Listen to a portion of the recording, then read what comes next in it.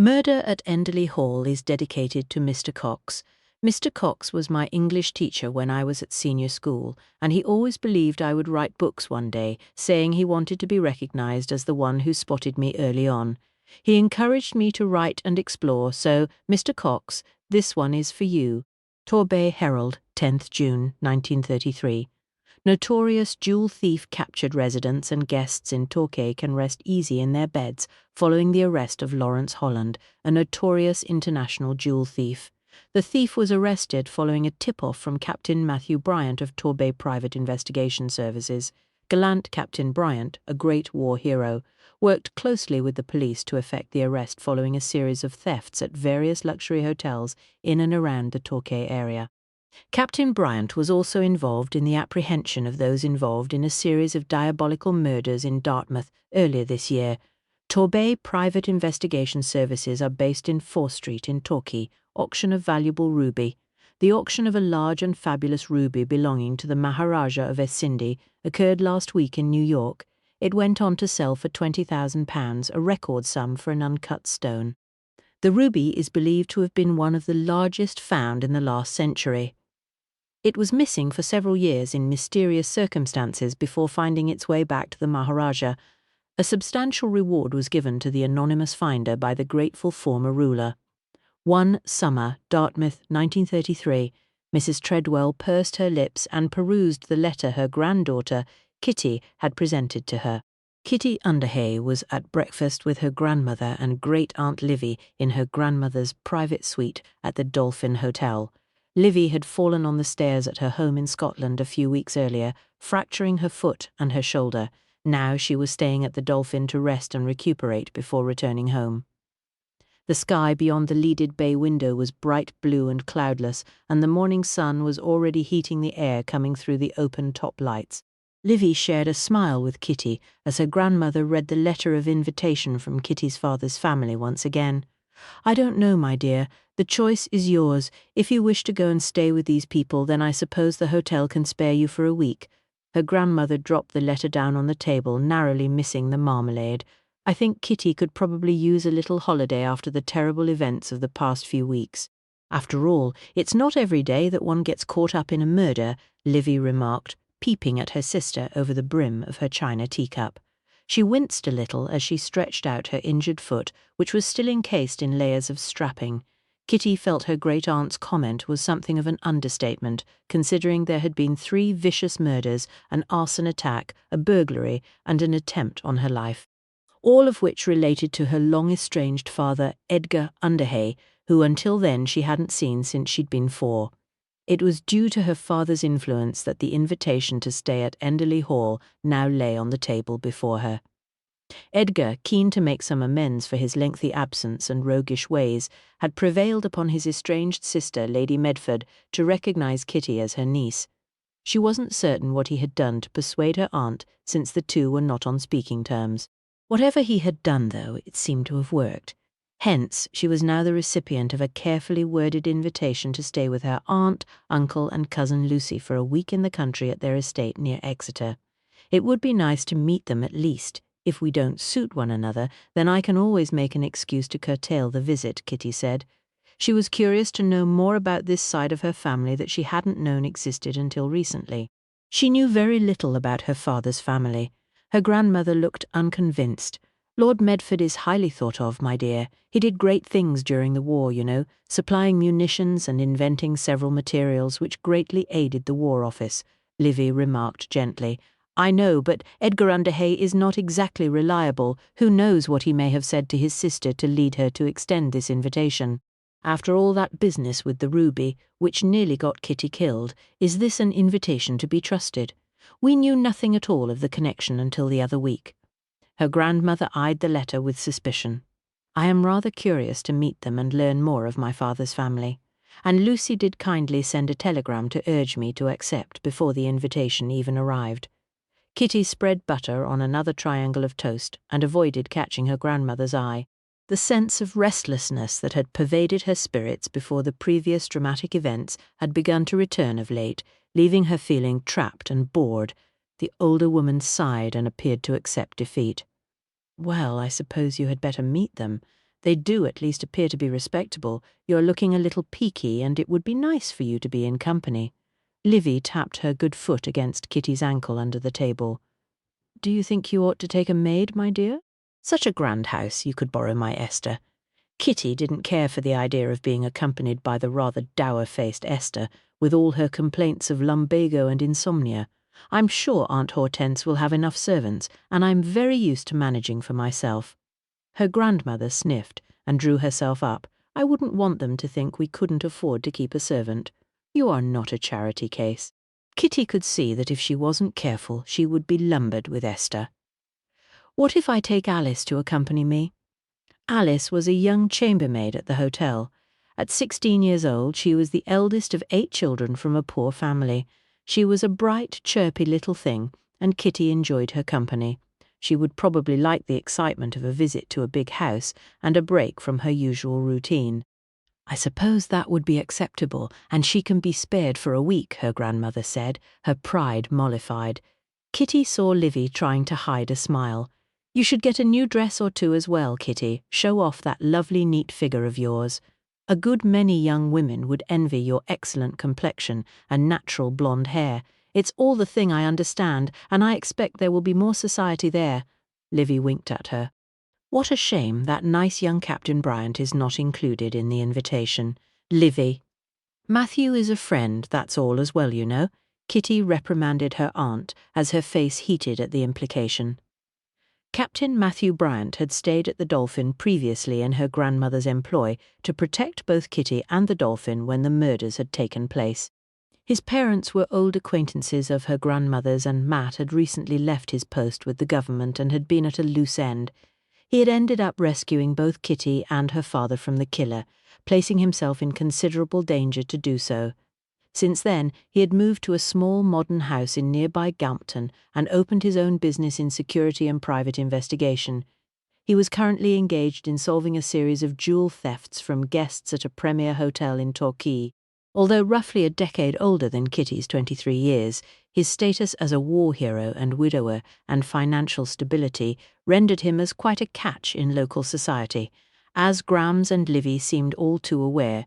While working with Matt to solve the murders that had taken place only a few weeks ago, Kitty had come to realize that there were parts of his past that still haunted him, things he had seen and done during the war, and a terrible personal tragedy that had widowed him at a young age. She wished he would open up more to her about his past, but she knew that he struggled with anything that he considered to be a weakness. I'd better send a reply to Aunt Hortense accepting her invitation and tell young Alice that we are going to take a trip. Then Kitty touched the corners of her mouth with a linen napkin and, rising, retrieved her letter from the table. She knew she would be barely out of the room before her grandmother and great-aunt would be discussing her visit and what her father's family might be like. People are beginning to talk, she said to Matt later that afternoon when he arrived at the hotel to take her to tea at Dartmouth Castle tea rooms. Despite the dapper cut of his suit, he always had a slightly rakish look to his tall, wiry frame. Define people, he grinned at her as she collected her gloves and handbag. The dimple in his cheek flashed and his dark blue eyes twinkled at her. Very well, my Aunt Livy, then. She smiled back at him as they stepped out of the cool of the oak-paddled hotel lobby into the bright sunshine of the embankment. Light sparkled on the rippling water of the River Dart as it made its way towards the open sea at the mouth of the estuary. Dartmouth Castle, with its grey stone tower, stood guard on one side of the river, and the smaller Matching Kingswear Castle sat on the opposite bank. Both buildings guarded the river mouth and the towns beyond as they had done for centuries. Matt offered her his arm, and she rested her hand lightly on him. The muscles of his arm bunched under her touch, and she was relieved that his shoulder seemed to be recovered from the injuries he'd received a few weeks earlier when grappling with a murderer. It was hard still for her to believe those horrific events had taken place in such a peaceful spot. And does it bother you if your Aunt Livy makes assumptions? He teased. Kitty laughed. We both know it doesn't. I'm happy to have your friendship, and I can't wait to hear all about your latest case. I saw in the paper there had been an arrest. They walked happily together along the steep 30-minute walk around the cove at Warfleet up to the castle. The tea rooms were busy, and they had to wait a few minutes whilst a waitress cleared a table for them. "Oh dear, we've been sighted," Kitty murmured as a familiar female figure waved an imperious hand at them from a table across the restaurant. Resigning themselves to their fate, they crossed the room to say hello to Mrs. Craven, former mayoress of Dartmouth and a close friend of Kitty's grandmother. "Captain Bryant, how lovely to see you again. And you, Kitty." Kitty knew Mrs. Craven had never really cared for her, and now probably cared even less after she had been attacked and burgled by thieves looking for a valuable gemstone that Kitty's missing mother, Eloud, may have left in her care. "You appear to have made a good recovery, Mrs. Craven," Matt said. "No thanks to that ruffian who attacked me. I felt quite nervous about returning home." The feather in her hat quivered indignantly. Kitty struggled to imagine the formidable Mrs. Craven being nervous about anything. She was a sturdy lady with a stern expression who was on any committee of note within the town. "I trust your grandmother and Livy are both well." She turned her attention to Kitty. "Yes, thank you. I think Aunt Livy is recovering very well. She has even been able to walk short distances with her cane these last few days. I hope Dr. Carter has sanctioned that. Livy was always impetuous, much like your mother. I shall call on them tomorrow morning before lunch.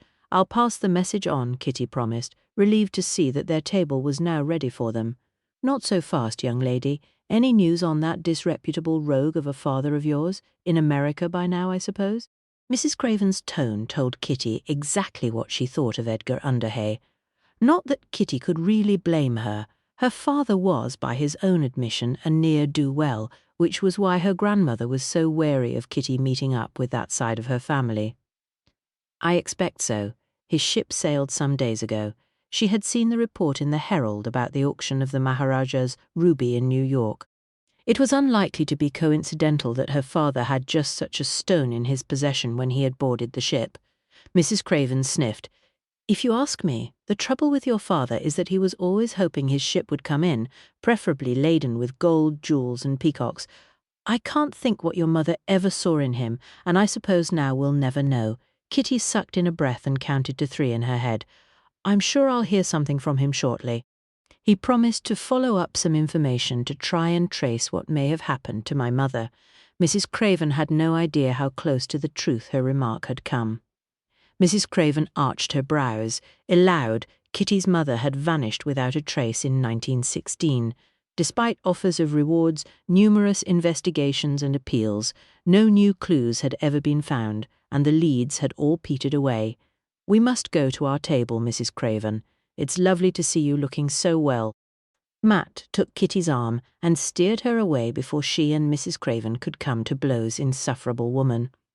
"I wonder now how I could have ever felt sorry for her when she was in hospital." Kitty took her seat at the table. She drew off her white cotton gloves and placed them neatly on top of her handbag before returning her attention to the menu. "Do you think your father will contact you?" "I saw the report of the auction," Matt asked after they had given their order for sandwiches, tea, and scones to the waitress.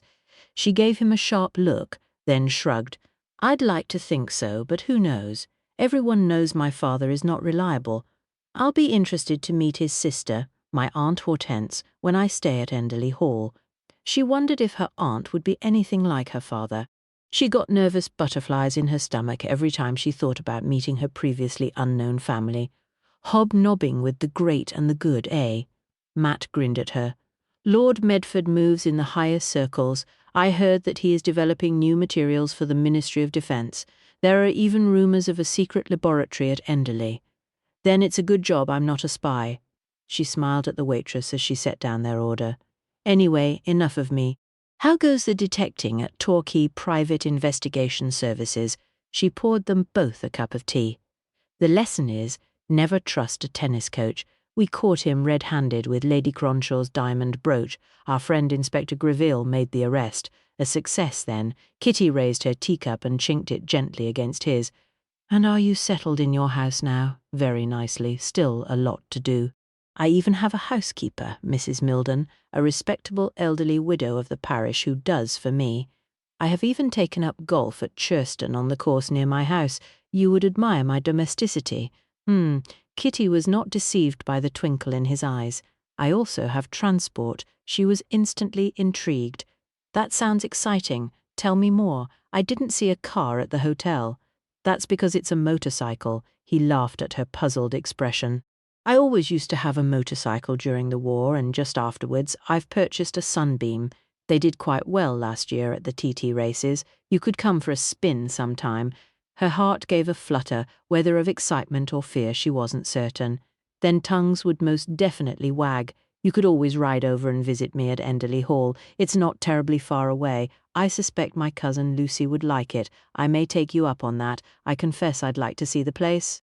Your aunt is well known as a keen horticulturalist, and the gardens are supposed to be spectacular. Kitty placed her cup back on its saucer. Now I know you're becoming domesticated. You will be asking for tips for your roses next, she teased after Matt had escorted her back to the Dolphin. Kitty went in search of Alice to inform her of her temporary change of employment. She discovered her hard at work in the linen store under the tutelage of Mrs. Homer, the housekeeper, organizing and counting linen. I'm sorry to disturb you, Mrs. Homer, but I need to speak with Alice for a minute. The housekeeper, who wasn't too enamoured of her newest chambermaid, considering her far too pert, was only too happy for Kitty to take Alice. She clearly thought that the young lady was in for a reprimand for some misdemeanour. Kitty took Alice to a quiet corner of the corridor. Is everything all right, miss? The girl asked, her grey eyes wide with apprehension. If it's about room 20 not having any towels this morning. That weren't me, miss. No, it's not about towels. You aren't in any trouble, Alice. The girl's scrawny shoulders relaxed and she let out a breath. I have a proposal for you. I have been invited to stay with my uncle and aunt, Lord and Lady Medford, for a week at their country house near Exeter. My grandmother and great-aunt both feel that I should take a staff member with me as my maid, and I wondered if you would like to accompany me. The girl's face lit up with excitement. Me be a real lady's maid like in the films, miss? Kitty was amused by her enthusiasm. Yes, well, I suppose so. You would have to take care of my clothes, run small errands, and look after things for me. Alice clapped her work-reddened hands together in delight. In a real, big, posh house, miss? Yes. Kitty reached out a hand to straighten the white lace collar of the girl's uniform. I think we'll have to tidy your dress a little before we go. Alice was a slender little thing, and the uniform was a poor fit.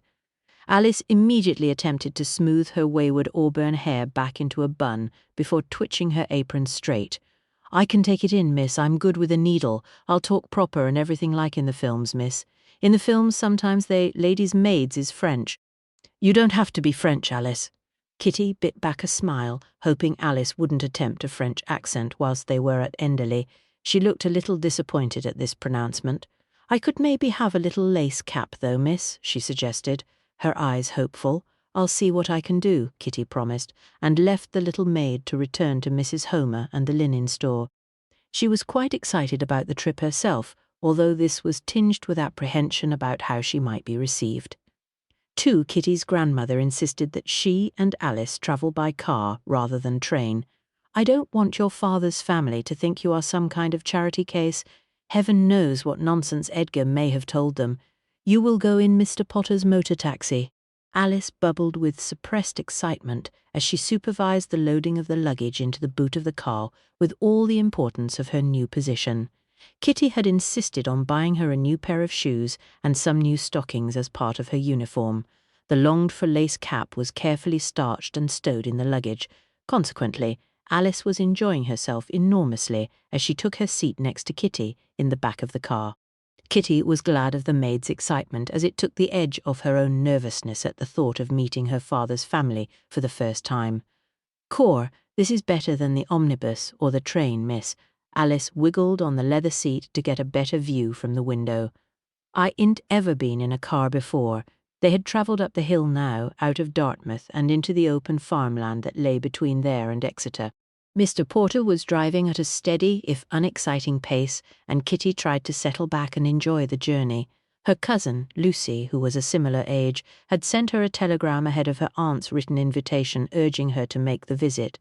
The message had done much to make her feel as if she would be welcomed by Lucy at least, so why did she have this annoying sense of anxiety? Just the idea of going into the unknown, she supposed. Will there be lots of staff, miss other ladies' maids? Alice asked. I expect Lady Medford will have a maid, and possibly my cousin Lucy. I don't know who else is to be part of the house party, though. or if it's just to be family this week." She glanced at Alice, who appeared to be considering the matter. "You will be fine, Alice. Just mind what Lord Medford's butler and the housekeeper tell you, and remember you are there to look after me. Don't be afraid, you will be absolutely splendid. We are both going to have a marvellous adventure." The grin returned to Alice's face at Kitty's vote of confidence. Enderley Hall was situated to the other side of Exeter, near Crediton, along a country lane not far from the small village of Newton St. Cyrus, and only 50 miles from Dartmouth. Kitty joined Alice to peer through the window for their first glimpse of the house. The long gravel driveway was lined by an avenue of trees. Sheep grazed the fields around them as they approached. The house itself was a large red-bricked building of much greater antiquity than Kitty had expected. The leaded windows were set deep in their stone mullioned frames, and the great number of chimneys rising above the grey slate rooftop gave testament to the grandeur of the manor. The frontage of the building appeared dark and forbidding even in the bright sunshine. Kitty took a deep breath and placed her hand discreetly on her diaphragm in a bid to still the nervous flight of the butterflies stirring within her.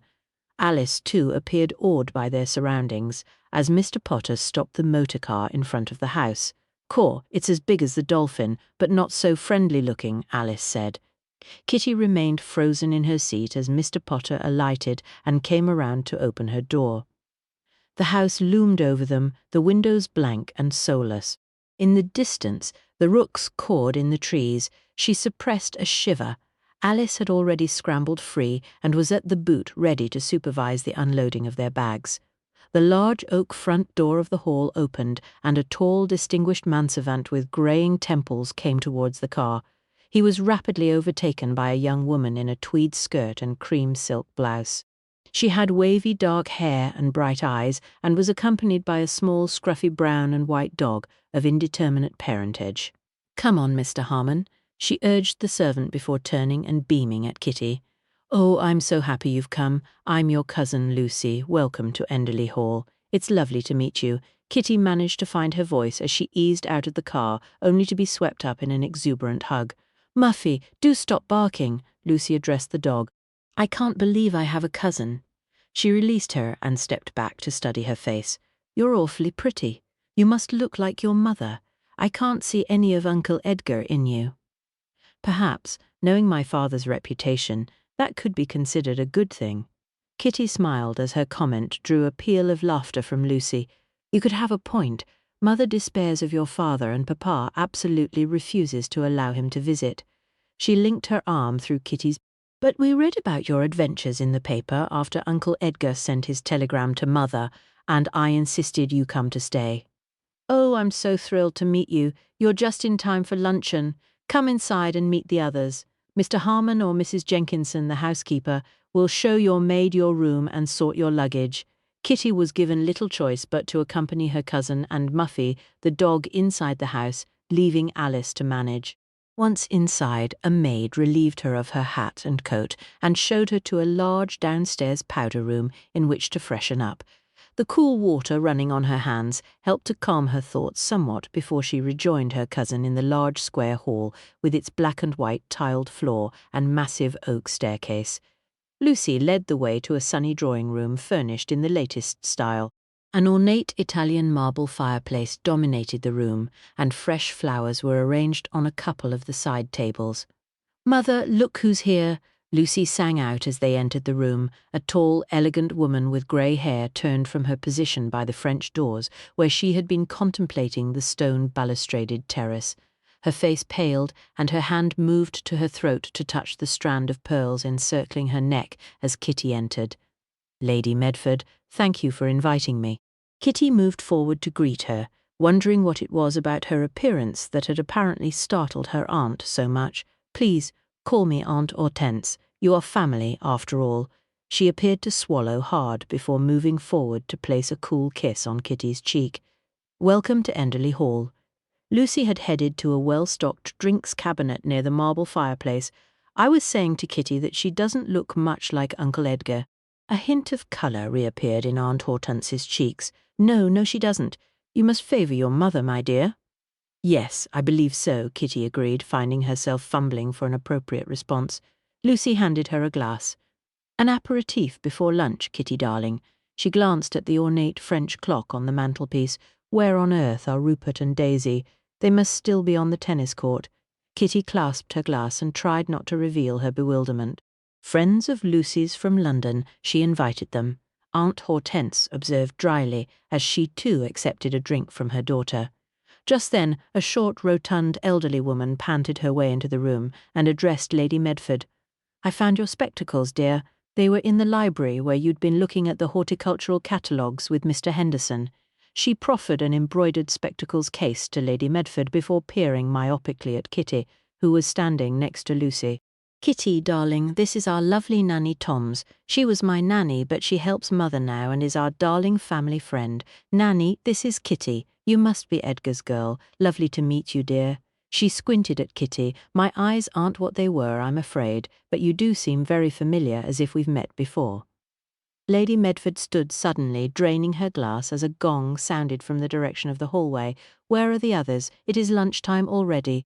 Kitty realised she was quite famished, and she hoped someone would remember to offer Alice something to eat. Lucy linked arms with her once more. "You'll meet Papa at dinner tonight. He rarely leaves his work to take lunch with us.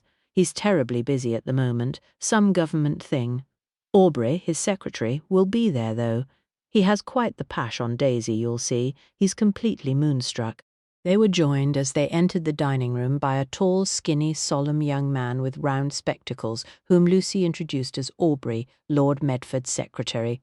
A slim young woman with bleached blonde hair in the latest Jean Harlow Hollywood style arrived as they were being seated, together with a tall, fair-haired, good-looking young man in a striped blazer.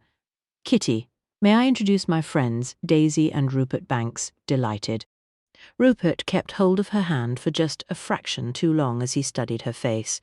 "We've heard so much about you from Lucy. A secret cousin. It's so exciting." Daisy took her seat at the table and earned herself a cold stare from Lady Medford. "Will Viola be joining us?" Lady Medford asked as she adjusted her napkin across her lap. "She's having sandwiches, doing a tricky bit on the mural apparently, something to do with flaking." Rupert rolled his eyes. "Frau Fieser, Viola, is doing some conservation work on the mural that leads from the head of the stairs into the long gallery. It's perfectly hideous and would be better painted over, but Papa insists it has to stay," Lucy explained to Kitty. "It's very valuable and part of the history of the house." Aubrey frowned and blushed, as if concerned he had spoken out of turn. "You must take Kitty to look at the family pictures in the gallery after lunch, Lucy." "She might like to see the portraits of the Underhays," Lady Medford said. "Well, they are certainly better looking than some of the Medford ones," Lucy giggled. "No Mr. Henderson today?" Daisy inquired. "He is visiting a nurseryman on my behalf to source some hardier plants for the new beds he is designing for me as part of the new garden plans. He'll be back in time for dinner." Lady Medford signalled the servants to begin serving. Kitty was seated to the right of her aunt, who was at the head of the table. The place settings were quite formal for lunch, with the silver cutlery perfectly placed on the crisp, white linen cloth. Lucy was to her left, with Rupert opposite her. She wondered if anyone had noticed Muffy the dog sneaking in to lie under Nanny Thoms's chair. She was conscious of a frost in the air around the table, but was relieved that it did not seem to be directed at her. "Quite a turn-up for the books, eh? Finding out you had a cousin, Lucy," Rupert said as he dived into his lamb cutlets. He had a deep, pleasant voice, and like his sister was well-spoken. "Uncle Edgar has been rather persona non gratis for quite a while," Lucy said. "Your father threatened to shoot him." Lady Medford gave a small, rather unladylike snort. "My father does appear to have that effect on people. I hadn't seen him myself since I was 4 until he suddenly reappeared a few weeks ago," Kitty said. "Gosh, yes, I read all about it in the papers. You poor thing being caught up in a murder, how ghastly." Daisy's eyes grew wide as she gazed at Kitty. Did they discover what became of the ruby? Kitty gave a small shrug. "No, no one knows. That wasn't strictly true, but she wasn't about to share any information. It would appear that Daisy at least had not made the connection with the report in the paper of the auction in New York.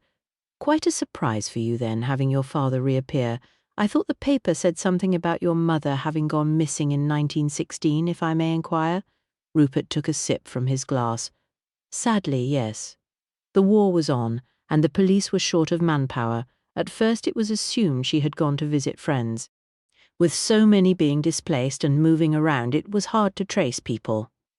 My grandmother employed private detectives and made several appeals, but she has never been found. "Oh, poor you," Daisy said. Nanny Toms had a frown puckering her forehead. "Wasn't that when we went to London? 1916? Lord Medford was doing some very important work for the government in munitions." She stared at Kitty. "You do look so familiar, my dear. Nanny, are you feeding that wretched dog?" Lady Medford demanded. Nanny Thoms immediately looked guilty and rested her hands on the tablecloth. Kitty suspected quite a bit of Nanny's lamb had disappeared under the table. "Well, I am absolutely delighted to have a cousin. I always longed for a sister, so having Kitty here will be so much fun." Lucy beamed at her. Kitty hoped she was right. It certainly looked as if it would be an interesting week at Enderley with such a diverse group of people. Daisy and Rupert tagged along in accompanying Kitty, Lucy and Muffy the dog upstairs to the long gallery. This part of the house is one of the oldest bits. It dates back to Tudor times, but of course Papa's ancestors added on all sorts of stuff, including commissioning this dreadful mural. Lucy waved an expressive hand at the artwork which started near the top of the stairs and covered the wall and ceiling as they entered the long gallery. A colourful classical scene featuring various Greek gods and goddesses in a pastoral setting lay before them. It was clear that extensive cleaning and restoration work had been carried out, with only a small portion remaining to be restored. A trestle table stood to the side covered with a variety of pots, brushes and bottles. There were various magnifying devices and lights. A thin woman in her 40s, garishly dressed under her smocked coverall, scowled at their party as Muffy bounced happily towards her, wagging her tail.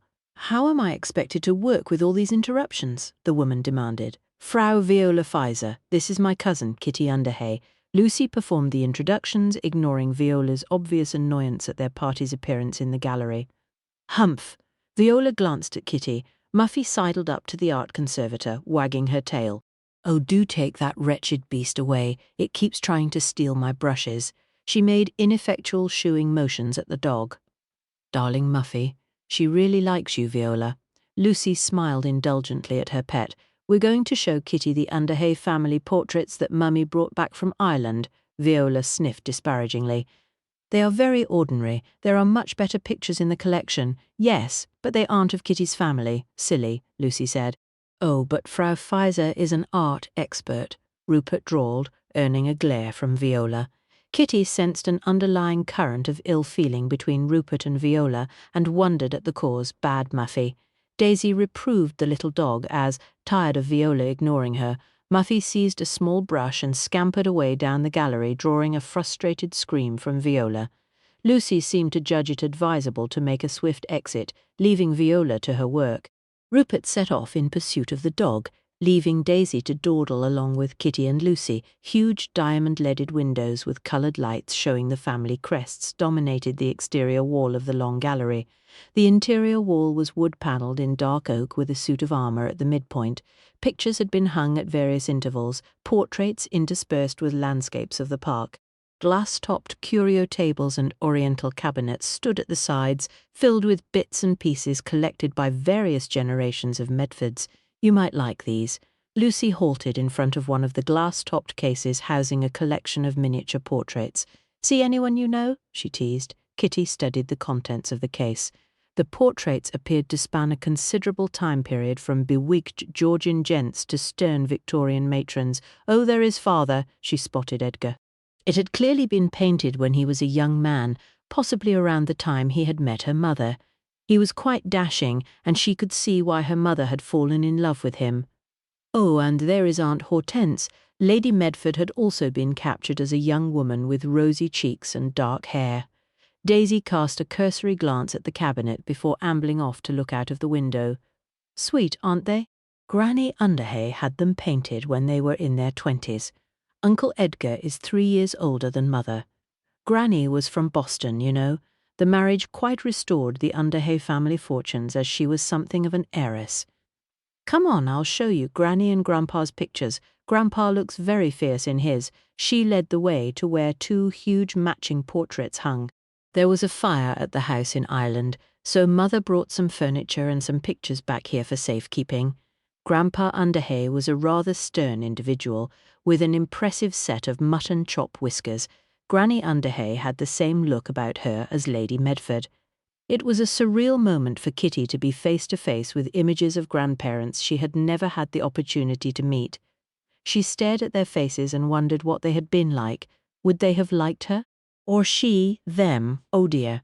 Daisy's comment drew them away from the portraits to join her at the window. Oh no, Mother and Mr. Henderson will have a perfect fit, Lucy said as Muffy raced along the terrace below them, with what appeared to be a small tree in her mouth. Bits of mud seemed to be flying everywhere as Rupert and one of the gardeners attempted to catch her. Rupert is useless, Daisy declared, as her brother allowed Muffy to evade capture once more. We had better go and get her before Mother sees the damage. Lucy led the way down the stairs at the far end of the long gallery and out onto the terrace via a small side door. Muffy, drop that! Come here! The little dog dropped the tree and yapped at Rupert before trotting towards Lucy, looking extremely pleased with herself as the gardener retrieved the plant. That animal is a liability. Rupert's face was flushed with exertion, and he didn't look terribly happy. Your mother already doesn't care for me, so I expect I shall get the blame for not preventing the damage this time too. Lucy appeared unfazed by his outburst.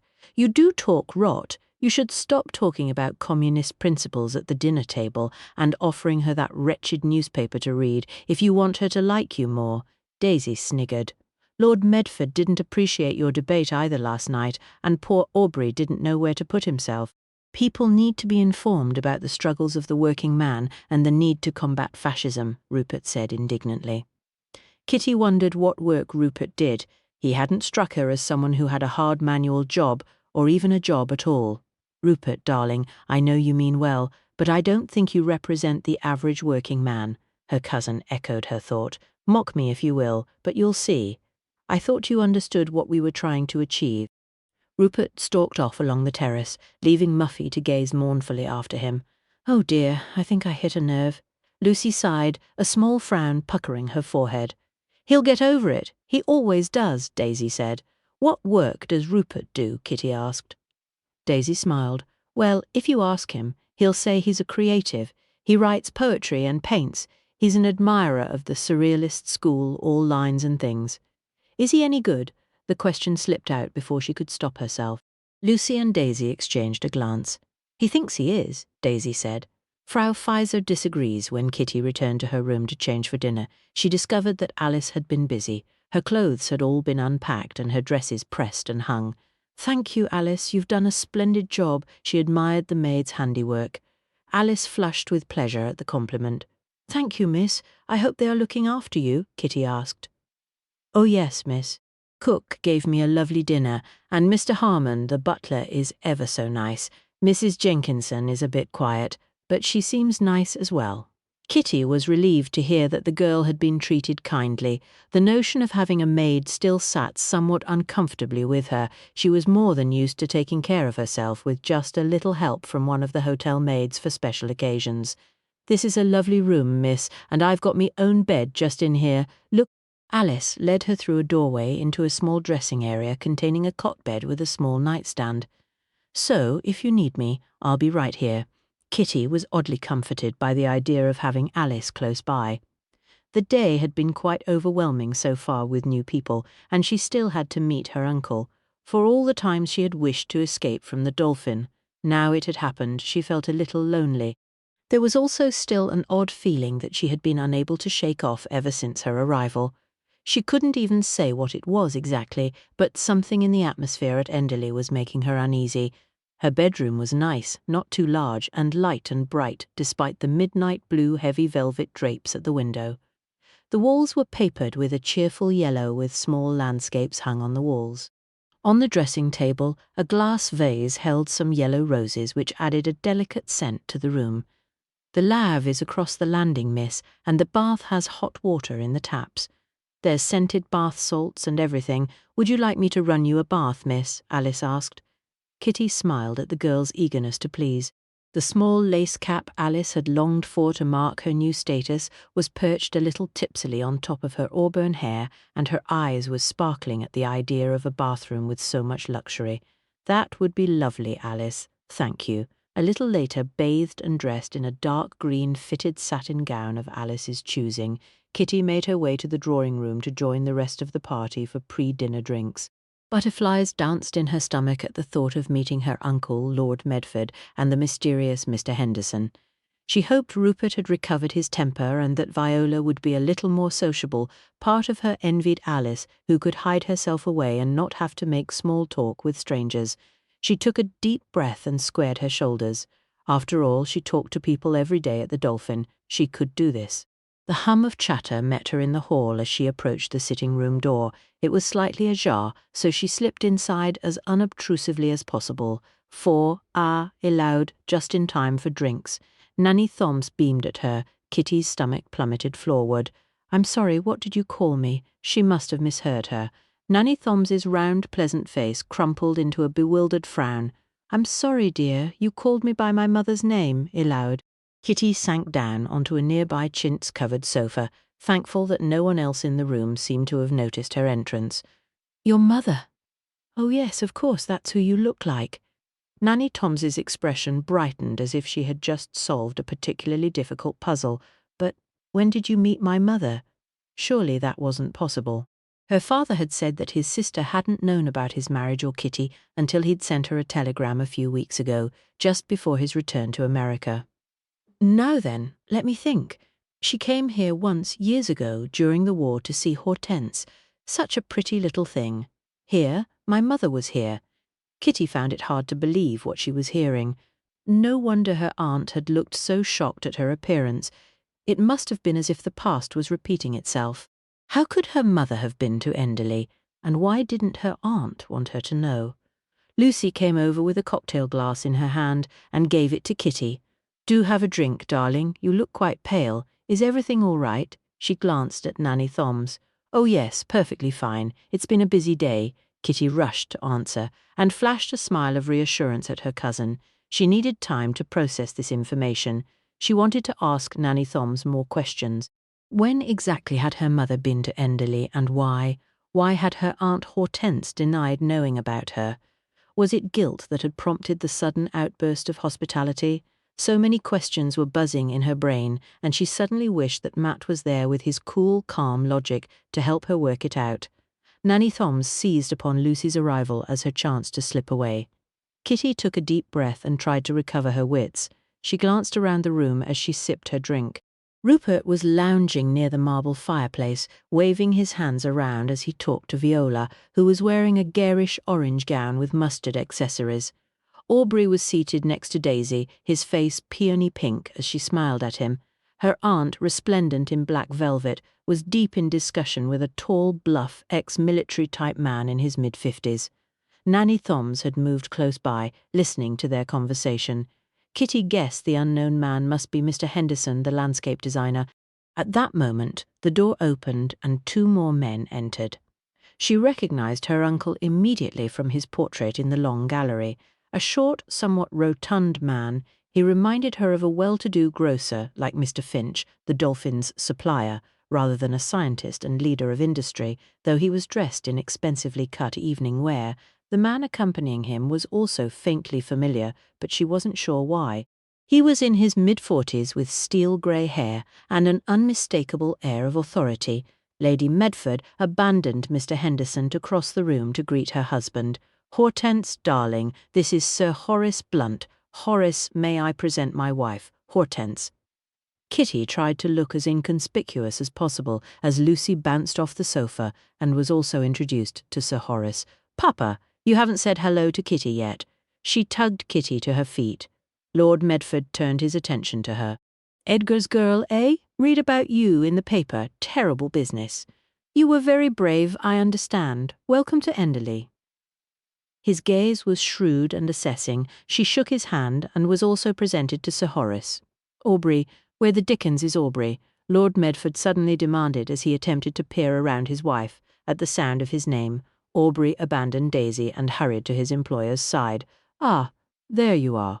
Sir Horace wants to see our progress after dinner in the library.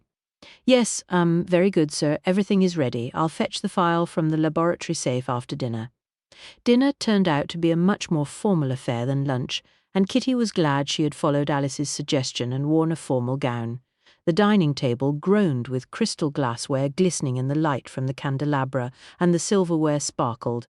Muffy had been banished to the kitchen, and Lord Medford headed the table. Sir Horace was clearly the guest of honour, and Kitty was relegated to sit between Mr. Henderson and Rupert, with Viola opposite. Nanny Toms was again at the bottom of the table along with Daisy. Mr. Henderson seemed to be of a taciturn disposition, and Rupert still sulky from the afternoon, his mood probably not being helped by Viola glowering at him across the table. Kitty decided her best chance of any social interaction must be with Mr. Henderson, even though she knew little of gardens or gardening. "You are assisting my aunt in improving the gardens, then, Mr. Henderson?" He dragged his attention away from his soup, as if noticing her for the first time. "That's correct, miss. Underhay, Kitty Underhay. I'm Lord and Lady Medford's niece," she supplied helpfully. "Ah, yes, of course, Thomas Henderson. Yes, her ladyship wishes to make more of the walled garden and to reduce some of the more labour-intensive aspects of the grounds." He dove back into his soup bowl.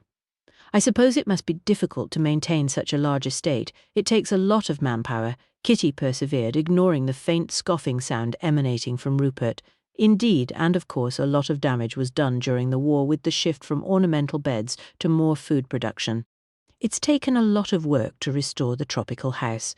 Mr. Henderson set down his spoon and gazed mournfully at his now empty bowl.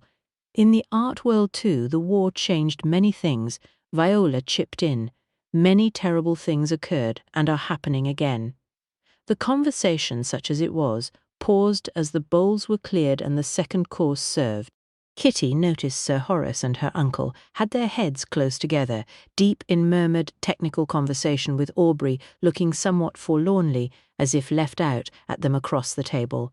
Her cousin was talking to her mother, whilst at the other end of the table Nanny Thoms was advising Daisy on how to remove a stain from a satin evening glove. Once everyone was served, Mr. Henderson turned his full attention back to his dinner, eating like a man half-starved. Viola, on the other hand, picked and pecked at her food in between sniping at Rupert. Kitty stifled a sigh, and wished Matt were present to enliven the affair. It came as something of a relief when dessert was finished and the party withdrew, Lord Medford, Aubrey and Sir Horace to the library to discuss her uncle's work. Rupert and Mr. Henderson went for a game of billiards, and the ladies moved to the drawing-room for coffee. "Oh, what a nuisance, Nanny. I've left my spectacles again." "Do be a dear and fetch them for me," Lady Medford requested as she seated herself before a small work-table and fetched out her embroidery. Lucy ignored the coffee in favour of mixing herself another drink from the bar. Viola buried her nose in a large book on Venetian glass, alternately reading and making notes in a small leather-bound notebook. Meanwhile, Daisy leafed through a publication of Parisian fashion before tossing it aside and announcing her intention of going to watch the billiards match. Kitty wished she had thought to bring something with her to occupy her time.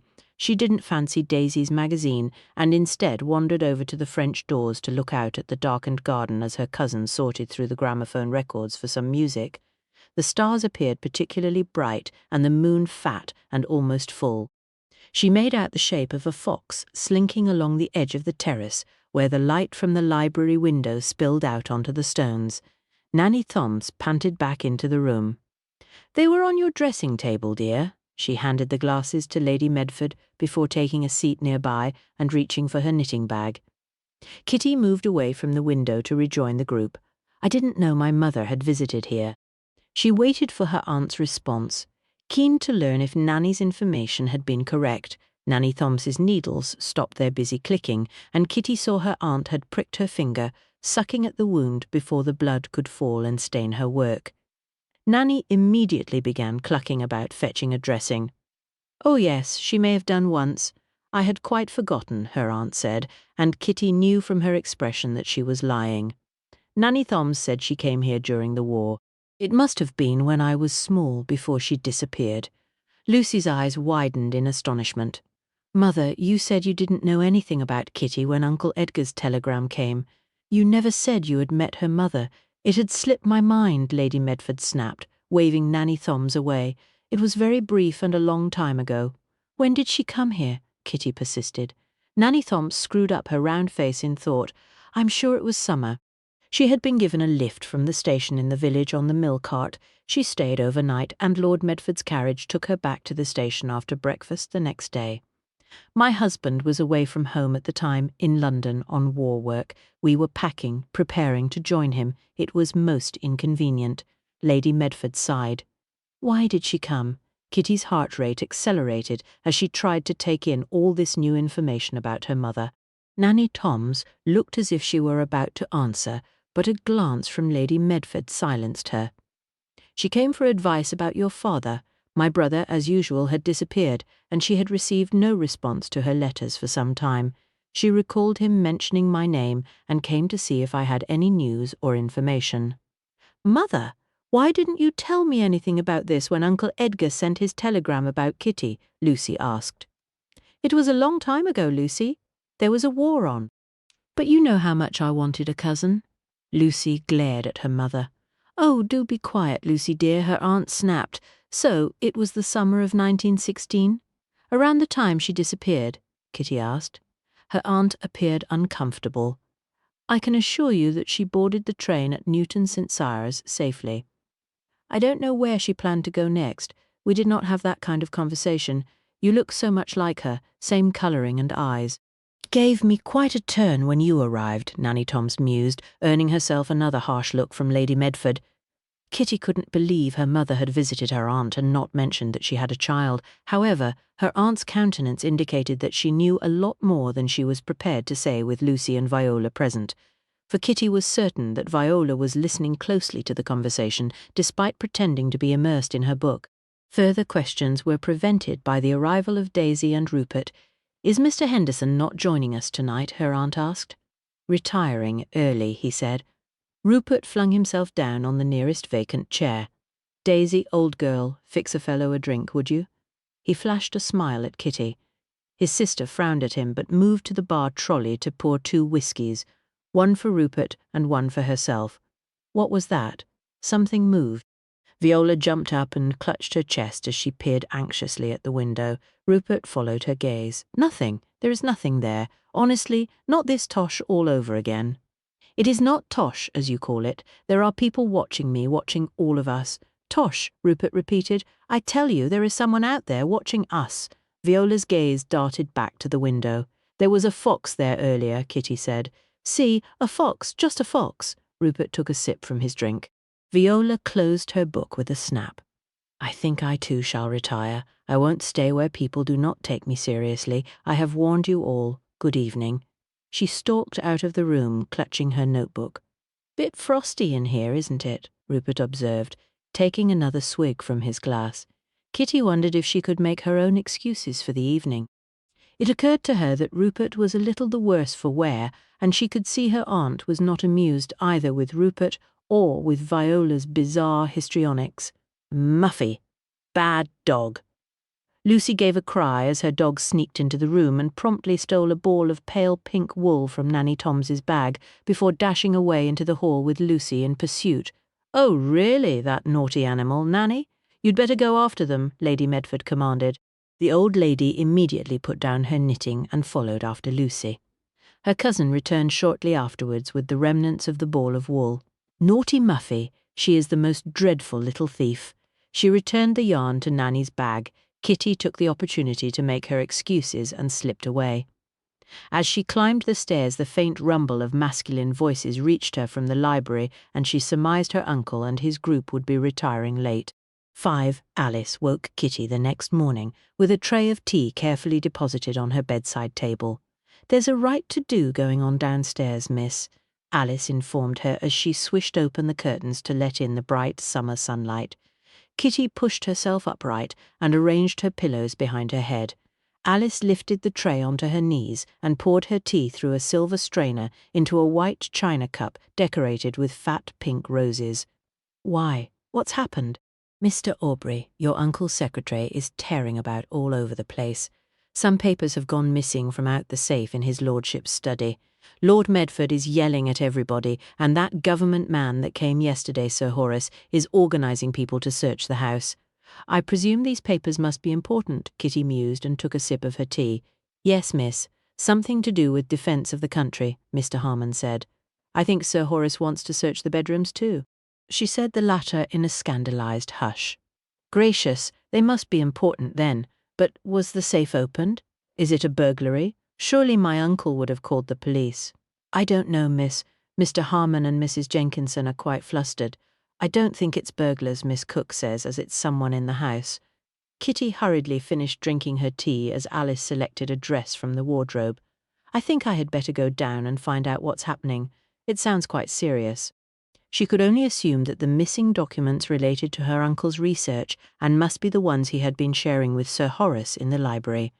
The bad feeling that had haunted her since they had first arrived at the house now appeared justified. She had barely finished dressing when there was a knock at her door, and Lucy appeared. "Kitty, have you heard?" Alice discreetly withdrew to the dressing room as Kitty opened the door wider to allow her cousin inside the bedroom. Lucy took a seat at the end of Kitty's bed.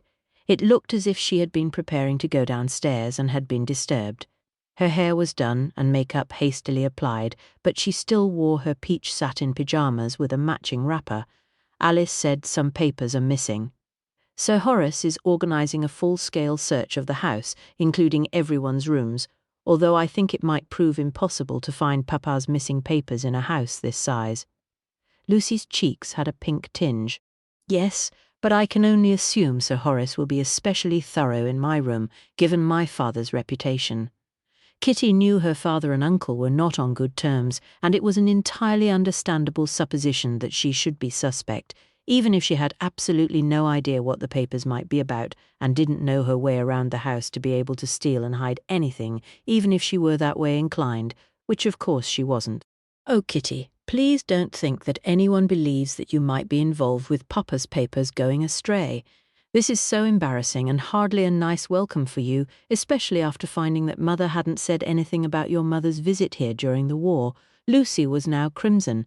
With my father's reputation and record, it's quite understandable that my room should be one of the first on the list to be searched. She heard Alice give an indignant gasp from behind the door to her sleeping quarters. Uncle was still in the library when I came to bed, and Alice has been with me ever since, except when she went to make my tea this morning, and I believe the papers were already gone by then.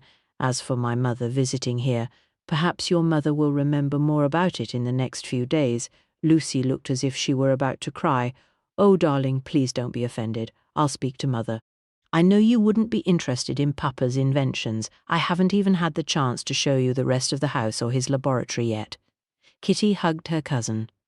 I'm not upset, truly. I'll finish getting ready and go to breakfast, and you may tell Sir Horace to search away. Relief flashed across Lucy's face. Kitty closed the door behind her as she scurried off to find her father and Sir Horace. Fancy thinking as you might have stole some stinky old papers. Alice popped back into the room, her eyes bright with indignation. Unfortunately, my father is hardly a man of spotless morals, and my uncle doesn't know me, remember? Alice sniffed. Well, he should know better. You and Captain Bryant was in all the newspapers catching that murderer. Lord Medford should know, as you would never do anything dishonest. Kitty finished getting ready to go down for breakfast. Stay here, Alice, please. Don't leave this room until after Sir Horace has completed his search. The maid stared at her for a moment before realization dawned. In case somebody tries to plant something in here, miss, like in the pictures? Kitty nodded. Perhaps, but either way, just to be aware of what is happening. I'm going to breakfast and to make a telephone call. Keep your eyes and ears open. Yes, miss. Mr. Henderson was seated at the dining table, shoveling scrambled egg into his mouth from the huge mound on his plate. Viola sat opposite, nibbling delicately on a triangle of toast as she radiated distaste at her dining companion's table manners. Kitty murmured good morning to them both and helped herself to kedgeree from one of the large silver-covered dishes on the sideboard. Viola dabbed at the corners of her mouth with a napkin. I suppose they are searching your room also. Kitty smiled at the maid, who deposited a pot of tea in front of her. Of course. Have they searched yours? Viola gave a dainty shudder. We are all outsiders. Of course they will suspect us first, although I doubt anyone will listen when I remind them that I thought I saw someone outside again last night. Mr. Henderson broke off from his breakfast. Rubbish, you are always imagining someone is prowling about the grounds up to no good. Got to check on everyone. Kitty sipped her tea. What are the missing papers about? Something Medford was working on. Presume it's to do with defence as Sir Horace is here. He works in government procurement. Mr. Henderson returned his attention to his scrambled eggs. I know nothing of Lord Medford's business interests. I am an artist. I care only about art and its restoration and preservation, and I tell you there is a prowler in the grounds. Ever since I came to this country, I have been followed. Viola made an expansive gesture with her arms, causing her bead necklaces to clatter and her scarves to float around her. Rupert drifted into the dining room, looking somewhat the worse for wear, with his sister hot on his heels. Daisy, be a good girl and rustle up some coffee. He sank down on the nearest vacant dining chair. Bad head? Kitty inquired. Please do not give him any sympathy. He's brought this on himself. Daisy took the seat opposite her brother and slid a plate of eggs and bacon in front of him. Rupert groaned and half-heartedly stabbed at his bacon with a fork. Sir Horace turfed me out of my room. Something about missing papers. They've already searched my room. It's quite shocking to be treated so. Daisy poured herself a coffee. I wonder what's happened. All the servants are upset and running around the house, peering under cushions and shaking books. Probably that ass, Aubrey, has put them away in the wrong drawer, Rupert said. He locked them in the safe. He said they were valuable. You know how conscientious he is. Daisy glared at her brother. My guess is he made a mistake and doesn't want to admit it. Mr. Henderson wiped his mouth with a napkin before draining his cup of tea. Daisy's eyes sparked. Aubrey is not the kind of man to make mistakes. Rupert winced at the increased volume in his sister's voice. Steady on, Daisy. I'm sure they'll discover they have misplaced the papers, he soothed. It was most likely burglars, spies, Viola suggested. No sign of a break-in, and who would know that Lord Medford had something worth showing to the Ministry of Defence? If those papers are missing, then it has to be an inside job, maybe even a servant. Mr. Henderson stood. Better get on. Her ladyship will be waiting for me in the rose garden. Viola smoothed her scarves and straightened her cardigan around her bony shoulders. Now perhaps they will find the prowler in the grounds. I too need to return to work on the mural, Rupert groaned. Kitty finished her breakfast. She had a telephone call she wanted to make. The business of the missing documents bothered her. She hated feeling that she was somehow under suspicion, and she had a nasty feeling that the papers were unlikely to be recovered easily. Viola's talk of an intruder was also disturbing. Lucy met her in the hallway with Muffy trotting at her heels. Sir Horace is searching the bedrooms now. Mr. Harmon has taken one of the footmen, and they are searching the attics. Mrs. Jenkinson is in the maids' quarters. Everywhere is in uproar. It's awful. I don't understand what could have happened. Is there really no sign of a burglary or break-in? Kitty asked. None. And who would know of Papa's work and its significance? It would have to be someone on intimate terms with the family. Papa never speaks of his work, and neither does Aubrey. It would have to be someone knowledgeable about the laboratory and the technologies father is exploring. I'm sure it will be resolved soon. Kitty spoke with far more conviction than she felt. Go and take some breakfast. Things always appear worse on an empty stomach. A wan smile twitched the corners of her cousin's lips. Perhaps. I'm sure Muffy is ready for her sausages and egg. The little dog's ears perked up at the mention of food and her tail swished happily as she trotted after Lucy as she continued to the dining room. Kitty was looking around the hallway when Mr. Harmon descended the staircase, looking somewhat dishevelled. Mr. Harmon, I wish to make a call. Is there a telephone I might use, please? Certainly, Miss Underhay. The telephone here in the hall is at your disposal. He indicated a padded velvet seat next to a small lacquered cabinet in the Chinese style with a telephone on top. Thank you. She took a seat and dialed, holding her breath as she waited for the connection. Matt? Hello, Kitty. How is life with the great and the good? His bright, familiar tone cheered her, filling her with comfort.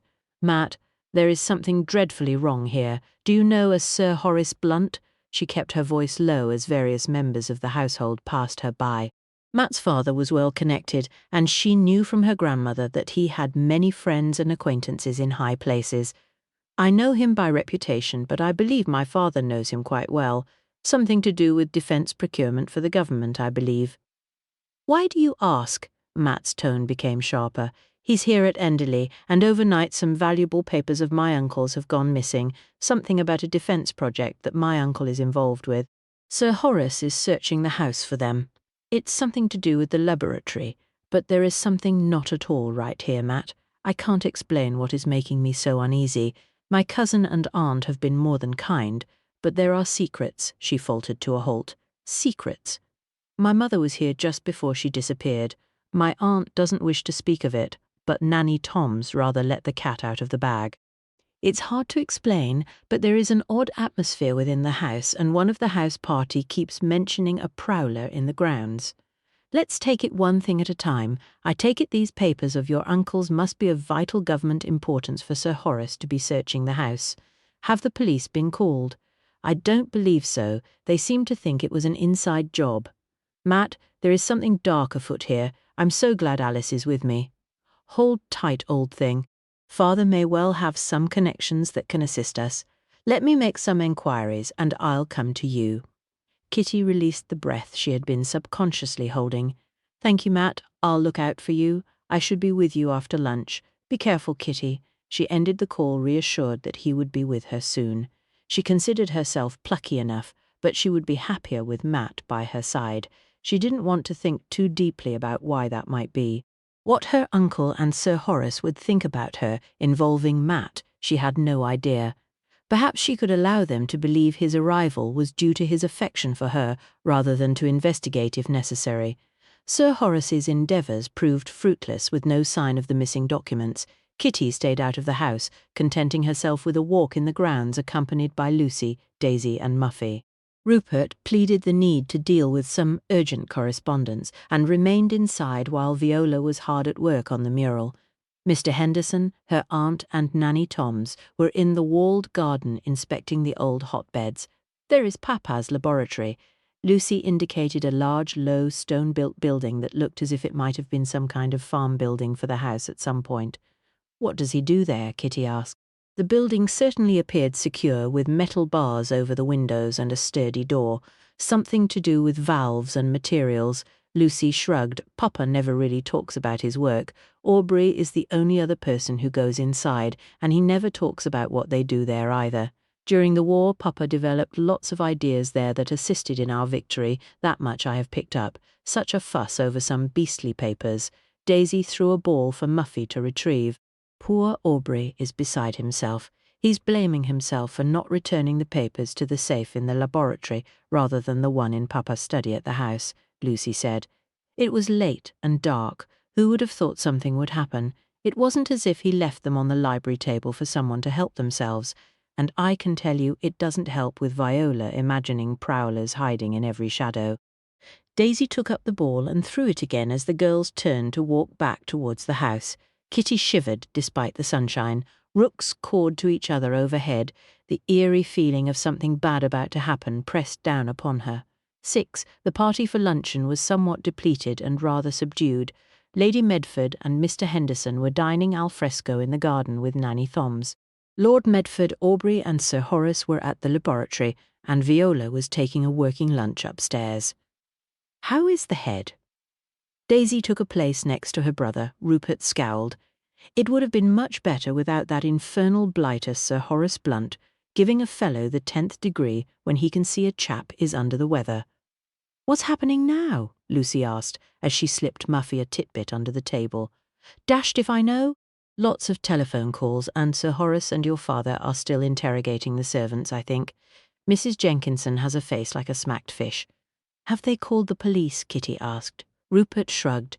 They didn't confide in me. Seems unlikely, though, if those papers are so top secret and hush-hush. They could call in Scotland Yard. Kitty was conscious of something shifting in the air at her innocent suggestion. Maybe, Rupert agreed. I wouldn't worry your lovely head about it. Daisy changed the subject to the idea of a croquet match after lunch, and the moment passed. Dessert had just finished when Mr. Harmon appeared at the dining-room door. Excuse me, Miss Underhay, There is a, gentleman to see you. Colour stole up her cheeks under the astonished gaze of the others. I'll come straight away. She rose and placed her napkin on the table before hurrying along the hall to see Matt's tall, rangy figure divesting himself of goggles, cap, and long leather motoring coat. "I'm so happy to see you." Her heart unexpectedly speeded up at the sight of his familiar face. Matt handed his things to one of the maids and strode towards her. "I came as soon as I could. I made some calls first, so your uncle and Sir Horace are expecting me. Sir Horace has invited me to join the investigation." Kitty tried to suppress the slight feeling of annoyance that Matt would be allowed to investigate openly what might have become of the missing documents, while she would probably be sidelined because of her sex and lack of connections. Lucy and Daisy appeared in the hall. Her cousin and her friend were both bright-eyed with curiosity. Muffy hurtled towards Matt and began to enthusiastically sniff at his shoes. "Kitty, are you going to introduce us?" Lucy asked as she smoothed her dark curls and smiled at Matt. "Captain Matthew Bryant, may I present my cousin, Lucy Medford, and her friend, Miss Daisy Banks." Matt duly shook hands with both girls. "A pleasure to meet you both. You're the one who helped Kitty catch that murderer," Daisy said. "Are you here about the missing papers?" "You'll have to excuse me, ladies. I need a quick word with Kitty, and then I have to see Sir Horace." Matt flashed one of his most disarming smiles in Daisy's direction before taking Kitty's arm to steer her out of earshot of the two girls. "How are you? Tell me what you've found out so far," he asked, as soon as they were sure no one could overhear their conversation. Kitty quickly ran through everything she knew about the missing documents and the inhabitants of the house, while Matt listened attentively. "I believe Sir Horace and my uncle are over at the laboratory. Do you want Mr. Harmon to call them, or will you go over?" As she spoke, there was a tentative cough from the doorway, and Aubrey appeared. Kitty was shocked at the rapid change in his demeanour since last night. He was pale and haggard, his shoulders stooped as if the cares of the world had landed on him. "Captain Bryant," he stepped forward and offered his hand. "I'm Lord Medford's secretary, Aubrey Mountford. He and Sir Horace are expecting you." Matt shook hands with Aubrey and, with a tiny smile of apology to Kitty, accompanied him from the room. Lord Medford and Sir Horace were in the study. Both men wore serious expressions. Sir Horace was seated at the dark, imposing desk that dominated the room. Lord Medford paced up and down in front of the window as if trying to burn off the frustration and rage that emanated from every pore as he walked. Aubrey performed the introductions, and Matt was conscious of Sir Horace's swift, assessing glance. "I take it you're aware of our problem," Sir Horace said. "Yes, sir. It's a bloody disgrace. Stolen from under our noses from my own safe in my own house. This material is very sensitive, you understand. You're aware of the issues in Europe? We need to be prepared, and this information could be disastrous in the wrong hands." "Indeed, sir. Could you talk me through the sequence of events last night?" Matt asked. Lord Medford huffed and puffed before blustering his way through a recitation of the evening's events. His account tallied with the one Kitty had given him. "Aubrey, you placed the documents in the safe?" Matt asked, as he examined the small black metal safe set in the wall behind a forbidding portrait of a woman who he assumed must be one of the Medford ancestors. "Yes, I was the last to leave the study. I put the documents inside and locked the safe. Then I came out and locked the study behind me." Aubrey looked wretched, and Matt guessed that he had borne the brunt of Lord Medford's displeasure. "Who has keys to the safe and to this room?" Matt could see no sign that either the safe or the study door had been forced. Aubrey, obviously, and myself. Lord Medford flung himself down on a large, overstuffed red leather armchair in a corner of the room. "Where do you both keep your keys?" Matt asked. "Mine are in my jacket pocket. I have a ring with the laboratory keys." Aubrey fumbled in his pocket and produced his key ring. Matt examined it closely, looking for any trace of wax or soap to indicate if an impression could have been taken. "And you, sir?" Matt turned to Lord Medford after he'd returned the keys to Aubrey. "The safe key is locked in my desk drawer, and I have the key to the study in my pocket." He brandished the study key. "Was the desk drawer open this morning?" "No, it was still locked," Sir Horace said. "Was the key inside?" Matt could see no sign of damage to the desk drawer. Lord Medford got out of his seat and unlocked the drawer. Matt examined the safe key carefully. "If you look closely, sir, I think there are some traces of wax and on the desk key. I believe your thief has taken an impression of both keys at some time, probably waiting for just such an opportunity. This was pre-planned." Lord Medford's normally florid complexion paled. Sir Horace took the keys and studied them. Then our culprit merely needed to open the study if they had possession of the safe and desk keys. This confirms that it cannot be a random act. It must be a member of the household. "With respect, sir, the lock to this room is not complex." Sir Horace nodded slowly, his expression grave. "Then we must consider opportunity." "What time did you retire?" Matt asked Aubrey. Aubrey's shoulders sagged as if tired of recounting the information. "Sir Horace and Lord Medford went upstairs shortly after 1. I placed the papers in the safe, locked it, and then came out and locked the study. When I reached my room, my bedside clock said 1:15. Did any of you see any other members of the household when you retired?" Sir Horace shook his head. "No. Everyone else had gone upstairs when we came out of the study. Although thinking about it now, I'm not sure if I heard something upstairs before we went up," Lord Medford said. "Aubrey?" Matt asked. "I've thought of nothing else all day, and I didn't see or hear anything out of the ordinary." The man's face was wretched. Matt turned his attention back to Lord Medford. "What kind of sound did you think you heard, sir? Maybe a door closing, very quietly." "I didn't give it any thought at the time. It could have been someone using the bathroom." "Aubrey, you found the safe open and the documents missing this morning?" Matt asked.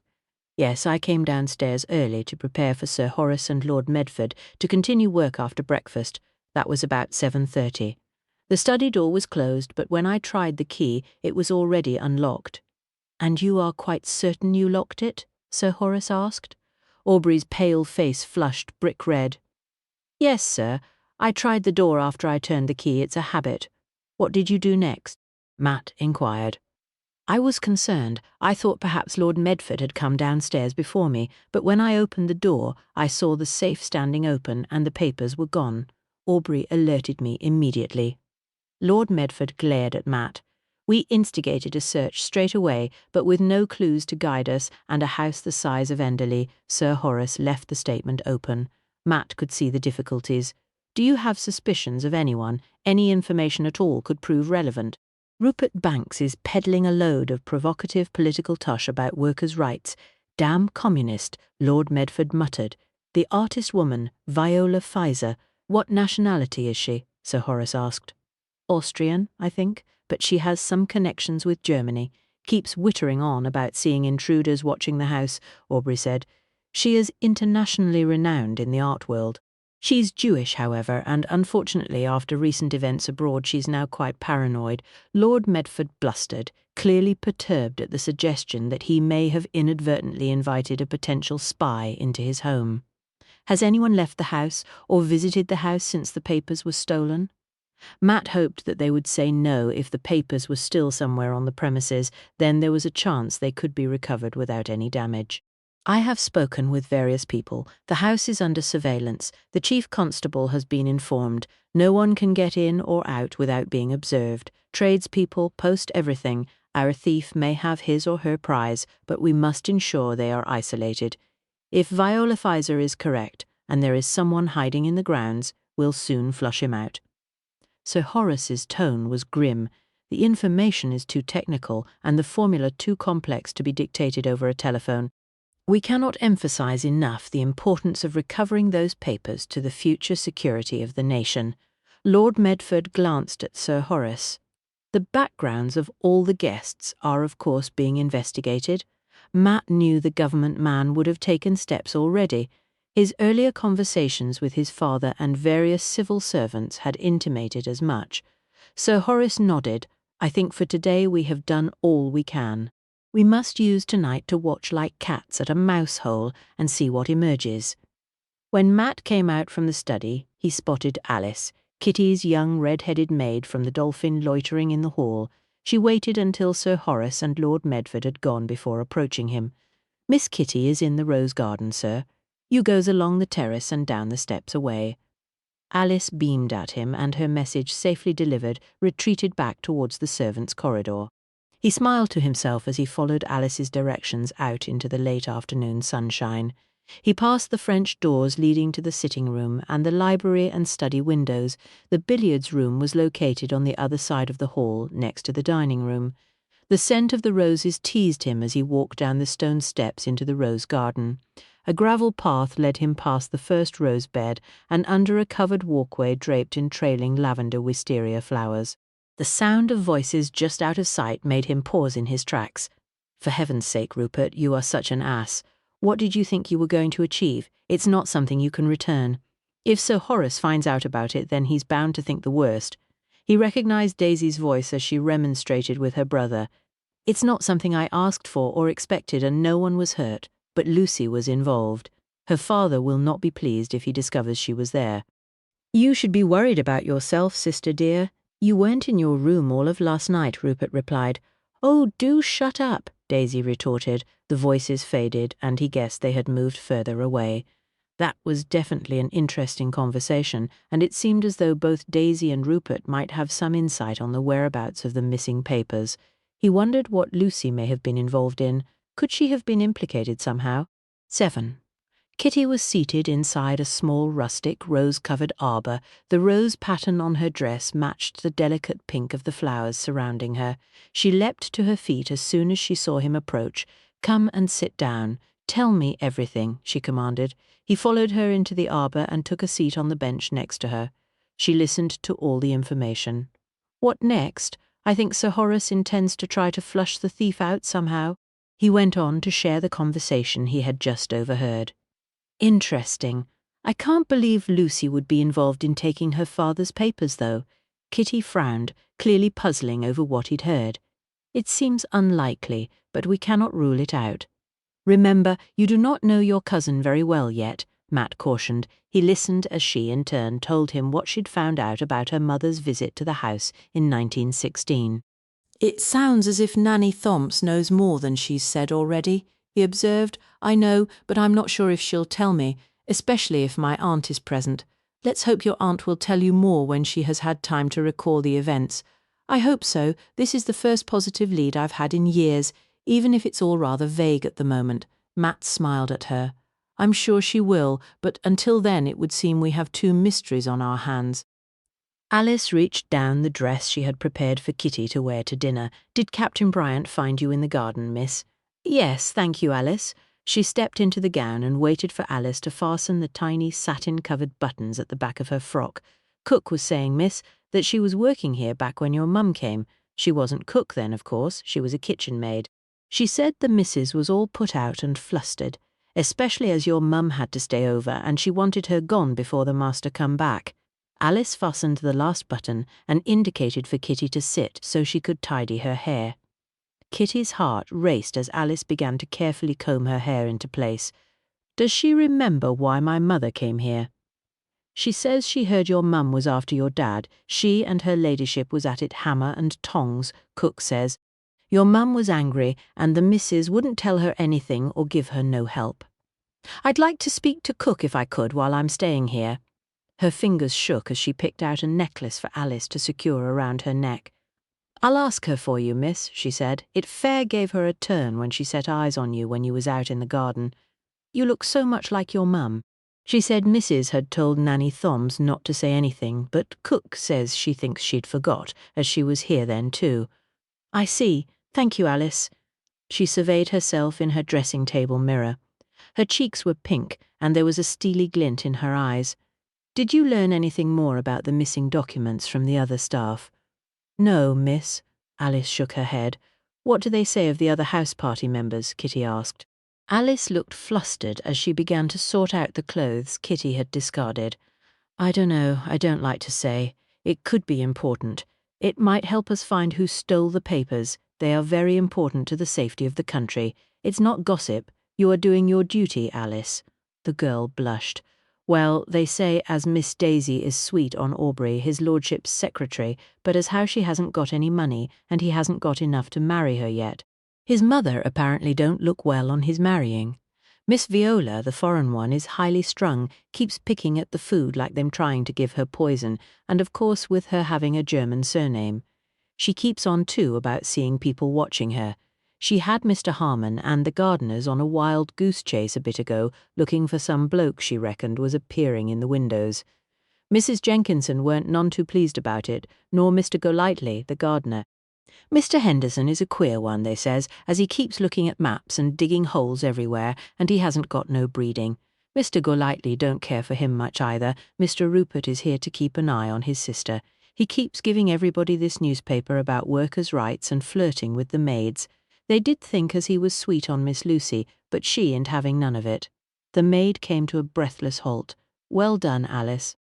If you hear or see anything that strikes you as odd, do tell me, or Captain Bryant. Her eyes met Alice's in the mirror. The maid nodded. Right, I'd better go downstairs for dinner. The rest of the party were gathering in the drawing room for pre-dinner drinks. Matt had been cornered on the sofa by Lucy and Daisy. Both girls looked pretty in pastel gowns. Muffy lay at Lucy's feet. Sir Horace was in conversation with Lady Medford and Nanny Thoms. Rupert and Aubrey were by the drinks trolley. There was no sign of Viola, Lord Medford, or Mr. Henderson.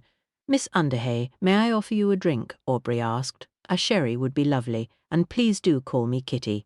He handed her a glass. She noticed his gaze kept drifting to Daisy, who was chatting and laughing with Matt in her usual flirtatious way. A diamante clip sparkled on the side of Daisy's blonde hair, and her cheeks were rouged. A tiny spear of jealousy prodded at Kitty as she sipped her drink. There was an air of tension, and she could see Sir Horace keeping a subtle surveillance on his fellow guests.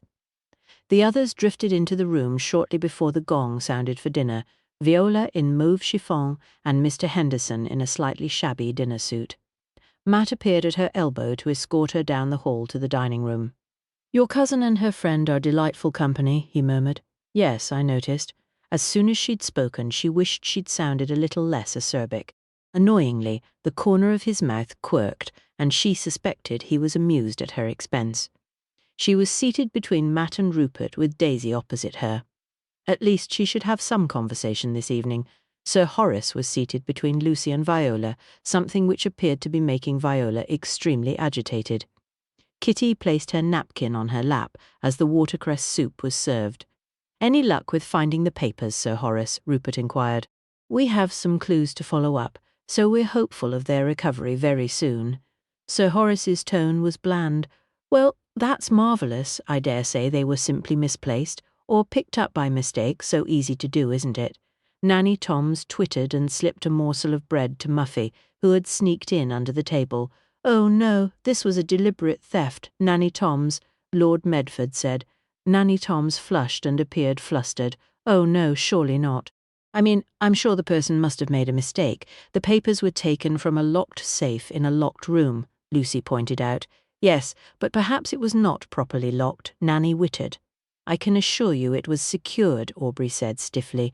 Viola scowled into her soup. "So long as you do not automatically assume it is some poor servant or immigrant who has committed this culpable act." "Not at all, Viola," Lord Medford assured her. "We are certain the servants were not involved. They have all been with us for some time. However, there is no evidence of an intruder." "There was someone outside the window," Viola insisted. "Even if that were the case, we virtually have proof that the papers were taken by someone in the house party." The implications of his remark seemed to sink in as the empty soup bowls were collected and replaced with dinner plates. After initial shocked exclamations, conversation sank into murmurs about passing the salt or the tenderness of the chicken. The aura of gloom continued through dessert until dinner was finished, and they adjourned back to the drawing-room for coffee. The men appeared to be in no mood for port and joined in the general company, although Rupert and Mr. Henderson soon departed as usual for the billiards-room. Daisy placed a record on the gramophone and soon persuaded Aubrey to sit with her. Lucy joined Kitty and Matt, while Viola paced about the room wringing her hands. Sir Horace sat with Lord and Lady Medford. Nanny Thoms resumed her knitting, scolding Muffy, who attempted to steal her wool as soon as she opened her work-bag. "Is Sir Horace right? You might get Papa's papers back soon?" Lucy asked in a low voice as soon as they were seated. Matt raised a shoulder. "We have some information we're working on." Lucy appeared troubled, nibbling her lower lip nervously. "It is certain that it is a member of the house party." It would seem so, Matt murmured. Viola flung herself down onto the chair opposite them. I do not like all this whispering in corners, people giving me the side-eye like I am the thief, or that I lie about what I have witnessed. I'm sure no one thinks you are a thief or a liar, Viola dear. Lady Medford's voice cut over the dance music. I am going upstairs. I cannot relax in this atmosphere of suspicion. Viola clattered from the room in a jangle of glass beads and mauve fabric. Oh dear, poor Viola has a persecution complex, I'm afraid. Foreigners are so temperamental. Nanny dear, do go after her, offer her some tea or warm milk or something, Lady Medford suggested. Nanny Toms immediately replaced her knitting in her work bag and lifted it out of Muffy's reach before tottering off after Viola. Poor Nanny. Mother bullies her dreadfully, and Nanny never seems to mind, Lucy said. Muffy flopped down at her feet and began to tug at the toe of her shoe. Wretched dog, I'd better take you outside. Lucy rose and Muffy bounded off ahead of her as they left the room. Lord Medford and Sir Horace followed her into the hall. Aubrey appeared to be sunk in gloom despite Daisy's attempts to brighten his mood with gramophone music. Is it always this much fun? Matt whispered. Lady Medford glared at him and set her pile of gardening catalogues to one side. My husband informs me that you are a private detective? She aimed her question at Matt. That's correct, Lady Medford. And you were the person who rescued my niece from that murderer? Kitty bristled at the idea that she had needed rescue. I helped Kitty, yes. To be fair, she had done quite a lot of damage to one of the miscreants before I got there. His lips twitched as he glanced at Kitty. You are a veteran of the Great War, I believe. Her aunt continued with her interrogation. Kitty knew opening up the subject of the war would irritate Matt. He disliked talking of his experiences, tried not to use his military title, and still suffered the effects of his campaign. She knew, too, that he had suffered some deeper, more personal loss from the war. She had never discovered the full details, for the subject was too personal, but she had recently found out that he had been widowed. Yes, he didn't offer to expand. You were a captain. Her aunt appeared to not take the hint. Yes, Sir Horace spoke highly of you and your war record. He said you had recently resigned from a government position. Matt shifted uneasily in his seat. That's very generous of him. I decided upon a change of direction, so came to work for Kitty's grandmother initially, while I established my business. Her aunt pursed her lips. Then let us hope that you will be able to recover my husband's documents quickly. You realise the importance to the nation, of course? Certainly, Lady Medford, apparently satisfied. Her aunt gathered her magazines together. Very well, I'm glad you understand the situation. I think I will retire for the evening. Good night, Kitty, Matthew. And then there were 4, Kitty murmured, glancing across the room to where Daisy and Aubrey were deep in conversation. I think your aunt and Mrs. Craven must be related, Matt said. Kitty grinned. I had thought the same thing. She is quite formidable, isn't she? Not at all like my father in looks or ways. What did you think of the dinner conversation this evening? Matt's voice was low and she had to lean in to hear. Nanny Toms appeared somewhat rattled. Do you think she might know something or suspect something? Kitty murmured. I'm not sure. I think Sir Horace plans to talk to her in the morning. A little time may work on her conscience and her memory. She appears somewhat scatty. The gramophone music ended and Daisy jumped up to turn it off. Aubrey stood and left the room without wishing them good night. Daisy watched him leave as if undecided about following him. Is everything all right, Daisy? Kitty asked. Daisy smiled a bright, fake smile that didn't meet her eyes. Aubrey is terribly upset over the theft. He blames himself because the papers were taken from the study, even though I've told him that's ridiculous. Oh dear. Kitty had seen how seriously Aubrey took his responsibilities in just the short time she had been staying at the house. Please excuse me, I'd better go after him. She closed the door behind her as she left. Kitty realised she was alone with Matt in the sitting room. It had been a long time since they had been together with no one else around them, not since the terrible events of a few weeks ago. It felt strangely intimate and just a little too pleasant for her peace of mind. Do we have any other leads? She placed the empty china coffee cup she'd been holding back on the tray. She expected that one of the servants would be along to clear it away soon. It had grown late, and the shadows in the corners of the room had deepened. leaving mellow pools of light from the lamps. Matt sighed. Not much, except whoever did this had clearly done some groundwork, getting keys cut. It was just unfortunate that Aubrey used the study safe last night instead of the lab safe, although I suspect that would only have delayed the theft until another night. Do you think the culprit may have keys to the lab too? Kitty asked. It's something to consider. Luckily there seems to be far better security there. I can't help thinking our thief had been waiting prepared for an opportunity. A shiver ran along her spine. It's not a nice thought that we have a thief, and most probably a traitor, amongst us. Matt's expression was sober. We need to move carefully. Whoever has those papers has a lot to lose. They could be dangerous if cornered. The documents would have a limited commercial value. Their real value would be to a foreign government. The sitting room clock chimed the hour. 11 already. Kitty placed a hand over her mouth, stifling a yawn. I think I'm going to turn in. The rustle of the silk of her skirt seemed loud in the quiet room as she stood. I'll walk you upstairs. I'm going to have an early night too. I take it Alice will be waiting for you. Matt opened the sitting room door for her. I expect so. I'm so glad she's with me, especially now this has happened. Ever since we arrived at the manor, I have felt that something was out of kilter. She kept her voice low as they walked along the dimly lit hall to the main stairs. It's not been the greatest introduction to your family, has it? Discovering they know something that might relate to your mother's disappearance, and then having a thief in their midst, all within hours of your arrival. Hardly the restful holiday your grandmother wanted for you. He fell into step beside her on the broad oak staircase. Not an auspicious beginning, I agree. Perhaps things will seem better in the morning, she said as they halted at the door to her room. I hope so. Sleep well. Her heart gave a crazy little skip as his lips brushed her cheek and he quietly wished her good night before turning towards his own room at the far end of the landing. 8. It was still dark when Kitty was woken by a strange noise and Alice shaking her arm. Miss Kitty, wake up! The bedside lamp was turned on and she blinked at the sudden light. Alice was at her bedside in her white cotton nightgown, her red hair in a braid. What on earth? She suddenly realized the noise she could hear was a woman screaming from another part of the house. Something's going on, miss. Kitty scrambled to sit up, swinging her legs over the side of the bed. Pass me my dressing gown. She towed her feet into her house shoes. Alice handed her the robe and pulled her own flannel dressing gown on before seizing the poker from beside the fireplace. I'm coming with you, miss. Together they ran out onto the landing and towards the direction of the screams. Servants' stairs, Miss Kitty, Alice said as they hurried along. They opened the baize door leading to the staircase in the servants' area.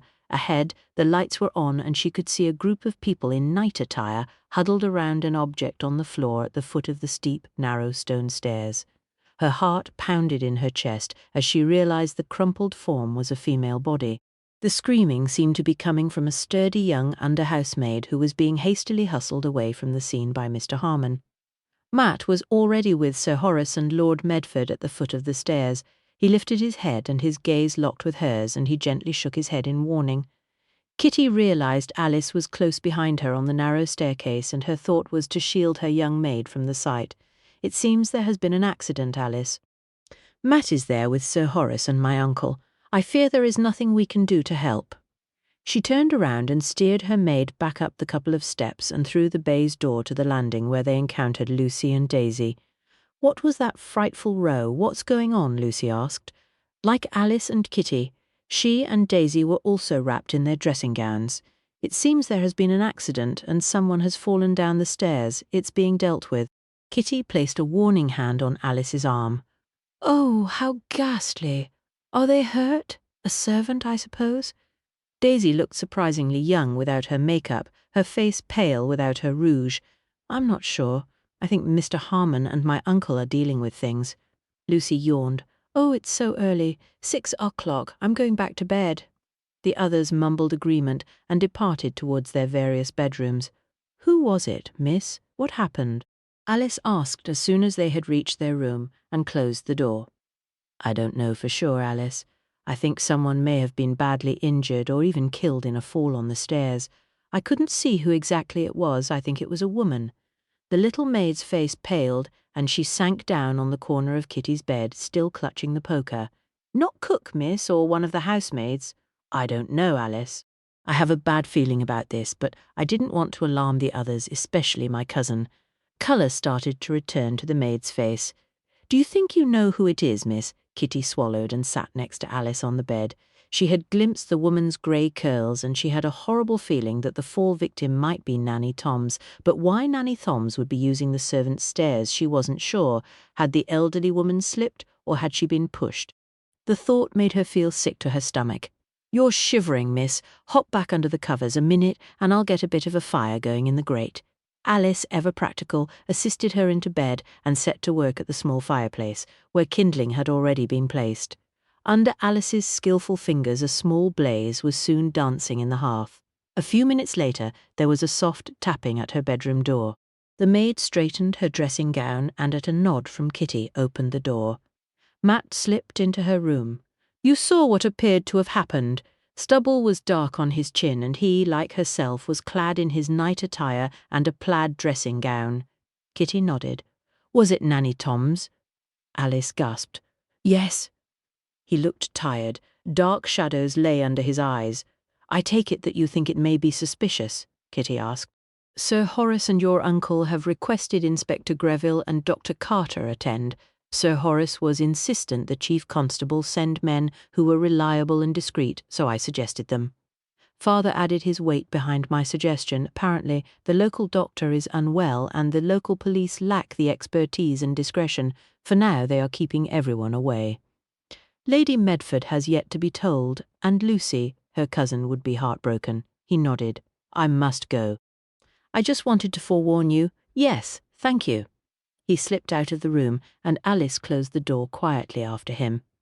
Kitty hugged her knees and shivered under the covers, despite the heat that had begun to warm the room from the fire. "Nanny Toms, you were right, Miss Kitty. But who would want to hurt an old lady like her?" Alice asked. "I don't know," Matt said last night. He thought that whoever had taken my uncle's papers could be dangerous if cornered. He suspected that Nanny Toms might know something from the way she spoke at dinner last night. He and Sir Horace had intended to talk to her this morning. From Nanny Thoms's behaviour and comments at dinner, Kitty had wondered if she'd been protecting someone, but if so, who? It could only be one of the family, surely, either Lucy or her aunt. She wouldn't have cared as much about any of the others, but neither Lucy or Aunt Hortense had any need to steal the papers. "What will happen now, miss? I'm not sure. Do you remember Inspector Greville from before?" Alice smiled. "Yes, miss, he was always very nice, likes his cakes and biscuits." Kitty grinned. "Yes, I assume Sir Horace has asked him to investigate rather than a local man who may not have as much experience. I think my uncle is expecting him shortly. My poor aunt and cousin will be terribly upset. Nanny Toms has been part of the household since Lucy was a baby, and I think before that—" Alice perched herself on the edge of the small tapestry-covered fireside chair and held out her hands towards the flames leaping in the grate. "It's awful. Everyone likes Nanny Toms. She was ever so kind and a bit scatty, but she was devoted to your aunt and Miss Lucy. Are they sure it couldn't just be an accident? Those stairs is a bit dark at the top and terrible steep. If she was going down them without her glasses, it would be easy to miss a step, and her an old lady. Inspector Greville will hopefully be able to decide that." She hoped it was an accident, but her instincts told her that it was unlikely. For Nanny Toms to have had such a dreadful accident just when Matt and Sir Horace planned to question her was a coincidence too far. Inspector Greville arrived shortly before breakfast. Matt had been looking out for the car and hurried outside with Sir Horace to greet him. "Captain Bryant, our paths cross again." He shook hands with Matt. "And, Sir Horace, a pleasure to meet you, sir." The inspector was his usual lugubrious self, tall and thin, with a rather depressed moustache like Matt. He was also a veteran of the Great War. "Thank you for agreeing to manage this investigation. Lord Medford will join us shortly. Lady Medford and her daughter are greatly distressed by the death of Nanny Toms." They walked together along the terrace and around to the tradesman's entrance at the rear of the house. As they walked, Sir Horace explained the circumstances of Nanny Toms's death. The inspector's face was grave when he learned of the missing papers. "You have not moved the body, I hope?" he asked, pausing at the entrance. "No, sir. The butler, Mr. Harmon, has kept the staff at bay and ensured nothing was disturbed until you arrived." Matt led the way inside the house to the stairwell. Nanny Toms still lay on the red quarry-tiled floor. A small, sticky pool of blood had oozed from the wound on her temple onto the floor. Nasty head injury. She must have died instantly. The inspector looked at the narrow stone stairs with a shrewd eye. Came from top to bottom, it would appear. You don't believe it was an accident, even though Nanny Toms is elderly and may have missed her step? I think Nanny Toms may have seen or heard something which could have led to the recovery of Lord Medford's papers. She appeared very perturbed during dinner. The housemaid found her? Greville's moustache looked even more morose as he considered the position of Nanny Toms's body. The woman was dressed in her nightgown and robe. Her house shoes were on her feet. The inspector looked at the soles of her shoes. "There appears to be a good grip on her slippers," Greville observed. "Her glasses are here, but appear to have been broken in the fall." Sir Horace indicated Nanny Toms's wire-framed spectacles, their lenses shattered, lying a short distance away from her body. "Very well." The inspector indicated that the examination of the scene was complete and that the body could be moved. "I would like to speak to the maid who found her." "The girl is in the housekeeper, Mrs. Jenkinson's room. She was hysterical when she found the body. Her screams roused half the household," Sir Horace said. "This is Gladys, Inspector. Mr. Harmon, the butler, showed them to the housekeeper's room, which was situated off the kitchen." The room was small and comfortable, with chintz-covered furniture and an oak dresser and coffee table. Gladys was a sturdy girl with untidy brown hair and work-roughened hands that were nervously twisting and pleating her apron. Traces of tears were visible on her cheeks, and her eyes were red-rimmed from crying. "Now then, Gladys, this gentleman is from the police. You need to pull yourself together and tell him all you know." Mr. Harmon fixed the young housemaid with a steely gaze. The look appeared to have a settling effect on the girl. Greville folded himself into a seat opposite the maid. "When did you find Nanny Toms?" His tone was fatherly. "I gets up early, 'cause I does the fires, see, sir, so I'm up at cock-crow. I gets dressed and runs downstairs to fill the scuttles and to start laying the fires. It's chilly, first thing, see, and Mrs. likes a warm house even though it's summer. I does the drawing-room and some of the main rooms." The girl paused to blow her nose on a grubby handkerchief. "I comes down from the top floor and goes through the door to go down the back stairs."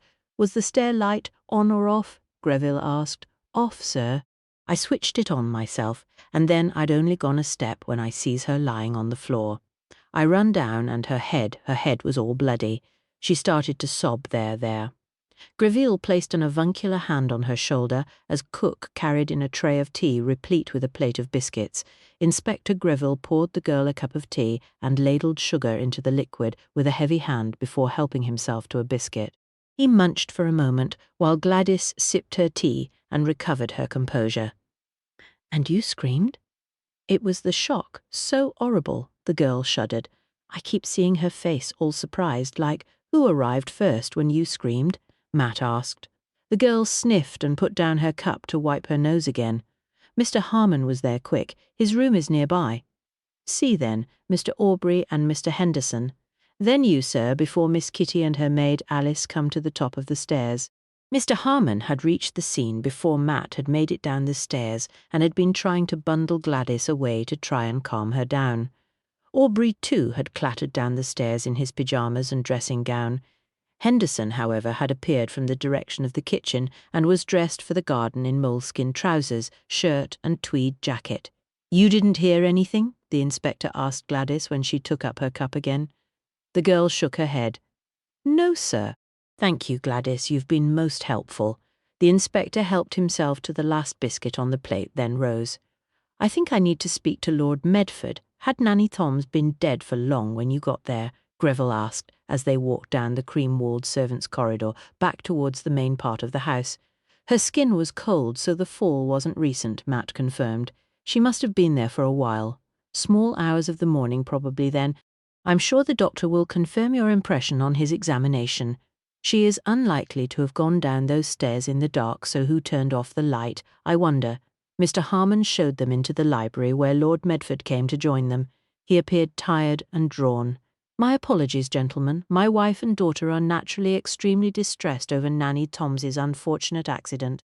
He shook hands with the inspector and offered him and the others a cigarette from the monogrammed silver case he carried in his pocket. "You are inclined to believe this lady's death is an accident, sir?" Greville asked as he accepted the cigarette and a light from Sir Horace. Lord Medford flung himself down onto the overstuffed green leather Chesterfield and lit his own cigarette.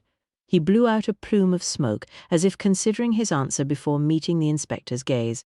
"No, while I want to think Nanny fell on those stairs, common sense makes it an unlikely scenario. It would seem that our thief is also a murderer, then."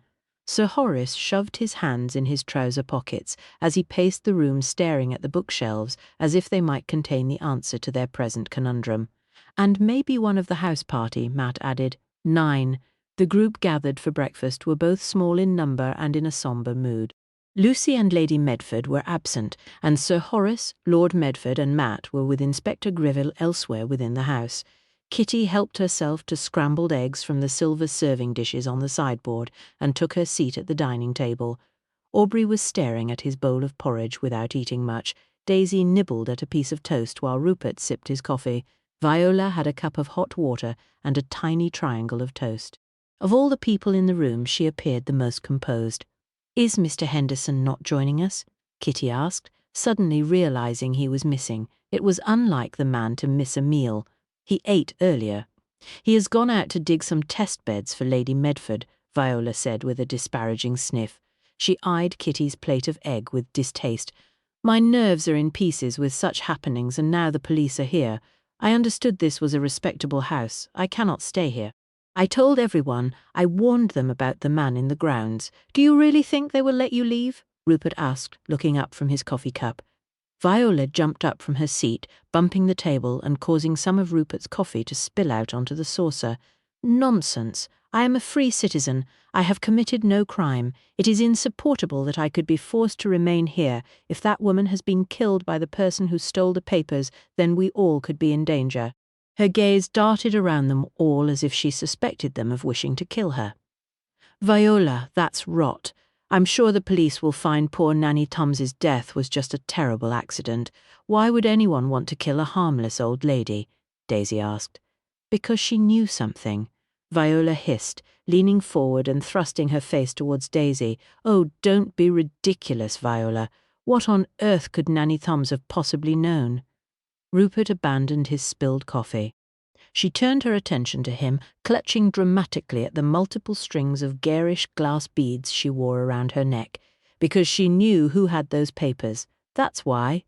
"You do talk utter tosh, Viola. How could she know? She would have told Lord Medford immediately. You know how loyal she was to the family. That's why she wouldn't say. Don't you see? It could be a family member who had those papers." Viola straightened up, a satisfied smirk on her lips. "Mad, barking mad," Rupert announced. Aubrey got up from the table. Stop it, all of you. A woman is dead." He marched out of the room, banging the door behind him. "Now, look what you've done." Daisy rose from her seat and immediately followed after him. "Oh dear." Rupert refilled his cup from the silver coffee pot. "It's going to be a long day." Viola scowled at him. "I suppose I must get on with my work. The arts may soothe my senses as much as they can be soothed with a murderer amongst us." She flounced from the room. Kitty put down her knife and fork, having lost what small appetite she had had for her breakfast. "You shouldn't upset her. Dear, sweet, innocent Kitty, you should be thanking me. You realize that you are one of the family that darling Viola thinks may have pinched the papers." Rupert took a sip of coffee, his gaze meeting hers over the brim of his cup. "Me? But I only met my family a couple of days ago." Rupert raised his eyebrows. "Precisely my point." Kitty found Lucy in the sitting room, cuddled up to Muffy. Her eyes were red from crying. "Lucy, I'm so sorry." She took a seat on the sofa next to her cousin. "What did poor Nanny Toms ever do to anyone?" "She was just a sweet old lady. It must be a dreadful accident. It must be." She pressed a crumpled and sodden lace handkerchief to her mouth. "Why was Nanny Toms using the servants' stairs?" Kitty asked. Lucy sniffed. "I don't know. She usually used the main stairs as they were better for her. I suppose she must have been going to the kitchen, perhaps to get herself something to drink. Did she often do that? It was a habit she had. She sometimes had indigestion and couldn't sleep, so she would go and make herself warm milk to settle her stomach.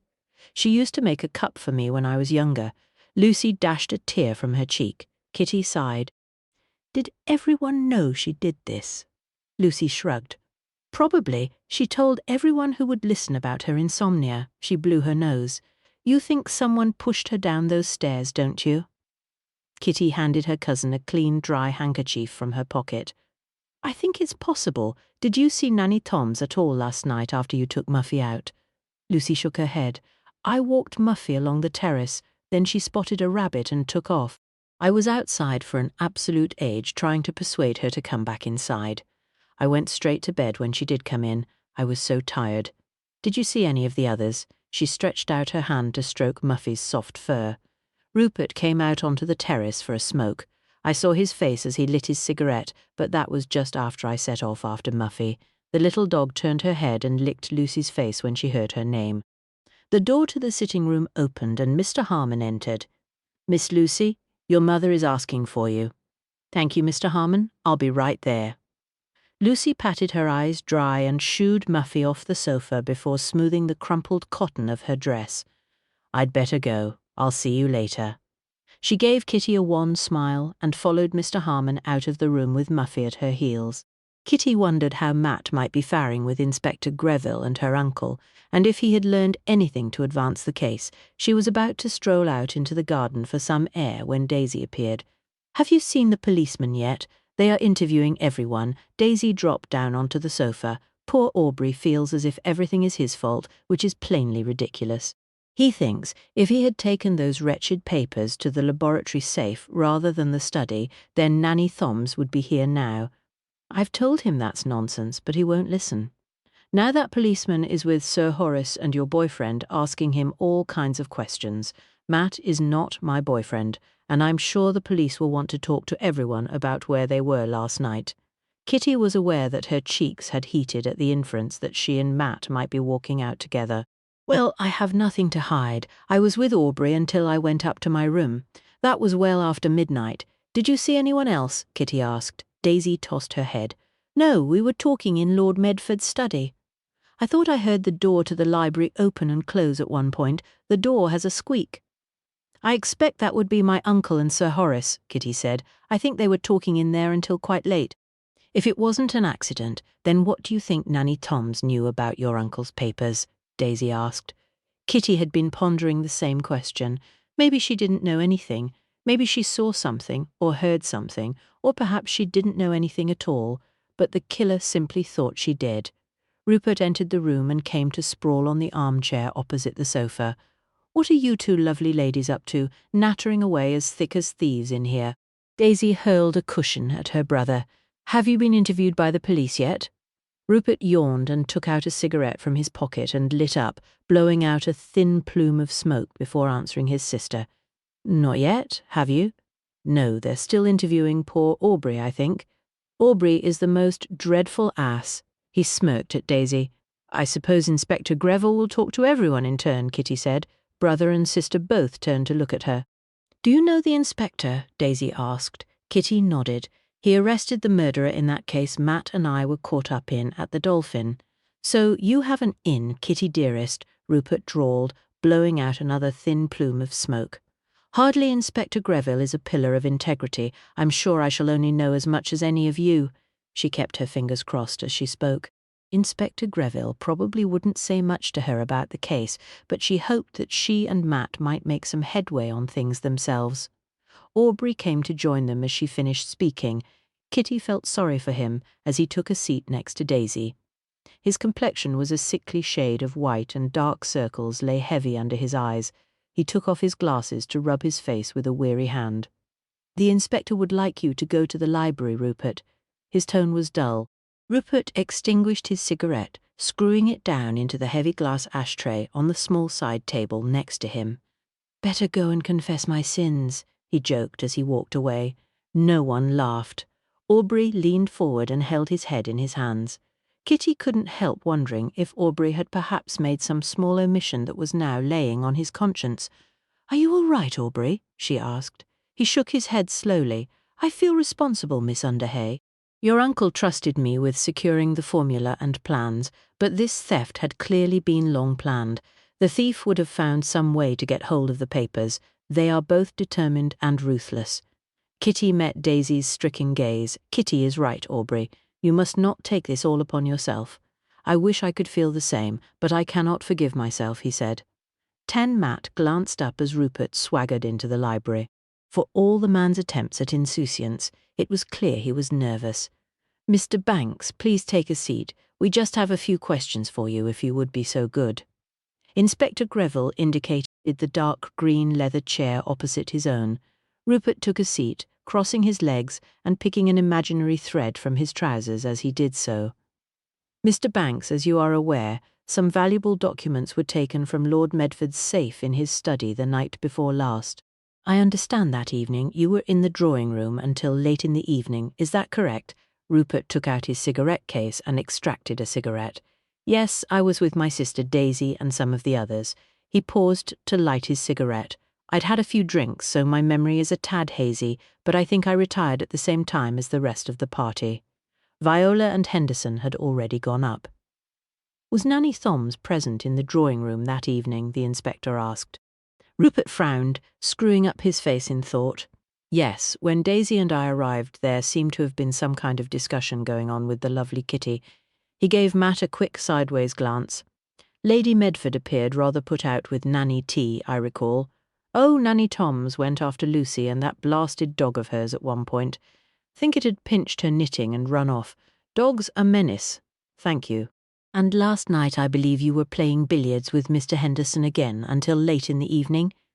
Rupert took another drag from his cigarette, "Until about 10:30, actually. Henderson's something of a billiards fiend, has his own cue and everything. He likes a bit of a wager on a frame. Henderson said he was getting up early to dig some test beds for Lady Medford, so he called it a night. I went out to the terrace to take the air and have a last smoke before bed." The inspector made a series of incomprehensible squiggles in his notebook. "Did you see anyone else during this time?" "Lucy was running around the garden in the dark after her dog. I think Lord Medford and Sir Horace were in the library as the light was on. I could see it on the terrace as the curtains were open." The inspector continued to take notes. "Once you had retired for the night, did you get up at all for anything?" Rupert extinguished his cigarette. "Nothing at all. I'd had a drop of whiskey and went out like a light. Never even stirred through that girl caterwauling. Thank you, Mr. Banks." Rupert jumped up at the dismissal. As soon as he had left the room, Lord Medford protested. "You never asked him about his political sympathies and that rubbish he keeps spouting about workers' rights. Been trying to stir up my staff. Blasted commie nonsense. All in good time, Lord Medford," the inspector soothed. "Captain Bryant, do you know anything about the discussion Miss Underhay had with Lady Medford?" Matt sighed. "I believe Nanny Thoms had said she remembered Kitty's mother visiting Enderley shortly before she vanished back in 1916. Kitty had been previously unaware of this. As you may remember, Inspector, Kitty has been looking for information regarding her mother's disappearance for a long time." The inspector's eyebrows rose slightly at the information, but his tone was non-committal. "I see. Yes, thank you. What's that? Hortense has never mentioned the girl's mother coming to the house. I had expressly forbidden contact with that dreadful brother of hers." Lord Medford's complexion turned a slightly deeper shade of puce. "I doubt it is of any import, sir. It was a long time ago," Matt soothed. Kitty would not be happy if her uncle were to prevent her from learning more about her mother's brief stay at Enderley all those years ago. "We ought to talk to that gardener chap, Henderson. He is the only one so far who has been up earlier than everyone else. He could have seen or heard someone," Sir Horace said, as he paced about the room. "I agree. Everyone else so far seems to be intent on convincing us that they were all tucked up in bed when the papers were taken, and when Nanny Thoms had her unfortunate accident." The inspector frowned as he studied his pages of scribbled notes. "Mr. Henderson is out in the gardens somewhere. I expect he will appear for lunch, as I'm led to believe he is a man who likes his food, and we'd better talk to Banks's sister, Daisy. I gather she and your secretary are sweet on one another." The inspector addressed his question to Lord Medford, who was staring somewhat glumly out of the window. What? I suppose so. Lucy met Daisy in London, and they became friends. Not too keen on them myself, especially her brother. Hot-headed young fool, flirts with the maids and pays too much attention to my daughter. Did Daisy know Aubrey before she came here? Matt asked. Dashed if I know not something I talked to my secretary about, his love life. Lord Medford sounded affronted by the question. I'll ring for a tray of tea and ask Mr. Harmon to send Miss Banks in to see us. Sir Horace suited his action to his words. Daisy arrived at the same time as the tea tray. She was a pretty girl in a rather obvious way. Her hair was fashionably blonded, and she wore rather more makeup than Matt found attractive. Kitty wore very little in the way of cosmetics, just a dab of powder and some lipstick. Daisy took the seat her brother had recently vacated, and Inspector Greville poured her a cup of tea. Miss Banks, thank you for coming. We need to ask some questions to establish where you and other members of the party were during the evening Lord Medford's papers were taken, and also when Nanny Toms met her death. The inspector handed her a cup before helping himself to a biscuit. Daisy simpered and took a sip of tea, leaving a smudge of red lipstick on the rim of the cup. Now, Miss Banks, I believe you are a friend of Miss Lucy Medford. Yes, we met in London at a club, and we hit it off straight away.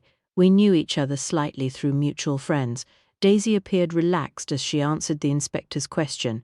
Did Miss Medford befriend your brother at the same time? A frown line creased Daisy's forehead. I think Rupert was at the club, but I don't really remember. They do get along frightfully well. The inspector smiled gently under his moustache. Did you know Mr. Aubrey Mountford at that time too? Pink spots of colour appeared on Daisy's cheeks. I'd bumped into Aubrey a few months before. I'd broken the heel on my shoe getting off an omnibus, and Aubrey very kindly came to my rescue. It was raining and I dropped my bag. He took me to tea and we became friends. Were you aware that he was in Lord Medford's employ when you befriended Lucy? Daisy's eyes widened in alarm. Well, yes, he told me he was a secretary for Lord Medford when we met. Lord Medford looked as if he were about to erupt into speech. Only a hand on his arm from Sir Horace restrained him. You followed him here to Enderley? The inspector asked. She slammed her cup back down onto her saucer, spilling some of the tea. That sounds so awful. He wanted me to come and Lucy kindly invited us. Aubrey needs me to be near him. We intend to be married. Her colour mounted higher into ugly patches of red beneath her foundation. And how does your family view your engagement? I notice you are not wearing a ring. Daisy immediately covered her left hand with her right, hiding her fingers. All right, it's an informal engagement. Aubrey has yet to tell his mother, and my brother does not approve, although he does not forbid the match, but financially he considers it imprudent. Inspector Greville continued on more neutral lines to confirm that she too had not left her room or seen anyone the night Nanny Thoms had died. Lord Medford exploded into speech the moment Daisy left the room.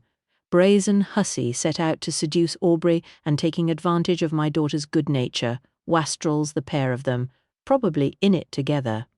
Matt pondered all they'd learned that morning.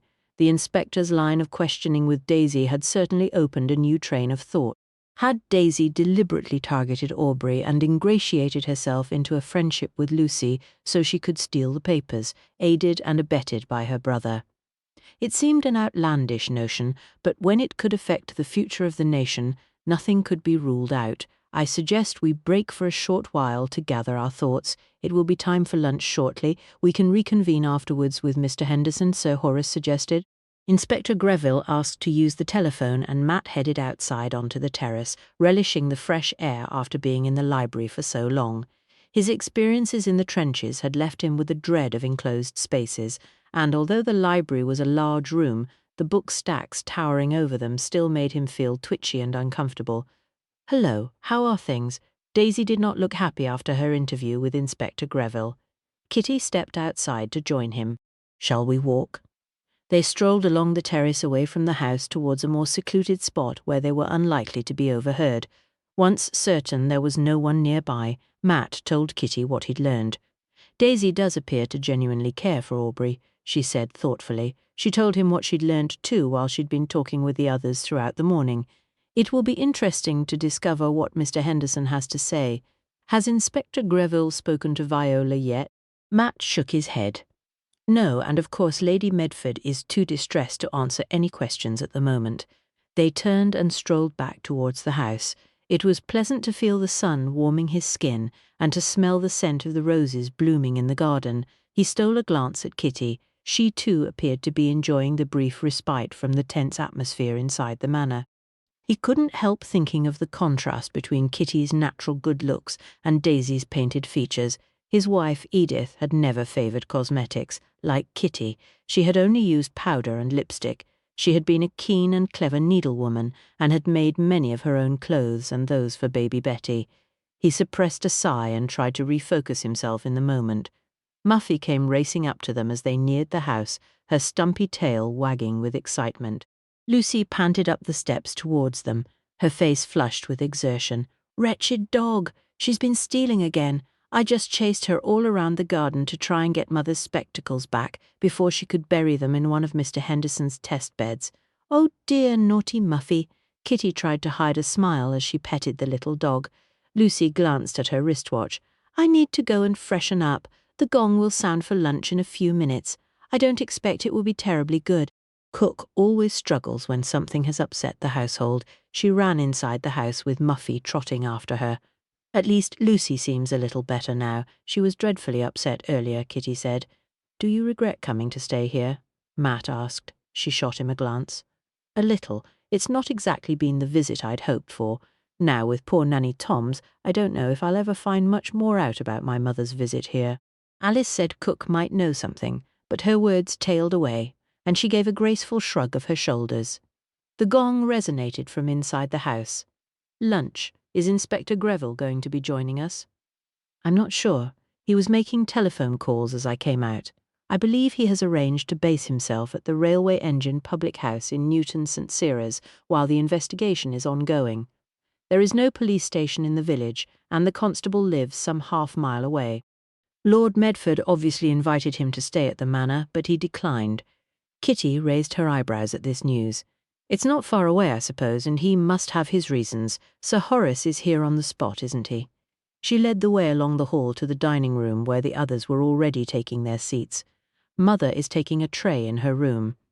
The inspector and Sir Horace are dining with Aubrey and Papa in the library," Lucy said as she shook her napkin out onto her lap. "I suppose dear Viola is having a working lunch yet again," Rupert drawled. "Has she been investigated by our resident policeman yet?" "Really, Rupert?" Daisy glared at her brother. "Well, if anyone is behaving oddly, it's Viola. All this tosh about seeing intruders and people spying on her, she's the most likely person to have shoved Nanny Toms down the stairs. She's so paranoid." Mr. Henderson mumbled what sounded like agreement whilst busily eating his lunch.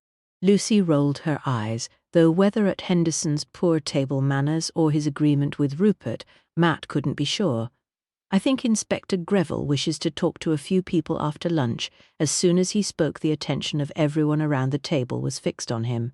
"He's seen Daisy and me. Lucy, you've been seen?" Rupert placed his cutlery on his empty plate. "Yes, he asked me a few things about the night Papa's papers were taken as well as last night. Dashed inconvenient if I have to hang around for long. Got a lot to do." Mr. Henderson wiped his mouth with his napkin.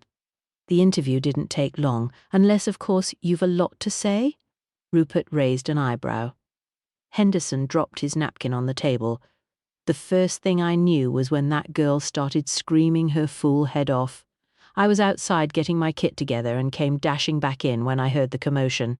I'm surprised you didn't go out via the servants' stairs, Mr. Henderson. Surely it would have been quicker than the main staircase." Kitty turned a seemingly innocent face towards him. Henderson flushed an ugly shade of red. "I had some equipment in a cupboard in the hall that I needed to collect. I am entitled to use the main stairs, you know." He rose from the table and turned to Matt. "Tell the inspector I'll be in the rose garden when he wants me." He marched off, leaving behind an awkward silence broken by Lucy declaiming mournfully, "Oh dear, he must be upset. He didn't wait for dessert." 11. Kitty went to sit with her aunt and cousin after lunch whilst Matt met up with Inspector Greville. Dr. Carter just telephoned. "There are suspicious bruises on Nanny Toms's shoulders and upper back consistent with being pushed or hit." Apparently the old lady took some kind of medication, aspirin, or some such that thins the blood, so she was more prone to bruising. The marks matched the shape and position of a palm print. The inspector sighed and gazed around the empty terrace where he and Matt were standing. "Definitely murder, then?" Matt asked. "It would seem so." Mr. Henderson appeared very twitchy during lunch. He told the inspector of Henderson's response to Kitty's question about the stairs. Interesting. Let's leave him to sweat a little longer. Could you ask the artist woman, Frau Pfizer, is it, to come to the library first?" Matt decided to find Viola himself rather than asking a servant.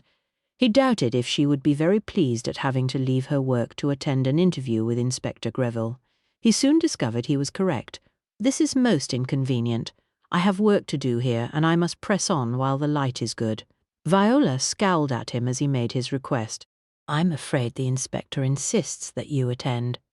"I'm sure this won't take long," Matt soothed as Viola peeled off the brown smock she wore to protect her clothes.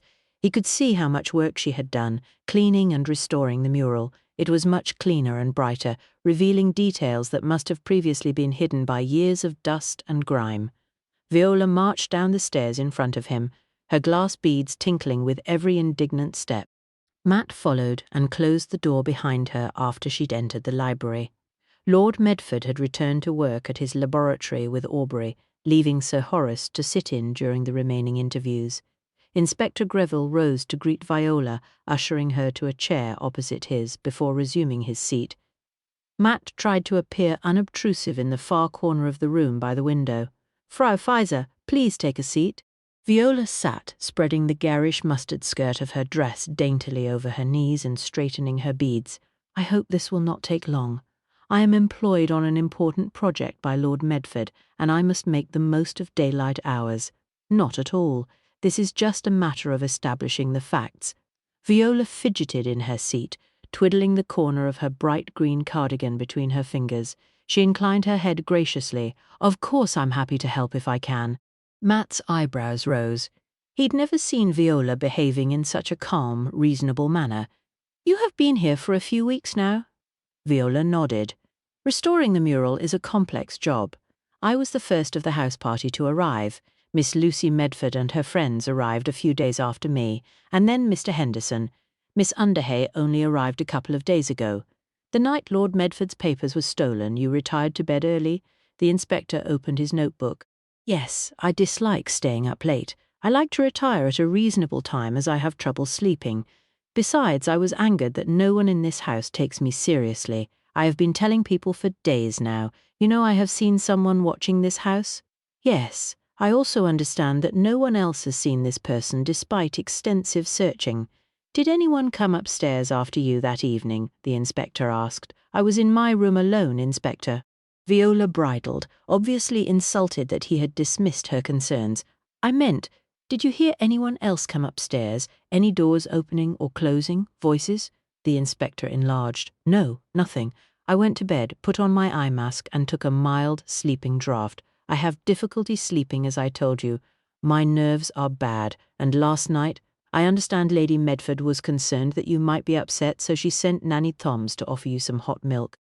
The inspector appeared to consult his notes.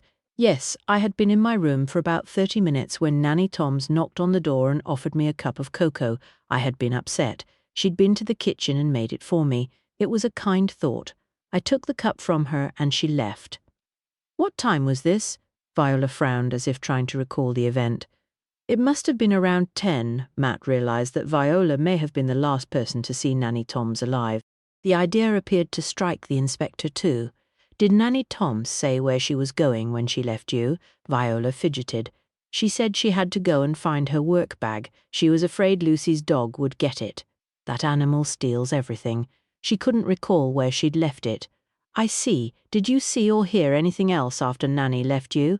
"Think carefully, Frau Pfizer. You may be the last person apart from the killer to have seen Nanny Thoms alive." Colour leached from Viola's cheeks. "Murder? It was murder then. I knew it. This place is not safe. There are secrets, people creeping about, faces at the windows spying on me." Viola's voice increased in volume and she clutched at her beads. Inspector Greville leaned forward. You've mentioned this before and no one else has reported seeing anything untoward. Can you describe these faces at the window? I am a foreigner here, Inspector, but you must be aware that even in my own country, Austria, and others abroad, there are things happening. Terrible things. My own husband. She paused and swallowed hard. Suspicion everywhere. I am being watched. It was a man's face, pale and ghastly, distorted through the glass. She hissed the last part of her speech from between clenched teeth and shuddered violently. Frau Pfizer, please be calm. Now, who do you think is watching you? Greville's tone was mild. It was a few weeks ago, after dinner, I went to the library to find a book, and there was a face against the glass, the same man's face watching me. I'm sure it could be someone from my country. My husband was murdered, you know. I have enemies. She shuddered again and clutched at her throat. Did anyone else see this face? Sir Horace asked, strolling over to join the conversation. Viola's eyes darted from side to side like a trapped animal. No, I screamed naturally, and Mr. Harmon came to my aid, but there was no one to be found. Probably a tramp, Sir Horace said. This house is dangerous. I am on my guard, Viola declared. After she had gone, the three men gathered around the library table while Sir Horace rang the bell for the maid. I agree with that ass, young Banks, on very few things, but I think he may have a point regarding Frau Pfizer's sanity. She certainly has a bee in her bonnet about this so-called prowler. Sir Horace sighed. A young maid entered the room and the inspector dispatched her to the garden to request Mr. Henderson's presence. Paranoid, certainly, the inspector said, and she has a point about things abroad being somewhat unsettled, especially as I believe Lord Medford said she was Jewish. Things do not look good in Germany and Austria. It'll be interesting to find out what did happen to her husband. Dash it all, though, man.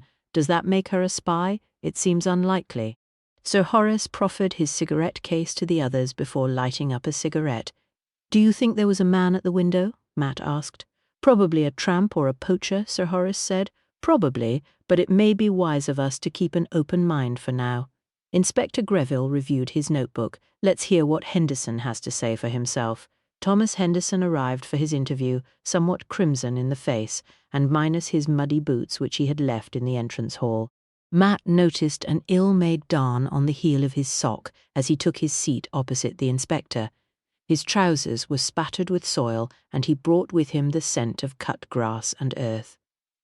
"Thank you for coming, Mr. Henderson. We appreciate you are a busy man," Greville soothed. Henderson's ruddy features relaxed, and he seemed mollified by the policeman's approach. "Well, it's a big job, this, you know. Lady Medford wants the entire garden remodelled. It's not that straightforward. The rock is very close to the surface in places, quite unsuitable for what she wants. Hence your use of maps and the test beds," the inspector asked. "Precisely. One has to do a great deal of preparatory work in these matters. It's about making the grounds less labour-intensive. The evening Lord Medford's papers were stolen. I believe you retired early?"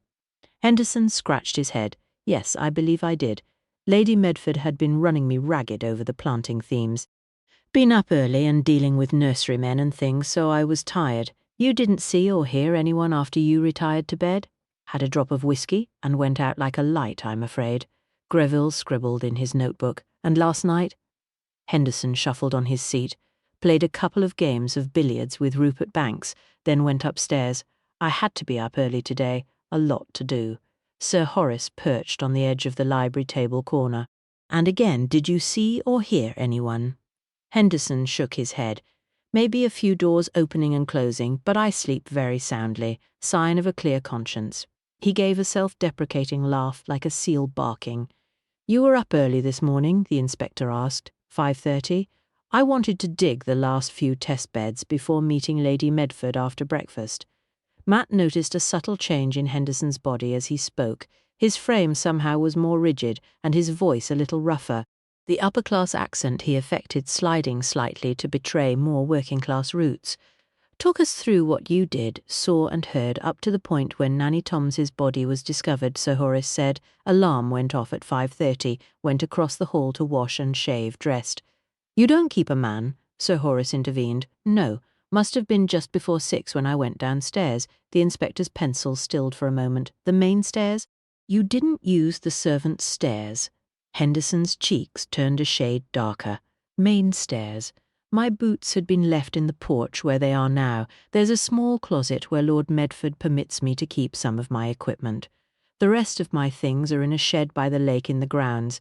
Did you see anyone when you went downstairs? Sir Horace asked. The man shook his head. No one. Did you go to the kitchen for a cup of tea before leaving the house? Or go through the servants' corridor?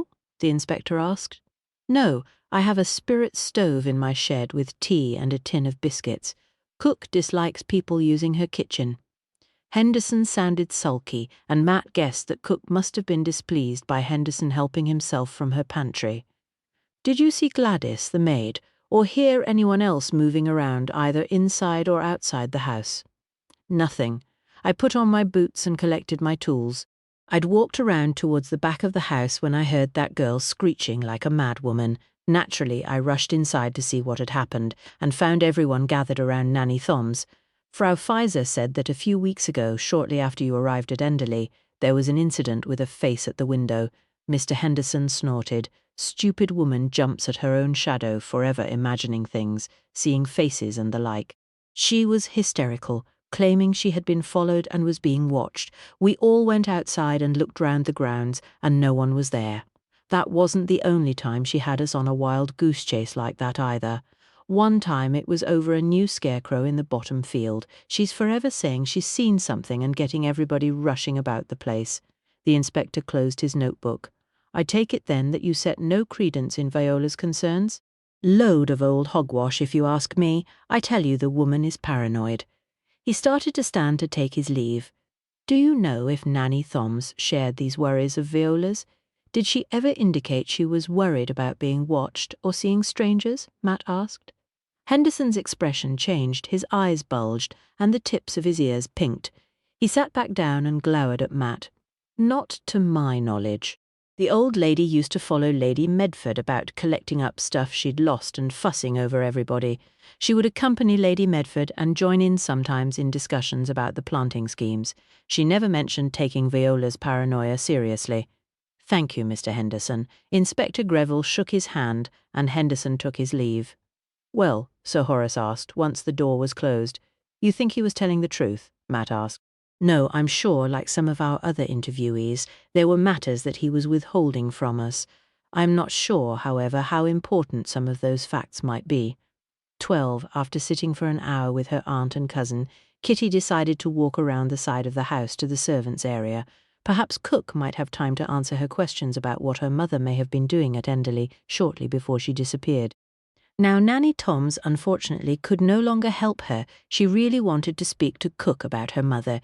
She stepped through the back door onto the rear porch, wiping her feet on the mat before entering the whitewashed scullery. The sound of voices and scrabbling noises came from further inside the house. The door stood slightly open, leading to the kitchen, and Kitty peeped through the gap to see who was about. Muffy immediately bolted past her, a string of sausages hanging from her mouth. Oi, come back here, dratted dog. A sturdy housemaid, wiping her hands on a sacking apron, narrowly missed cannoning into her.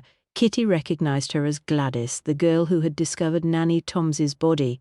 Oh, miss, I'm so sorry. The girl skidded to a halt, her eyes round with surprise at Kitty's unexpected appearance. I was looking for Cook. I didn't mean to intrude. Of course, miss. It just threw me, what with Miss Lucy's dog stealing from the pantry again. Them sausages was for Mr. Golightly's supper. Gladys looked as if she was about to cry. Oh, poor you. You've had the most terrible day. Kitty felt sorry for the girl. She didn't look much older than Alice, and she'd come face to face with a dead body only that morning. It was such a shock. Miss, finding her lying there with her head all bloody, she produced a grubby handkerchief from the pocket of her apron and blew her nose. You've spoken to Inspector Greville, I suppose? I hope he was kind to you. Kitty knew he would have been. His sometimes abrupt manner masked a gentlemanly, fatherly demeanour. Oh, yes, miss, he was ever so nice and patient. Gladys hesitated. Is there something troubling you, Gladys? Kitty asked, the maid's hesitation telling her that the girl had some information she hadn't shared with the inspector. The maid bit her lip. I don't know, miss. I mean, it might be nothing at all, and I don't want to get anybody in any trouble or bother the inspector if it isn't anything. Well, Why not tell me first, and if it's important, I'll tell Inspector Greville." Kitty attempted to put the girl's mind at ease. Gladys glanced around as if afraid of being overheard. "It's her shoes, miss." "Whose shoes?" Kitty asked. "The furrin lady, Miss Viola. They is nice shoes, you know, for evening, patent with a nice little rosette on the front, and they was all covered in mud, like she'd been out in the garden in them. Well, they aren't them kind of shoes, miss, and they was all nice and clean earlier because I done them myself so she could wear them to dinner last night." "I see. Thank you, Gladys." "Yes, you've done the right thing to tell me, and I think the inspector would be interested to hear about this." The maid's round, plain face brightened. "I was worried because I hear she said she went to bed after dinner, but then why would her shoes be muddy, miss?" "It is very curious. She must have made a mistake. I'll speak to the inspector and let him know now. Is Cook available? I hope to have a quick chat with her." Kitty wondered where Viola may have been to get her evening shoes dirty. "I'll go see, miss." Gladys darted off back into the depths of the kitchen. After a minute she heard the distant rumble of female voices before Cook emerged, wiping her hands on her long white apron. Her round, cheerful face beamed. "Miss Kitty, please come through to the housekeeper's room. Mrs. Jenkinson is happy to permit me to use it on her afternoon off. I'll get Gladys to bring us a tray of tea and a bite of fruit cake." She gave the hapless Gladys a meaningful look, and the girl darted away. Kitty took a seat on the slightly shabby but clean chintz armchair in the small room. Cook sat opposite her, and they waited while Gladys carefully carried in a scrubbed wooden tea tray set with delicate old-fashioned cream china cups patterned with flowers, milk jug, sugar bowl, and teapot. A large homemade fruit cake sat on a china platter. "Thank you, Glad. Go on back to stringing them beans." Cook dismissed her. "She's a good girl, not the brightest mind, but willing. It was terrible what happened this morning. It's fair upset her, upset all of us, what with the master's papers being took as well. Mrs. Jenkinson is all of a lather." Cook ignored the tea strainer and poured the tea straight from the pot into the cups. "I know, it's really quite dreadful. I don't know what the world is coming to." Cook shook her head. "I wanted to speak to you about something else, though. Alice said you remembered my mother visiting here some years ago." Kitty eyed the inky dark brew emanating from the teapot with trepidation. "As soon as I clapped eyes on you, I thought, I've seen that lass before." Cook set the teapot down on the tray. "It was out the ordinary, you see, when your mum came here. Then, when I saw you, it all came back. I were a kitchen maid then, like young Gladys.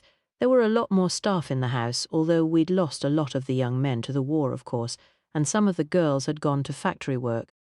"No sugar for me, thank you," Kitty interjected hastily as Cook picked up a teaspoon. Cook raised her eyebrows, but proffered the milk jug instead. "Yes, milk would be lovely." Cook added a generous amount of milk to the tea, turning the turgid, dark brown liquid a slightly more palatable colour. "It were the talk of the house when your ma came. Lovely pink costume she had on, like a fashion plate. Mrs. didn't realise that Mr. Edgar had a wife and a little one. At least that were what she said, but your pa used to write her. Every now and again. She always hid they letters from the master as he." Cook paused and took a draught of her tea. "Begging your pardon, miss, but he didn't hold with your pa, on account of him not enlisting and him asking Mrs. for money all the time." "My father is quite disreputable," Kitty remarked dryly and risked a tentative sip of tea, hoping she wouldn't swallow any of the leaves. "I were in the kitchens, but the gossip was that your ma came to ask Mrs. for help finding your pa. She were concerned he hadn't wrote her for some time, and she thought something had happened. She brung photographs and letters with her to prove who she was. Mrs. wanted to get rid of her before the master come home from London, as he would be angry. She give your ma an address to try, I think, but your ma had to stay overnight at the house before she could get a ride to the station to get the next train. I don't suppose did anyone know where she was going when she left?" Kitty asked. Cook took another drink, draining her cup. "No, not for certain. We thought she might go to Plymouth, or maybe on to London. She said something to the driver about stopping off in Exeter, I think. Of course, with the war, everything was so difficult." Kitty swallowed her tea, trying to suppress a shudder at the strength of the brew. It wasn't much, but it was new information, and she would at least have something concrete to tell her grandmother. Thank you for talking to me. We never knew where my mother went on the day she left. All the information was that she'd bought a ticket for London, but was thought to have left the train at Exeter. My grandmother employed detectives, but they could only find dead ends, and I know my grandmother believes she is dead. The detectives she employed never mentioned her coming here, and my father was unaware of everything until recently. Cook nodded sagely. I wish I knew more, miss. Mrs. doesn't like to talk of it. Nanny Thoms might have remembered a bit more, but sadly she looked at Kitty's empty cup. Shall I read they leaves for you, miss? Without waiting for a reply, she upturned Kitty's cup on the saucer and rotated it before turning it back upright again. I always reads the leaves. Got a gift I have. My mother was the same way. Predicted Mrs. Glover's twins in the village and Golightly's gout. I did. Oh dear me, maid, be very careful. There is the death symbol in your cup. Cook's previously florid face had paled. She indicated a group of leaves. I can't see anything, Kitty said. 'Tis a special skill you need. There's a coffin there, my maid, a warning of danger to you. Perhaps it is Nanny Toms's demise you are seeing. Kitty didn't wish to believe in such a load of superstitious tosh, but even so a cold chill danced along her spine. Maybe, Cook agreed. Just have a care, miss. Her pleasant face still looked troubled. Kitty forced a smile. I will. Thank you for the tea and for telling me about my mother. My pleasure, miss. Kitty called a farewell to Gladys as she made her way back through the kitchen and scullery. The tea leaves had made her uncomfortable and she was anxious to escape from the servants' quarters and return to the main part of the house. Kitty made her way outside, thinking about what Gladys had told her.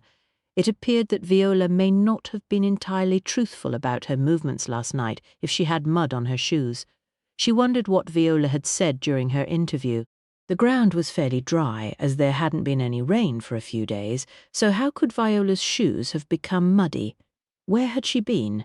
As she rounded the corner of the manor, she spied Matt smoking a cigarette out on the terrace. In the short time she'd known him, she'd come to realize that he only ever smoked when something was wrong. Usually it meant that something had triggered some memory from his time during the Great War. Is everything okay, Matt? Has Inspector Greville completed the interviews? She asked as she drew near. Matt nodded and put out his cigarette, dropping it onto the floor and grinding it underfoot. He appeared pale in the late afternoon sunlight. Fancy a stroll? She asked. He offered her his arm and they set off down the steps leading into the rose garden. She told him about Viola's shoes as they walked, so she must have stepped outside after dinner, either before Nanny Toms went to her room to offer her the hot drink or after Nanny Toms had left her. He stroked his chin thoughtfully with his free hand. Kitty was relieved to see some colour had returned to his cheeks. I think it most likely that it may have been before Nanny Toms caught up with her in her room, otherwise she would have had time to change her shoes before going outside.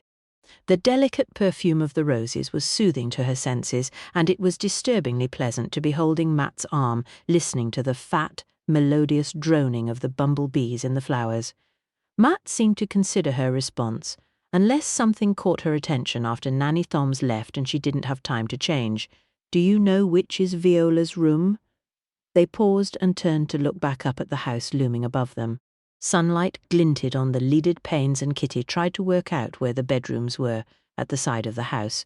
It must be, her room is near Lucy's. They continued along the gravel paths until they had a view of the side of the manor. That window there, third along, I think that one must be Viola's room, Kitty said as she worked out the layout of the upper wing. Now then, what could she see from there? Matt asked. Something that would make her pause and come out of her room in her evening shoes and cause them to become muddy. If she is the thief, then she could have been awaiting an accomplice to pass the documents over, Kitty suggested. Or an assignation, perhaps, someone signalling? Possibly, although Sir Horace has the place under surveillance. Let's walk out of the garden across to the other part of the grounds. I think that area leads to the lake, Kitty said. I walked that way with Lucy and Daisy the other day. Isn't the gardener's hut that Mr. Henderson is using for some of his kit out this way? There's a small building in a copse over there. Kitty pointed to a small grove of trees surrounding a stone-built hut with a red tiled roof. Matt's gaze linked with hers and moving together, they left the gravel path to walk across the springy grass towards the shed. The building appeared to be deserted, and the green-painted wooden door was fastened with a small brass padlock. Matt rubbed a peephole in the grimy glass and peered inside through the small lead-paned window. Wheelbarrows, spades, usual paraphernalia. He stepped back and dusted his hands together. "Is it worth getting Sir Horace to search it?" Kitty asked. "It needs to be done. If it hasn't been searched already, even if the whole thing is a needle in a haystack without some kind of lead." Kitty paced around the hut, experimentally stamping on the grass with the toes of her shoes. Ground feels fairly dry, no sign of mud. She frowned at the small puffs of dry dirt spurting upwards as she stamped. "Then let's go towards the lake. If anywhere is likely to be muddy, then that would be our spot." He proffered his arm to her once more, and they walked further on towards the open stretch of water twinkling at them through the trees.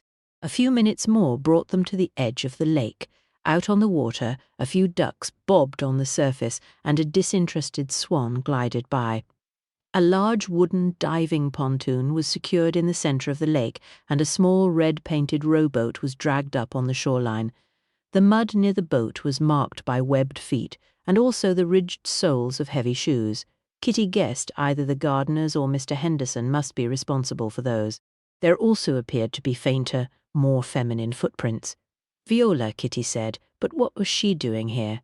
Surely no one would be using a boat in the middle of the night? 13. Matt parted company with Kitty back at the manor and went to find Sir Horace. After informing him about the hut and suggesting a search, he telephoned Inspector Greville, who had already left for his temporary headquarters at the Railway Engine Public House at Newton St. Sire's. "Good work, Captain Bryant. I suggest we talk to Frau Pfizer in the morning about her shoes and what she may have been doing at the lake. In the meantime, see what emerges during dinner. Tension appears to be rising, and our man may make a mistake. We'll arrange a wider search of the grounds tomorrow when I can get the manpower organised." "Very good, Inspector."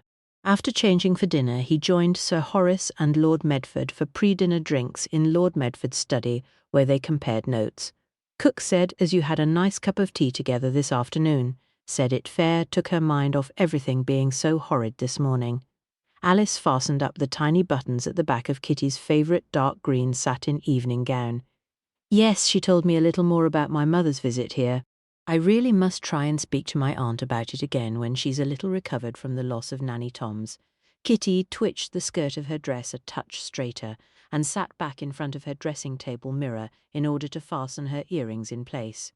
"Gladys told me an interesting story about Viola's shoes." Kitty's eyes met Alice's in the mirror. "She mentioned it to me, miss, in confidence, like proper worried she was, and I said to her to tell you as you would understand." Kitty smiled. "Well done, Alice. Is there any more news from below stairs?" "Well, miss, there is a tale that Mr. Rupert was up in the night and all. One of the other girls had a toothache and couldn't sleep, so she fetched some aspirin from the kitchen. She didn't see Nanny Tom's, but she did think she saw Mr. Rupert a-creepin' about on the landing near Miss Lucy's room when she come back up." "Really?" A few weeks ago, Viola said she thought she saw a man at one of the windows. She is sure she is being watched. There may be a tramp or poacher in the grounds." Alice's eyes brightened. "Want me to find out, miss?" "Be careful, Alice. This isn't the pictures. I don't want you to be hurt." "Cook told me what she's seen in your cup, miss." Alice shuddered. "I'll be careful." Kitty hurried downstairs to the sitting room. Her cousin Daisy and Aubrey were already there. "Drink, Kitty, darling." Lucy waved a cocktail glass at her. "That would be super." "Thank you." She was relieved to see that Lucy appeared to be at least somewhat recovered from the distress of the morning. Aubrey and Daisy were deep in conversation by the fireplace. Aubrey also appeared to have recovered some of his composure. "No Rupert or Mr. Henderson?" Kitty asked, as she accepted a cocktail from Lucy. "Playing billiards again. Mother should be joining us for dinner. She managed a little nap this afternoon, and I think she's feeling better. Viola is running late."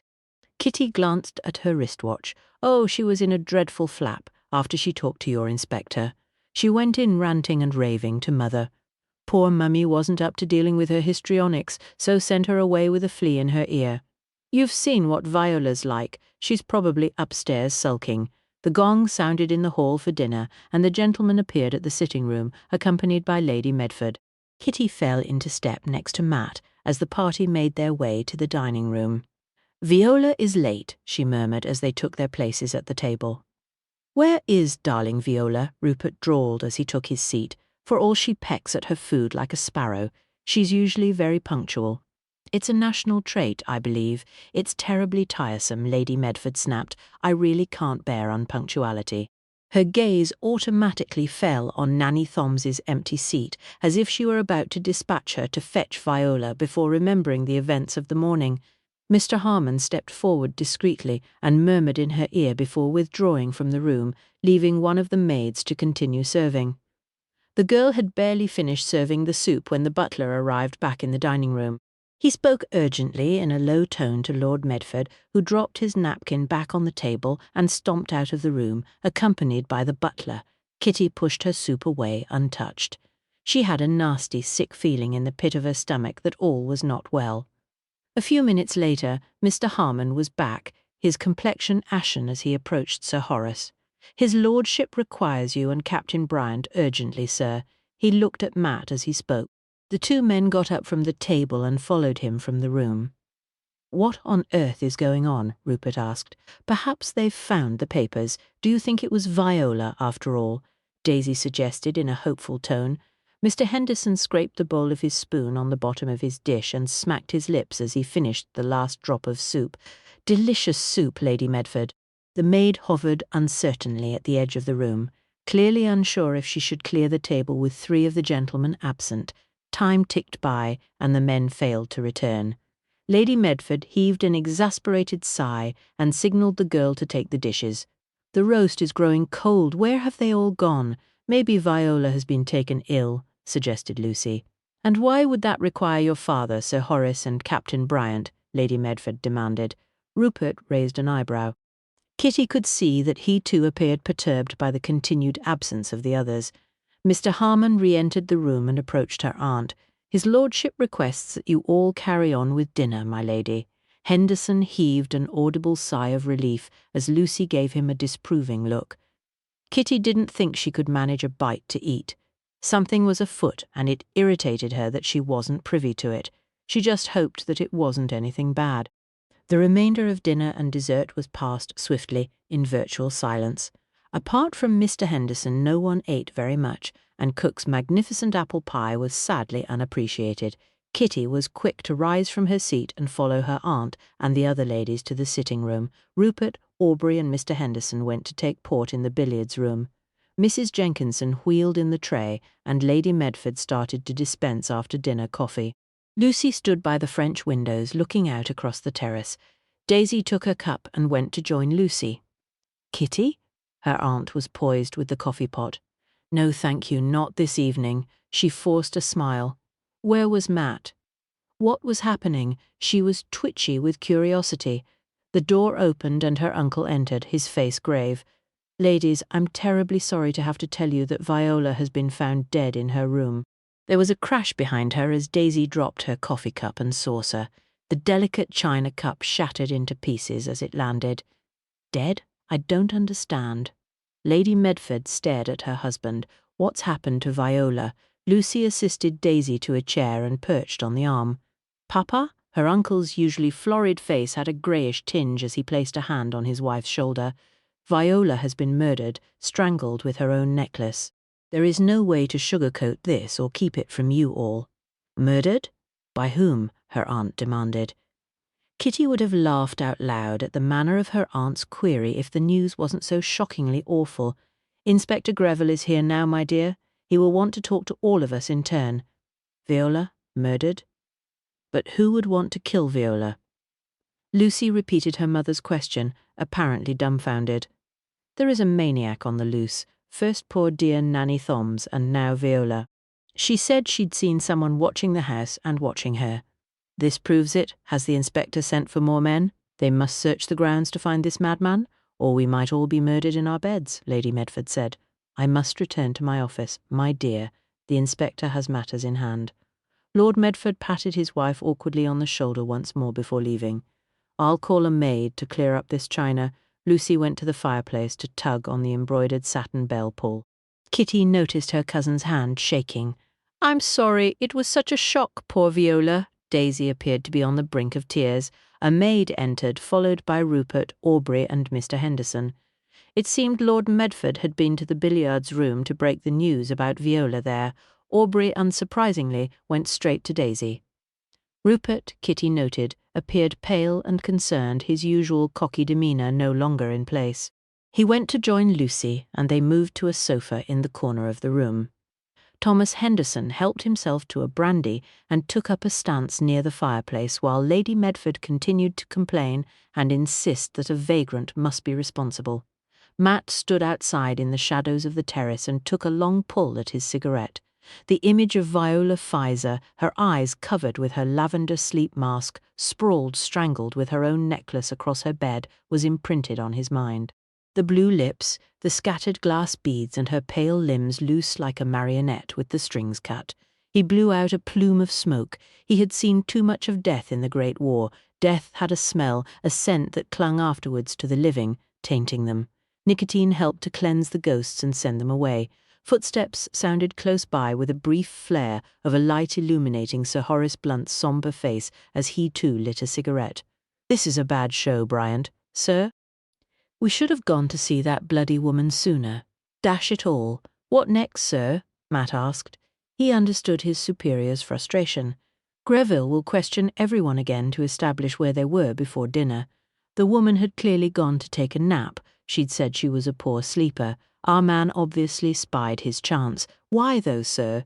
She'd already spoken to Inspector Greville. What made him think that there was information she held that we didn't? Sir Horace exhaled a long stream of smoke as he considered Matt's question.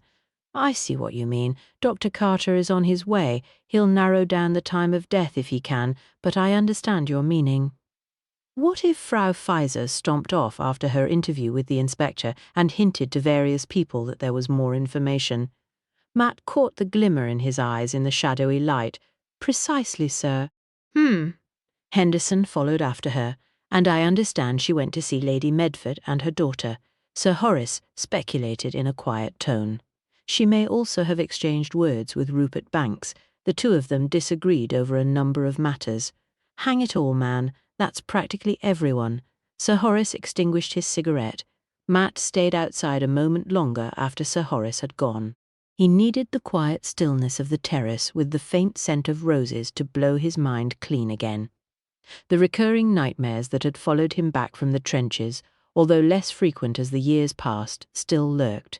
He knew the best way of avoiding them was to carve out these moments of calm for himself, to allow the images to fade and dissipate like the smoke from his cigarette into the night air. Seeing the woman's body so soon after Nanny Thompson's death had dragged those buried memories dangerously close to the surface. Memories of his dead wife and baby daughter killed in a raid on London. Other men must have looked on Edith's body like he had looked on Viola's, with that ghoulish mix of horror and pity. He pulled out a second cigarette to try to chase the older ghosts away. His equanimity somewhat restored after his second cigarette, Matt met Dr. Carter and Inspector Greville at the foot of the main staircase. He shook hands with the genial doctor. "I've just told Greville here. I reckon you're looking at about 2 hours before dinner for time of death. Garroted by her own necklace. One of those bead strings was on a kind of fishing line stuff. Reckon they had broken in the past, and she'd restrung them herself." Carter, as always, sounded cheerful and unperturbed despite the horror of Viola's death. "Force required?" Greville asked. His moustache appeared even more defeated than usual against the other man's cheeriness. Not a massive amount of force needed to do something like that, so it could have been a man or a woman. Took her by surprise. She was lying with her back to the door, her eyes covered with that shade thing. Whoever did it crept in behind her, and Bob's your uncle. "Thank you, Dr. Carter," Greville said dryly. The doctor beamed good-naturedly at them all. "Right, I'll be off then, by the way. Super motorcycle outside, a sunbeam. Very nice." "That's mine," Matt said. He recalled the doctor's love of speed from the brief journeys he'd taken with him during the Dartmouth investigation. "Nice machine. Perhaps you'll let me take a turn some day." Of course Matt agreed, and privately vowed not to let Dr. Carter anywhere near his machine. "Right then, we'd better start the process all over again." Greville sighed as he reached for his notebook. "Lord Medford has agreed to allow us the use of his library once more. You give no credence to this being the work of an outsider, as Lady Medford and Frau Pfizer suggested? Matt asked. The inspector shook his head. No, this is tied to the theft of those papers, and one of those people in the house is both a thief and a murderer. 14. When they arrived at the library, Matt was surprised to see Alice, Kitty's maid, assisting the house staff in placing a large silver tray of roast beef sandwiches and a pot of coffee on the library table. Alice gave him a cheeky wink as she slipped away, and his stomach grumbled, reminding him of his missed dinner. Inspector Greville's eyes lit up as he surveyed the supper platter. "Who would you like to talk to first, sir?" Matt asked as the policeman filled his plate. "I think we should start with Lady Medford. She was too upset earlier over Nanny Toms's death to give us much information, but I understand she had a visit from Frau Pfizer this afternoon. Yes, she may have said something to her ladyship that gives us a clue to why she was killed. Sir Horace had joined them." "Lord Medford is in his study. He is quite distressed over the lady's death. He feels responsible that he didn't take her concerns about being watched more seriously." "Shall I fetch her, sir?" Matt asked, as yet another sandwich disappeared inside the inspector. At this rate there would be none left by the time he returned. Yes, please. Matt wanted to see Kitty, not that he would have the opportunity to speak to her, but at least he could check that she was safe and not too distressed by this latest murder. She was seated near Lady Medford, who was still propounding her theory about a homicidal vagrant. Henderson appeared bullish, legs apart and balloon glass of brandy in his hand as he glared at the room. Rupert and Lucy had their heads together, and Aubrey was comforting Daisy, who seemed to be sobbing quietly into a lace handkerchief. "Lady Medford, could you spare us a moment in the library, please?" His gaze met Kitty's as he spoke, and she gave him the tiniest of smiles to show she was all right. Relief washed through him that she seemed unaffected. Her aunt rose to accompany him, and he knew Kitty would have loved to be in on the interviews. Luckily, there were a couple of sandwiches left when Matt returned to the library. Once Lady Medford was seated, he took advantage of Greville's momentary inattention to seize a plate and acquire them. Then he took a seat discreetly out of Lady Medford's eyeline and ignored the police inspector's baleful look. "Why are we wasting time, Inspector? The perpetrator will be miles away." Was there anything missing? Had she been robbed? Lady Medford shook out her skirts as she sat and fired questions at Inspector Greville. "Nothing has been taken as far as we can see. You seem very certain that some stranger has stolen your husband's papers and committed 2 murders, the inspector asked mildly. "What other answer can there be? You've searched the house and found nothing, and you can't seriously suggest that a member of the household or one of my guests has committed these awful crimes. Impossible." She folded her arms, raised her chin, and glared at the inspector. "Is that what Viola Pfizer thought, Lady Medford, when she came to see you this afternoon?" Lady Medford's spine stiffened, and she sat up a fraction straighter. Yes, Viola, as usual, was quite hysterical. She was insistent that she leave the manor as soon as possible. She said she was being followed, that there were strange men watching the house, and that she was in danger. She said her husband had been murdered, and she would be next. Naturally, I assumed it was her usual persecution complex, so I tried to reassure her. Her ladyship's voice trembled, and her shoulders drooped once more. I should have listened to her. Perhaps if I had, she would still be alive. I was so upset over Nanny, though I couldn't deal with Viola's histrionics, so I sent her away. Viola mentioned seeing a face at the window, I believe, shortly after she arrived at Enderley. Lady Medford nodded. Oh yes, she screamed the house down. Harmon took the underfootman, Mr. Henderson, and one of the gardeners, but they could find no trace of anyone. We chalked it up to her paranoia. There are things happening abroad in her own country which had affected Viola deeply. I believe she had lost her husband in strange circumstances, so she was very suspicious of everyone. She produced a small white handkerchief and dabbed at the corners of her eyes. "Did she say anything else?" Inspector Greville asked. Matt finished the last bite of his sandwich and waited. "She said she knew things. She said she had discovered proof that there were strangers prowling in the grounds." "Did she say what this proof was?" Sir Horace interjected, speaking for the first time. "I'm afraid not. She was hysterical, pointing her finger, shaking, being Viola." Lady Medford heaved a sigh. "Did you see her later?" No, she went for a lie-down. I was exhausted myself, so I took some aspirin. Lucy was with me until I dozed off. Your daughter was present while Viola was telling you about her concerns. Lady Medford bridled. Lucy has spent much of the day with me. She knew how distressed I was over poor Nanny. The only times she left me were to exercise that wretched dog of hers. I see, thank you, Lady Medford. She bestowed a gracious nod of her head at the inspector and took her leave. Greville stared mournfully at the now empty sandwich platter. Matt couldn't help wishing there had been a few more too. His stomach was still rumbling. As if on cue, Alice reappeared, her lace cap slightly askew on her auburn curls. She was accompanied by another maid. They bore apple pie, dishes, and a large jug of custard. They cleared away the sandwich plates and departed by mutual consent. The men made short work of the pie before sending for Lucy Medford. Lucy was pink-eyed but composed when she joined them. Muffy trotted at her heels. She took her place in the seat her mother had recently vacated. The dog lay under her chair, her tail beating a slow, hopeful welcome on the parquet flooring. "Thank you for seeing me, Miss Medford. I'm aware the hour is growing late, so we'll try to get through things as swiftly as possible." The inspector smiled at her. "I'm not sure what I can add." Lucy waved her hand. "I was with Mother almost all day, except when I took Muffy here out or had a sanity break." She glanced at Sir Horace and at Matt. "You've met my mother," she added in a wry tone. "You were with Lady Medford when Viola came to see her." "Oh yes, she'd had her interview with you, and she'd worked herself up into a rare old state. She said that there were people spying on her and on the house, and we should take her seriously. She said she couldn't possibly stay here, and that she knew things. She had proof." She kept waving her notebook and pointing her finger. Lucy made a small fluttering movement with her hands. It was typical Viola. She was prone to making these big dramatic statements without a shred of proof of anything. "And now she's dead." Her voice quivered.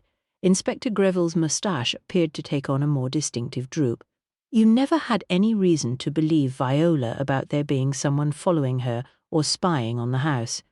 Lucy shook her head, her dark curls dancing against her cheek.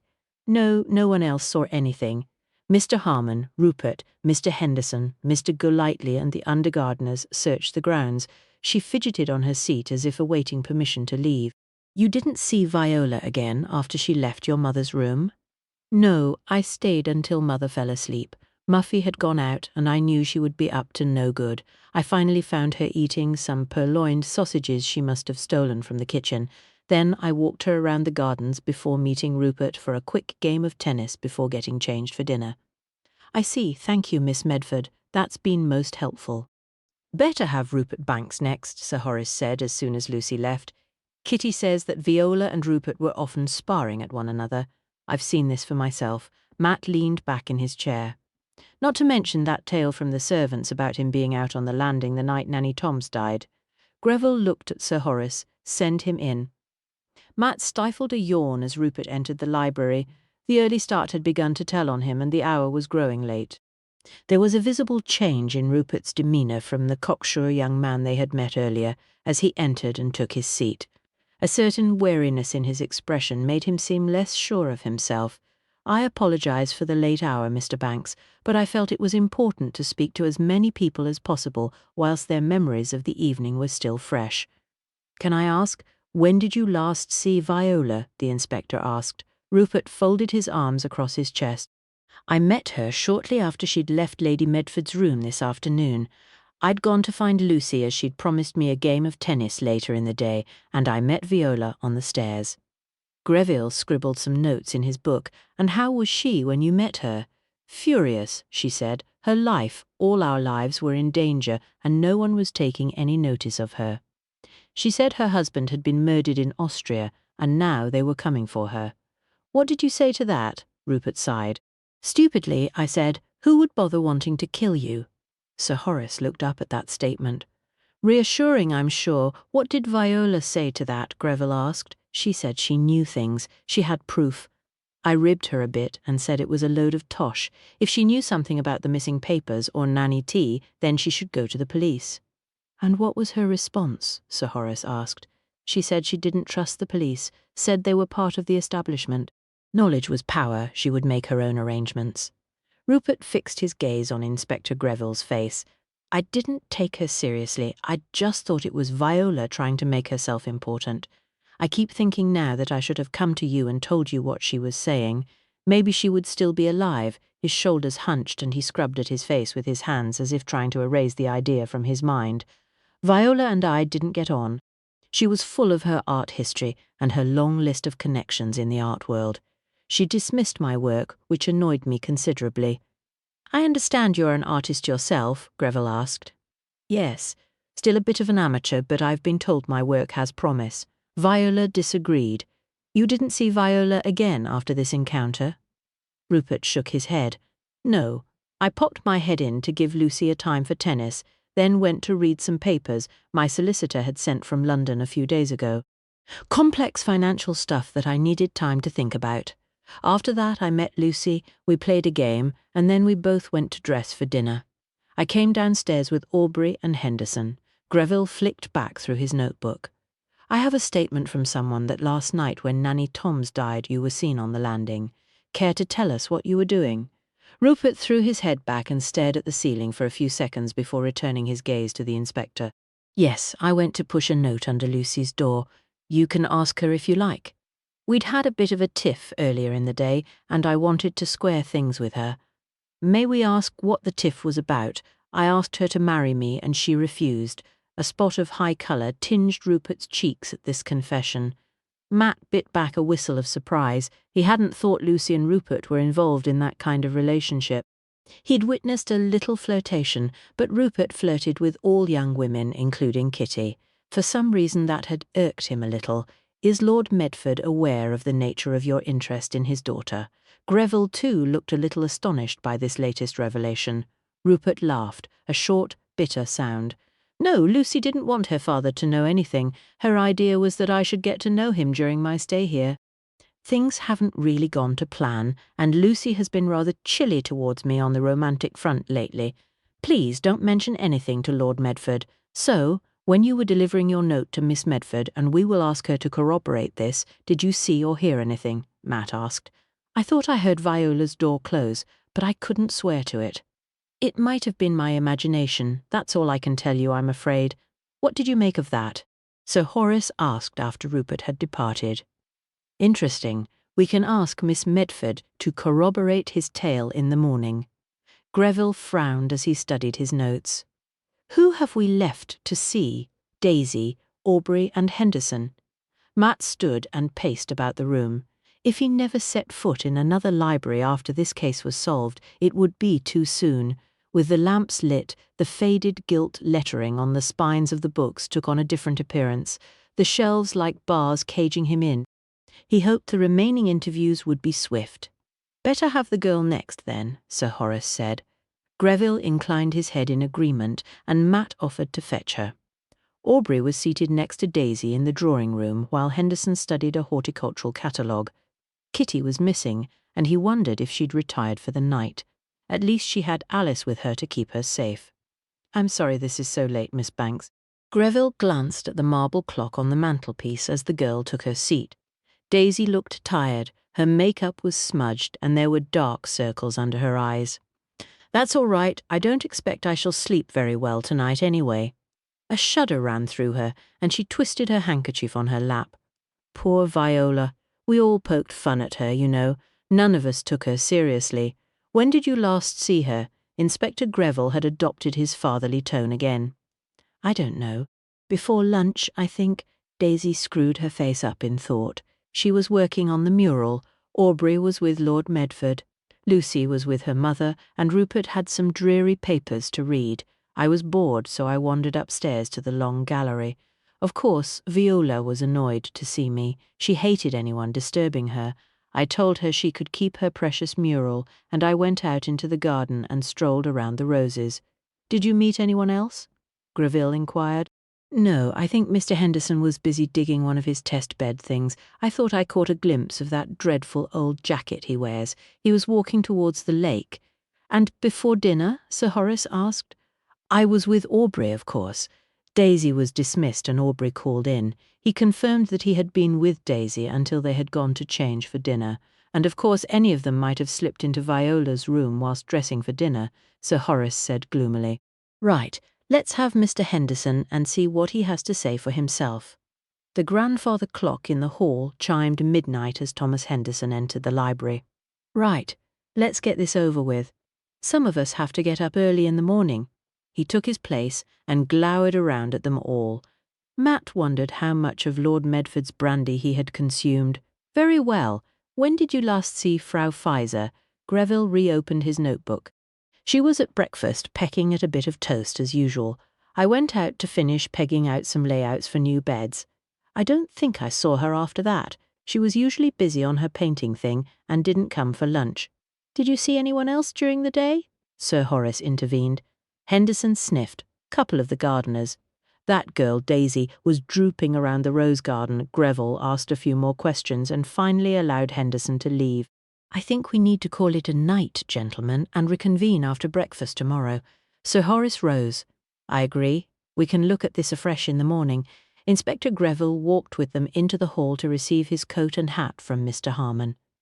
Kitty slept badly, despite having told herself she wasn't frightened of staying in a house where 2 murders had occurred. She was glad of Alice's company next door. Knowing the girl was so close gave her some reassurance. She was strongly aware, though, of missing her grandmother and the comforting, familiar creaks of the Dolphin. Alice had assisted the household staff the previous evening on Kitty's instructions. She had fetched and carried and kept her ears and eyes open, reporting back to Kitty when they had shared a late-night cup of cocoa in the safety of Kitty's bedroom. From Alice, she had learned that Mr. Henderson was not liked by the staff as he was not a gentleman, and that her cousin and Rupert were more closely involved than she had suspected. This morning, Kitty was eager to speak to Matt to learn what he had discovered during the inspector's interviews. There's a lot of policemen outside in the grounds, miss, Alice informed her when she brought up a tea tray. They's looking around the lake and in the gardener's hut. Old Golightly, the gardener's not very happy about it. Nor is Mr. Henderson, he says as they is holding him up from his work. Kitty guessed they must be checking out the lead she and Matt had uncovered yesterday. Do you know if anyone has gone down for breakfast yet? Mr. Henderson had his early cook. Wasn't best pleased at having to make his porridge separate from everybody else on account of him wanting to be outside so early. Lady Medford has asked for breakfast in her room, so has Miss Daisy. Mrs. Jenkinson is quite put out as it's disrupting her routine making up trays, but these are funny times, says she. His lordship and Mr. Aubrey has gone down with Sir Horace. Alice bustled around the room as she spoke. Captain Bryant, Kitty asked. Alice gave her a knowing look. Not yet, miss. Kitty dressed swiftly with Alice's assistance and hurried downstairs. To her surprise, she realized she was actually quite hungry, perhaps because she'd eaten so little at dinner. Rupert was the only person at the table when she entered the room. Good morning, how are you today? Did you sleep? She slipped into a seat and helped herself to a cup of tea. I've had better nights, you? Not well, she admitted, and smiled her thanks to the maid who served her with a steaming bowl of porridge. Has anyone else come down? Sir Horace, Aubrey and your uncle went out a few minutes ago. I believe they are expecting the inspector again shortly. Rupert looked tired. My maid said the police were searching the grounds. Kitty tucked into her breakfast. Mrs. Jenkinson carried in fresh cups and started to check the breakfast dishes. Rupert looked up from his coffee cup. Wonder what they're looking for? Kitty shrugged. Maybe they're hunting for Viola's mystery man at the window. Mrs. Jenkinson dropped the lid of the silver kidney dish with a clang. She collected the used crockery and left. Do you think it could be true? No one else ever saw anyone. Rupert frowned. Do you think she really was being followed or watched? I don't know. I hope the police may have the answers later. She wondered if the police would find anything during their search. Was there some vagrant living in the woods, perhaps? Rupert excused himself and Kitty continued her breakfast alone until Matt entered the room. She noticed that the sharp, angular bones of his cheeks appeared more starkly defined and the lines deeper at the corners of his eyes. I take it that you too had a bad night?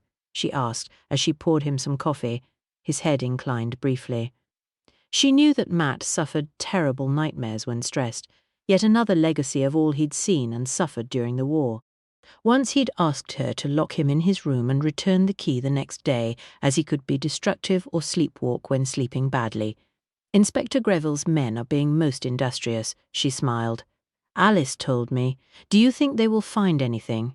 Clearly, Viola went to the lakeside for something. Maybe whatever she thought she saw has gone, or maybe she met someone there. He frowned as he added sugar to his cup. A shiver of dread danced its way along her spine, casting a shadow over a previously sunny morning. You think you know what they're going to find? A glance at his face told her she was correct.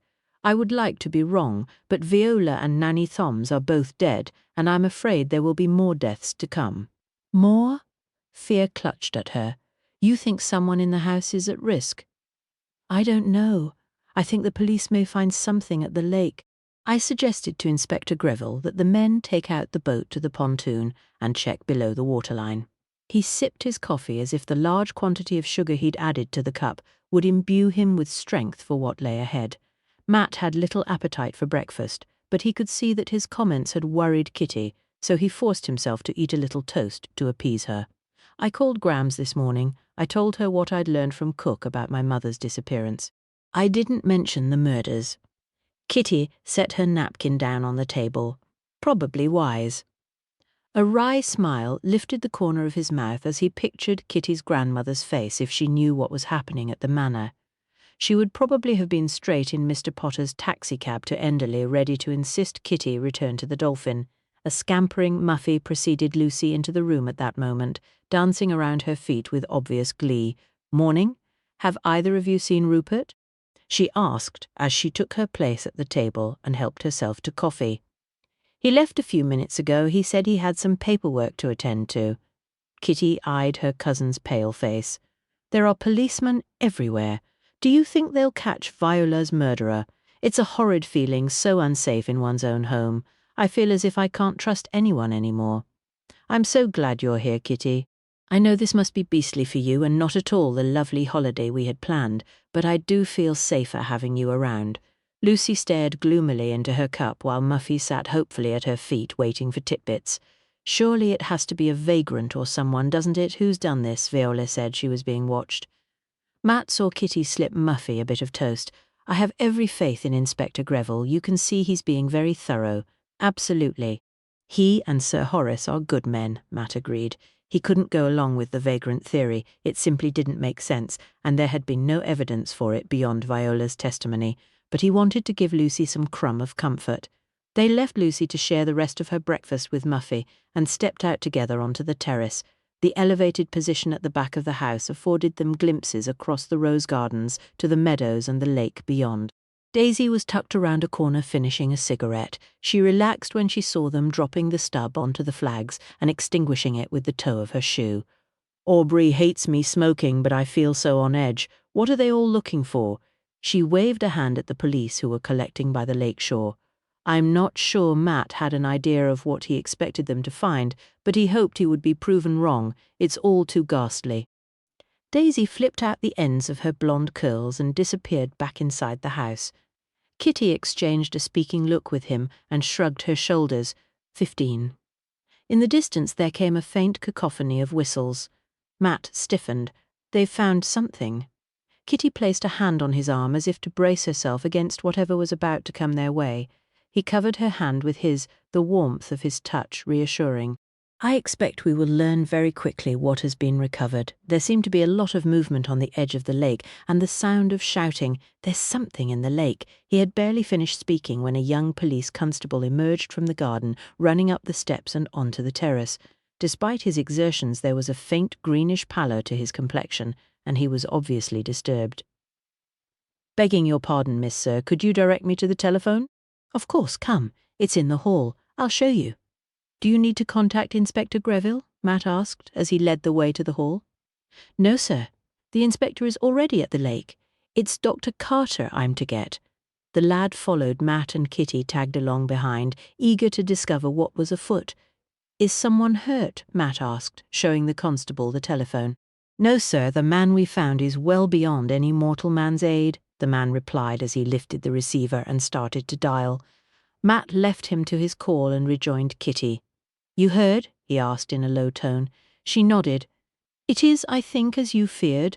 Another body?" "Viola's vagrant, perhaps?" Matt's mouth was compressed in a grim line. I expect it to be the case.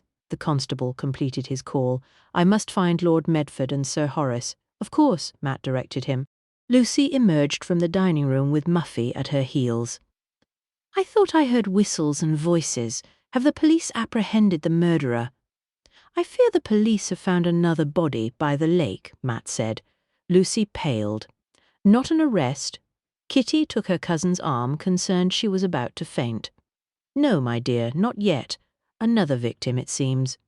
Oh, God, that's just awful, so awful. Is it someone we know? Matt shook his head. I doubt it. We don't know any details, but it seems unlikely. Lucy's knees buckled and Kitty had to hold her cousin upright. How can you be so calm? Lucy asked. I suppose after everything that occurred a few weeks ago, I have become a little inured to situations that otherwise would have been shocking. Kitty's own recent near-death experience at the hands of a lunatic had indeed left its mark. Although she hadn't seen the bodies on those occasions, she had known two of the victims well. Unlike this case where she had barely begun to know Nanny Thoms or Viola, she wondered if anyone would know this third victim. She longed to go to the lakeside, however horrifying it might be, to see the evidence for herself. Perhaps the servants might know the mystery man. They were probably aware that he had been present in the grounds at some point. He must have requested work or food from the back door if he were a vagrant. Yet surely the staff would have spoken out when the papers were stolen and Nanny T and Viola killed if he had still been near the manor. The constable returned to the hall accompanied by Sir Horace and her uncle. Captain Bryant, I would be glad if you would come with us to the lake. Sir Horace's voice matched the severity of his expression. Lucy swayed on her heels once more and Kitty was forced to steady her. Kitty, take great care. Matt's tone and eyes spoke a warning as he moved to follow the other men. She steered her cousin from the hall into the sitting room and installed her on the sofa next to Daisy, who was flicking listlessly through a fashion magazine. Daisy discarded it as soon as she saw the expression on Lucy's face. What is it? Are you okay, Lucy? Daisy placed her arm around Lucy and looked to Kitty for an explanation. Kitty rang for a tray of tea, hoping that a cup of the hot beverage liberally laced with sugar and perhaps a splash of brandy might aid her cousin. Daisy looked as if she too needed some comfort when Lucy told her what they had just learned. Kitty only paid half an ear to their speculations. She hoped Matt would be all right. It would be an ordeal for him if he were forced to see yet another body in so short a time. She could see how each viewing so closely together had been haunting him, and she hated the idea that he was being forced into such a situation. Once a maid had scurried in and deposited a tray of tea, Kitty assisted her cousin and her friend to take some drinks. She continued to think about what she might learn if she could make good her escape from the others. It was all very well Matt warning her to be careful, but she couldn't simply sit around sipping tea if there was something she could be doing to assist the investigation. She determined to make her way to the kitchen and try Gladys, to see if she could shed some light on the possible identity of the mystery man. She knew from Alice that news travelled swiftly in the servants' quarters. If anyone knew anything, then the staff had to be the first port of call. A little later, Kitty spied her opportunity to escape the sitting room and made her way round the side of the house towards the back door. Thomas Henderson was skulking about near the rhododendrons, his attention seemingly fixed on the activities of Greville's men, who could just be seen through the trees in the distance. Instinct made her wary of alerting him to her presence, and she slipped quietly past and through the open rear door leading to the scullery. Once inside, she heard raised female voices and loud sobbing.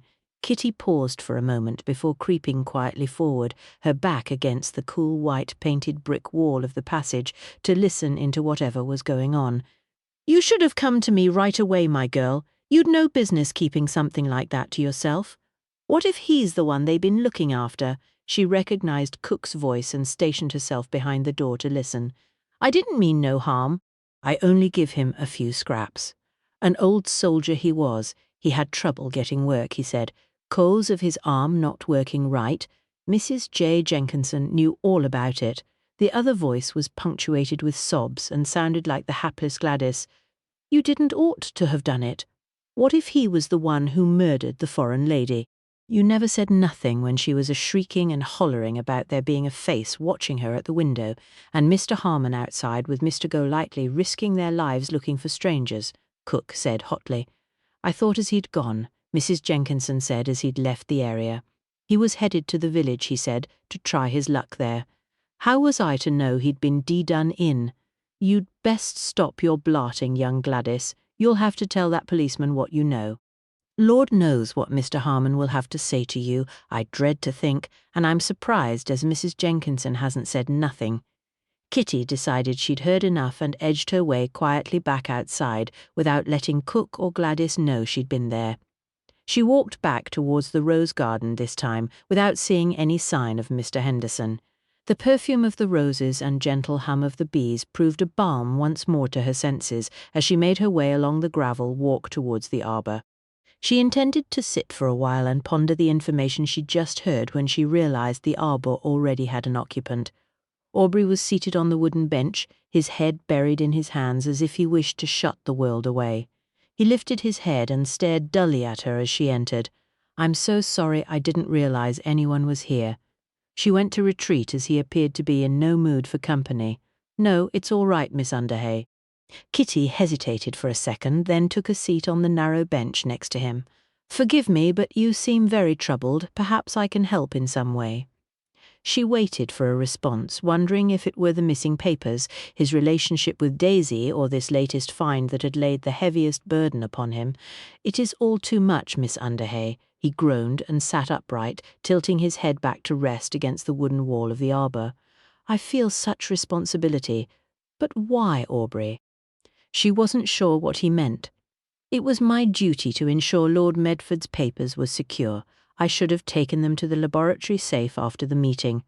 I think the blame for the missing documents lies with whoever took them. Do you not think that this villain must be truly desperate to have killed twice, and now possibly a third time? He may have attacked you and slit your throat to gain those documents.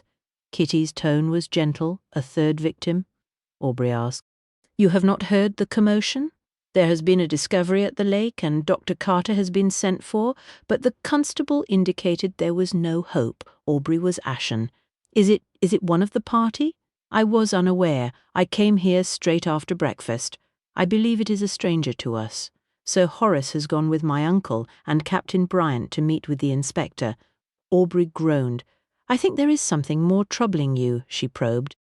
She sensed he was struggling with his conscience. I'm sure you are aware, Miss Underhay, that there is an attachment between myself and Miss Banks. My mother has been a widow for a number of years, and though my father was an excellent man, unfortunately he did not leave us in very prosperous circumstances. I am her only means of support, and I have not yet broached the subject of my engagement to Miss Banks. He paused, as if to gather his thoughts before continuing. Daisy is from a good family, but she has little money. I cannot afford to support two households, and I fear that Daisy and my mother. He broke off. I understand, Kitty said. Daisy, with her bleached hair and rouged cheeks, would perhaps not sit well as a suitable choice of bride to present to his mother. Then there is the issue of Daisy's brother. You know he has certain political beliefs. He is an activist and an agitator. If all of this reaches the papers, my mother would be distraught. The scandal. She would never accept Daisy, and with Rupert. You have concerns about Rupert? Aubrey blew out a sigh. I don't wish to think ill of him. He is Daisy's brother, but I know he was up during the night when Nanny Toms was killed. He and Viola argued constantly. She ridiculed his art and his ideals. Then one evening he told me that for 2 pins he would like to wring her blasted neck. His voice trembled as he spoke, and misery was writ large on his face. People often say things they don't mean in the heat of the moment, but if it is troubling you, perhaps it would help your conscience to mention this to the inspector, Kitty soothed. If he refused to speak up, then perhaps she should mention it to Matt. I wish it was only that. Rupert has asked a lot of questions about your uncle's work. At first, I thought it only to back up his ideology about the oppressed masses, or to try and win favour from Lord Medford. Rupert is wooing your cousin, although I confess I don't know the depth of feeling between them. Daisy believed that Lucy might become her sister-in-law at some point in the future. I was circumspect with my answers, of course, but now with recent events, well, it makes one question everything. These documents are clearly very valuable, but can they really contain information that can drive someone to murder? Kitty asked. Your uncle has discovered a potential new material which, if mass-produced, could lower costs and weights for various military applications. The formula requires some work and more testing, and the proposition was for Sir Horace to secure government funding in order to develop it further. But if it falls or has fallen into the wrong hands, then it gives any enemy of our country a huge advantage. Imagine the implications for any future conflict. That is serious indeed, Aubrey. I feel you must discuss these concerns about Rupert with Inspector Greville, she said. He shook his head and kicked a small stone out of the arbour, sending it bouncing out onto the gravel walk. I have a loyalty to Daisy, and when I voice these concerns out loud, they are purely speculation. You must see my dilemma, and yet they worry you deeply. There is no conflict of interest that I can see. I think you must speak to the inspector and discuss these worries with him. If these concerns are baseless, then it will put your mind at ease and can only assist Rupert and Daisy. It may even help prove Rupert's innocence somehow. Aubrey blinked and scrubbed at his face with his hands. You are right, Miss Underhay, thank you. My duty is clear. I will speak to Inspector Greville. I'm glad to have helped, and please, call me Kitty. She smiled at him, pleased to see some colour had returned to his cheeks. 16 Matt hoped Kitty would heed the warning he'd given her. He knew she was chafing at the bit to be involved more deeply in the investigation, looking at the bloated and disfigured face of the vagrant who had been pulled from beneath the pontoon on the lake that morning. He was glad she was not party to the scene. He gave the corpse only the briefest of glances, noting the worn, shabby clothing. He had seen too many bodies in this state, abandoned on the battlefield, unable to be retrieved safely by their comrades, their flesh bloated and rotting in the mud. He had no desire to revisit those memories. Sir Horace and Inspector Greville, themselves both former military men, appeared to share his disinclination, turning away from the scene as soon as decently possible. Nothing on the fellow to identify him, I suppose. Lord Medford held a handkerchief over his nose and mouth, muffling his words. Matt accepted a cigarette and a light from Sir Horace. His hand trembled slightly as he lit his cigarette, and he despised the involuntary betrayal of his feelings.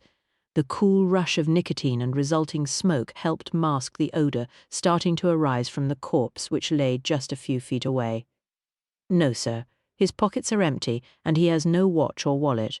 Inspector Greville looked across the meadow to where the cheery, rotund figure of Dr. Carter was making his way towards them. Another one, eh, Greville? You're giving my motor plenty of outings, I must say, the doctor remarked as he drew closer. He tipped his hat to Lord Medford and Sir Horace before opening his bag and approaching the corpse.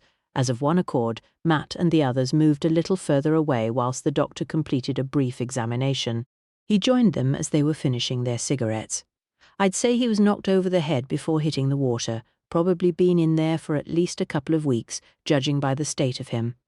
I'll be able to tell you more later. Then he may have been Frau Feiser's face at the window, Sir Horace said. Possibly, sir, at least the first one she saw, Greville agreed. Matt was relieved to see that a sheet had now been placed over the poor deceased soul and arrangements were being made to remove him from the scene. A case of being in the wrong place at the wrong time, perhaps? Matt asked. Greville met his gaze. Perhaps, but if that chap was killed a couple of weeks ago, well, that was before the documents were taken. What the blazes is going on in my own damn house, Lord Medford said. If we consider the wax Captain Bryant discovered, indicating the planning involved in the theft of the papers, then it seems likely that this chap stumbled upon something he was not meant to see or hear, though he may not have been aware that he'd witnessed anything out of the ordinary. Our murderer is intent on ensuring there are no witnesses to his or her actions. The inspector's tone was grave. You still feel the documents are here at the house somewhere? Sir Horace asked. Yes, I do, or I think our villain would have made an attempt to flee. There's no hope of avoiding the press on this now, I suppose, Lord Medford asked. Sir Horace grimaced. We've kept a lid on things so far, but 3 deaths in such a short space of time, even with pressure from the high-ups, cannot be suppressed for much longer. He looked at Greville. I'm afraid the onus is on you, Inspector. We need a speedy resolution and the return of those blasted papers. The inspector's expression was impassive. I'm awaiting some more information, sir, which may prove helpful. Matt wondered what he hoped to learn. There was concern over Thomas Henderson's previous employment and Rupert Banks's links to various socialist and communist groups and activities. Perhaps there was more to be learned from Viola Pfizer's background. What exactly had happened to Herr Pfizer, for instance? Once the body had been moved and he could get away, he located Kitty in the rose garden and quickly updated her on what had happened down by the lake. How awful, that poor man! A delicate shudder ran through her. She peeked up at him. "Are you all right?" He was touched, if a little embarrassed by her concern. Her friendship meant a great deal to him, something he'd realized even more since he had come to Enderley. It was unpleasant, but Dr. Carter was soon at the scene. He fell into step beside her as they dawdled along the path, the peaceful sunlit scene incongruous after the harrowing events of the morning. He listened carefully to what she'd discovered in his absence. Gladys saw this man a couple of weeks ago. He probably went begging at the back door for food or inquiring after work. She said Mrs. Jenkinson knew he had come calling. She left out the part about the man's claim to be a veteran, judging that it might upset Matt, coming so soon after he had viewed the body. It seems Gladys found him some scraps and gave him directions to the village. She was convinced he had left the area. Matt turned to face Kitty, placing his hands on her shoulders. "I meant what I said earlier, old girl. Whoever is responsible for these deaths is highly dangerous. Please ensure that neither you nor Alice are placed in harm's way." She opened her mouth as if to protest. "No, Kitty, don't deny that you have had Alice playing spy for you." She plucked a petal from a rose as she passed. "Very well, I shall not deny it, but I have warned her to be cautious. I am well aware of the dangers, and I would not want her harmed. Try to stay in company. Do not be alone with anyone if you can avoid it." He could see from her face that his words were scaring her, but he would never forgive himself if he didn't try to protect her. "I will try to be good." She smiled and slipped her hand into the crook of his arm. He wasn't fooled by the smile. Her gaze met his for a moment, and he wondered how she would react if he were to kiss her now. "Kitty!" The peremptory tone could only belong to Lady Medford. Kitty released his arm, and they turned to see her aunt hurrying towards them. She was dressed in a tweed skirt and a silk blouse with a gardening trug over her arm, Captain Bryant. She inclined her head towards him. Her face was flushed, and she appeared breathless after her rapid approach. "Are you all right, Aunt Hortense?" Kitty asked. "My dear, I was quite concerned. Lucy said you were out in the garden alone after this horrid news this morning, my dear. It is not at all safe. I have insisted Golightly accompany me today." Kitty's aunt compressed her lips together. "I am quite safe. Captain Bryant was escorting me." Matt murmured his agreement. He could tell that Kitty didn't wish to alarm her aunt. "I am relieved to see you are accompanied. One can't be too careful. I have instructed Lucy and Daisy to remain indoors, and I wish you would join them until this maniac is caught. You are my guest, and I feel responsible for your welfare." "I agree, Lady Medford. I was just impressing upon your niece the need for caution." Matt earned himself a steely glare from Kitty. Lady Medford smiled with relief. "Allow me to escort both of you ladies into the house." Matt proffered his other arm to Kitty's aunt. Fortunately, the path was wide enough to admit all three, and they strolled back to the stone steps leading to the terrace. "I saw Mr. Henderson out earlier. Surely he should not still be working?" Kitty asked, clearly a little irked at being forced indoors. "The redesign is almost complete. The new plans will be most labour-saving, such a shortage of manpower since the war. We are too rural here, and of course one needs to be physically fit. Mr. Henderson was highly recommended to you, I believe?" Matt asked, as they ascended the steps. "Oh yes, he has worked on several of the finest gardens in England. He trained at Kew, you know. The Earl of Dunhaven is most pleased with the changes he made at Cragmary House." Lady Medford beamed at Matt, her concerns for Kitty's safety swept away by thoughts of her beloved garden. "He is not, of course, a gentleman, although he has aspirations. You must have noticed his table manners.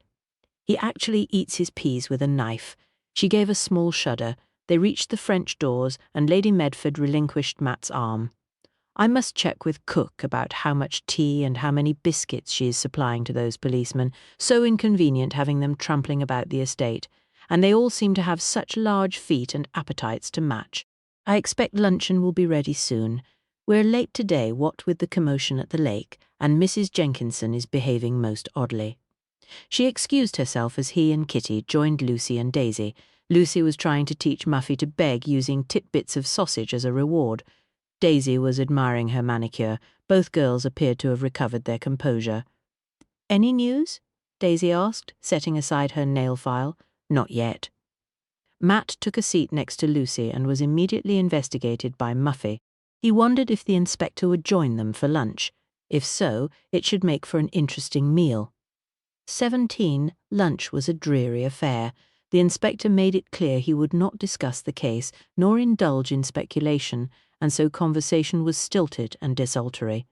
The only people at the table with any appetite were Mr. Henderson and Inspector Greville. Lord Medford, who had chosen to be present, contented himself with scowling ferociously at each guest in turn after every morsel of food.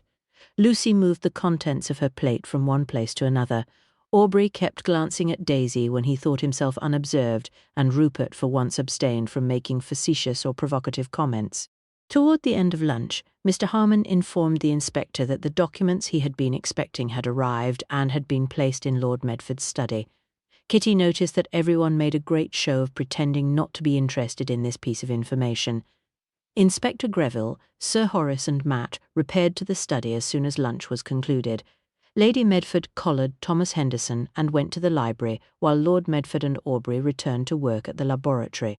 Rupert excused himself with the plea of not having completed his paperwork, leaving Kitty with Daisy and Lucy. "What do you suppose the papers are that the inspector was expecting?" Lucy asked as the girls made their way back along the hall towards the sitting room. "I've no idea," Kitty said. Privately, though, she suspected it might be background information on her fellow guests and possibly Viola Pfizer and her late husband. "I'm so bored," Daisy announced. "All this staying indoors and thinking of nothing but what's happening is making me jumpy." "I don't see why we shouldn't go out for a walk and get some air if we're together and stay near the house," Kitty said. "Oh yes, I really need to get out. It feels so oppressive in here," Lucy agreed. Kitty squinted out of the French doors. "The sky looks as if it's clouded over again. I'll just fetch a cardigan. Shall we meet here in 5 minutes?" The others agreed, and Kitty and Daisy both hurried upstairs. Like Kitty, Daisy was also wearing a light cotton summer frock. Lucy had opted to collect Muffy's lead from the hall cupboard so the little dog couldn't run away on their walk. Kitty was relieved to be outdoors once again in the fresh air. The atmosphere inside the house was suffocating, with everyone eyeing each other with suspicion. She wondered how Matt was faring in the study with Sir Horace and Inspector Greville. "When do you think this will all be over?" Daisy asked, as they walked alongside the tennis court. "I suppose as soon as they either recover Papa's papers or catch the killer, hopefully both, assuming it's the same person." Lucy frowned and waited for Muffy to investigate a dandelion protruding through the asphalt path. "What if they don't, though?" Daisy halted next to Lucy. "I mean, suppose they don't find the killer or get the papers back. What then?" Kitty found both girls looking at her as if expecting her to have the answer. "I don't know. I'm sure they will catch whoever it is. They cannot keep us all here forever. Inspector Greville is very well thought of, though, and Sir Horace is no fool, so I'm sure they will solve the case." They resumed their stroll, Muffy running on ahead of them on her lead.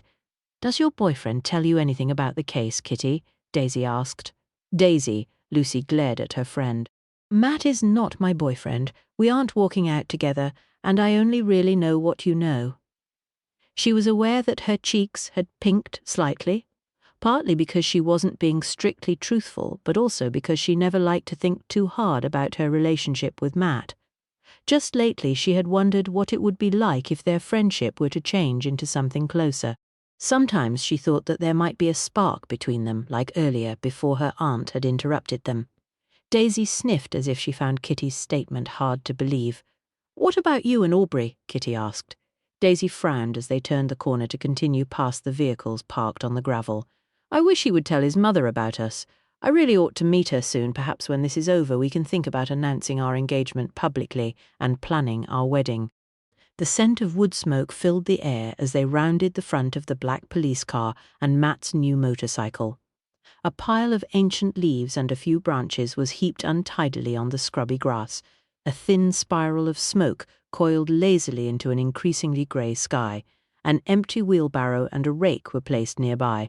Muffy's attention was caught by a movement on the far side of the ground, and she bolted towards the bonfire, tearing the lead from Lucy's hand. "Muffy!"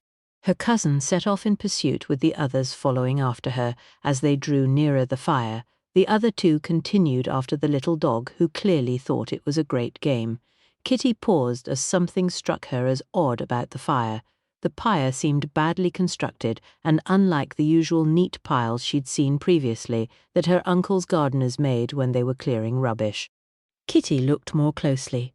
Surely there was something else in the pile of garden detritus that didn't belong there. She picked up a long stick lying on the ground and gave the smouldering heap a poke. To her astonishment, hidden under the garden rubbish were garments, men's clothes. Moving swiftly, she hooked out the remains of the items before they could be consumed by the flames. Daisy and Lucy came panting back up to her, Muffy once more secured. "Kitty, whatever are you doing?" Lucy asked.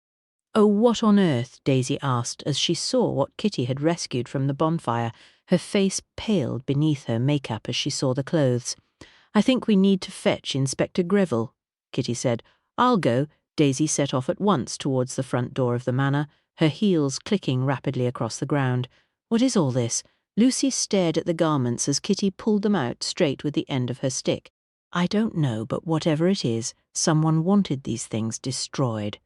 The sounds of footsteps approaching behind them caused them to turn. The inspector was hastening towards them, accompanied by Sir Horace, Matt and Daisy. I noticed these hidden in the bonfire. Kitty waved her hand at the pile of clothes spread in front of her.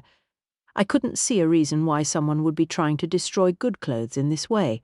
"Well, spotted," Sir Horace said. "I agree, it's very strange."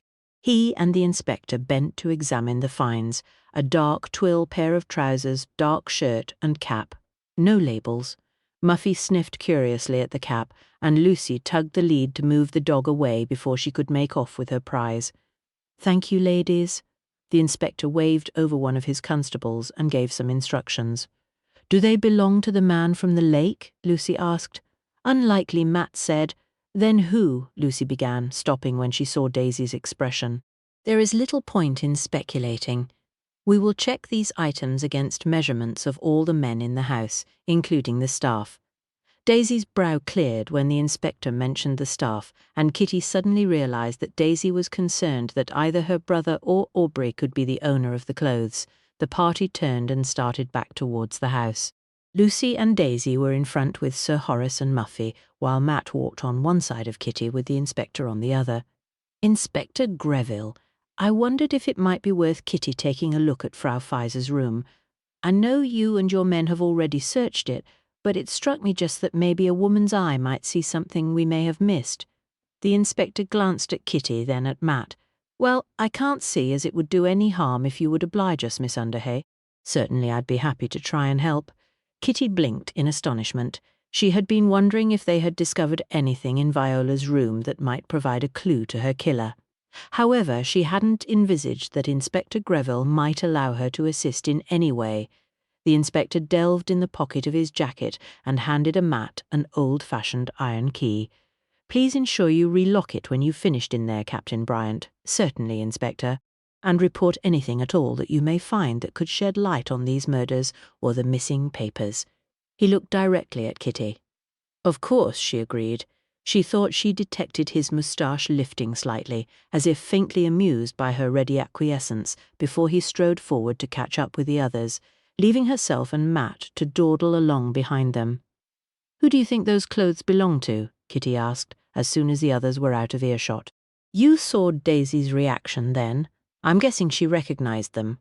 Aubrey or Rupert? A mischievous glint was in his eyes. "Are we making a bet, Rupert?" Kitty replied, smiling in response. "Not Aubrey. Interesting." Matt openly grinned at her. "No, I can't see Aubrey sneaking around at night dressed in dark clothing. Besides, assuming whoever these clothes belong to is connected to the theft and the murders, then it couldn't be him. He can go where he wants and see what he wants without impediment. If he was a traitor, he could have made copies at any point of those missing documents. Plus, he already had ready access to the keys. He wouldn't need to make copies. My money is on Rupert. His manner seems to have changed lately." No rank outsiders in the running, he asked. They strolled along the terrace away from the sitting room. No, I don't think Mr. Henderson would fit in those clothes, and they looked good quality. Too expensive for our most recent corpse, or for one of the servants. I agree. I don't think Mr. Harmon would go sneaking around like a burglar, and he too has access to keys. The hall was deserted as they entered the front of the house, their footsteps sounding on the black and white marble tiled hallway. Kitty gave an involuntary shiver, and Matt gave her a concerned look. Are you all right, Kitty? You don't have to do this, you know. I'm fine about it, really. It just struck me how easy it is for anyone to wander in and around the house. I think someone was stepping on my grave, as Aunt Livy would say. She knew the other house guests were in the sitting room, that the servants were behind the green baize door, and that her uncle and aunt were in other rooms nearby. Still, the eerie silence and the sudden awareness of everything that had happened had struck a chill deep inside her, and she was glad that Matt was next to her as they ascended the stairs. The wide landing was equally empty as they passed the various bedroom doors until they reached the room Viola had occupied. Still sure about this? Matt asked as he drew the key from his pocket, ready to insert it in the lock. Of course, she did her best to sound blasé and confident. Matt unlocked Viola's door and they stepped inside the room. It was a pleasant room, smaller than her own, with no dressing room but nicely decorated in shades of pink. The air still smelled faintly of the oriental rose scent Viola had favoured. Kitty automatically glanced at the bed, relieved to see it had been remade without even a crumple on the satin quilted eiderdown to show where Viola had been killed. She tried not to think of how the scene must have appeared to Matt. Viola's earrings were in a small china dish on the bedside cabinet next to a carafe of water and a glass. A pale lavender silk eye mask lay discarded next to them with a small travelling alarm clock in a leather case. Matt had strolled over to the window and pulled the part-drawn curtains back, allowing more light into the room. There is a good view from here over the meadow path to the lake. You can even see the gardener's hut through the trees and the corner of the games pavilion next to the tennis court. We were right when we calculated the position of her room.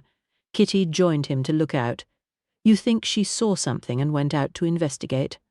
I don't think we can rule it out. Kitty turned away and opened Viola's wardrobe. There are several pairs of shoes in here, including a pair of walking shoes. If she had planned to go out, she would have changed her shoes for something more suitable. She bent to examine Viola's evening shoes. She recognized them as the ones she regularly wore.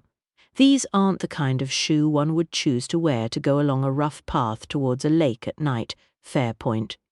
She saw someone or something out there then and dashed out in a hurry, or else she didn't come up to her room before heading up to the lake.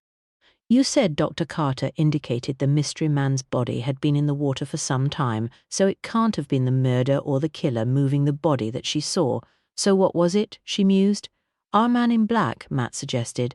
She may have thought it was the person she believed was watching her. She could have been eager to apprehend him since no one appeared to be taking her concerns seriously. Kitty closed the wardrobe door and moved to take a seat before the dressing table. A small pile of art history books was stacked at one end, next to a vase containing some almost dead roses in a crystal vase. More colourful bead necklaces lay in a long china tray with some glittering coloured stone brooches. A bottle of perfume, a hairbrush and comb lay where Viola had left them, and to the side stood a small black and white photograph of a man and woman in a leather case. Kitty picked it up to examine more closely. A wedding photograph, I assume of Viola and her husband. The woman looks like a happier, younger version of Viola. Greville said he was killed in an automobile accident crossing the street. Viola believed it was deliberate because of his religion and beliefs. She left Austria for Paris and was working there when your uncle offered her this position, restoring the mural. That's so sad, poor Viola. Kitty set the frame down gently. She opened the drawers of the dressing table and peered inside. More jewellery, some cosmetics. She closed them again and swivelled around on the stool to survey the room. What is it? Matt asked. Kitty stood and went to the chest of drawers, opening and closing each drawer in turn as she checked the contents. It's not here. What's not here? Kitty looked around the room once more, then spotted Viola's cream leather handbag. She pounced and upended the contents onto the bed. A powder-compact handkerchief, pencil and small purse tumbled out onto the counterpane. "Where is Viola's notebook?" Matt stared at her. Viola had a small notebook. She took it everywhere. She made notes in it from her reference books, and Lucy said when she went to see Aunt Hortense after seeing Inspector Greville, she waved the notebook around, saying she had proof her life was in danger. Excitement built in her stomach. If Inspector Greville had Viola's notebook, then surely he would have said so. "What are you doing?" Kitty had dropped to her knees and was peering under the bed, checking to see if she hid it somewhere or if the killer took it. There was nothing visible under the ornate wooden bed frame. Undeterred, she jumped up and started to feel between the mattress and the frame. "Help me look."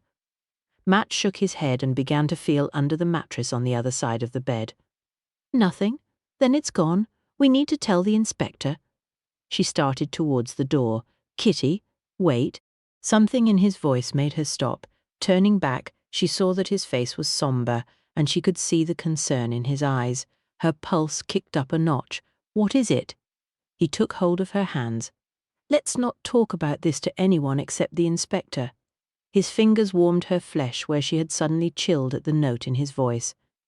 "Matt, whoever has that book may have killed for it. Listen, I think perhaps you should leave here, go back to the Dolphin until this man is caught." She slid her hands free from his grasp and tore her gaze from his.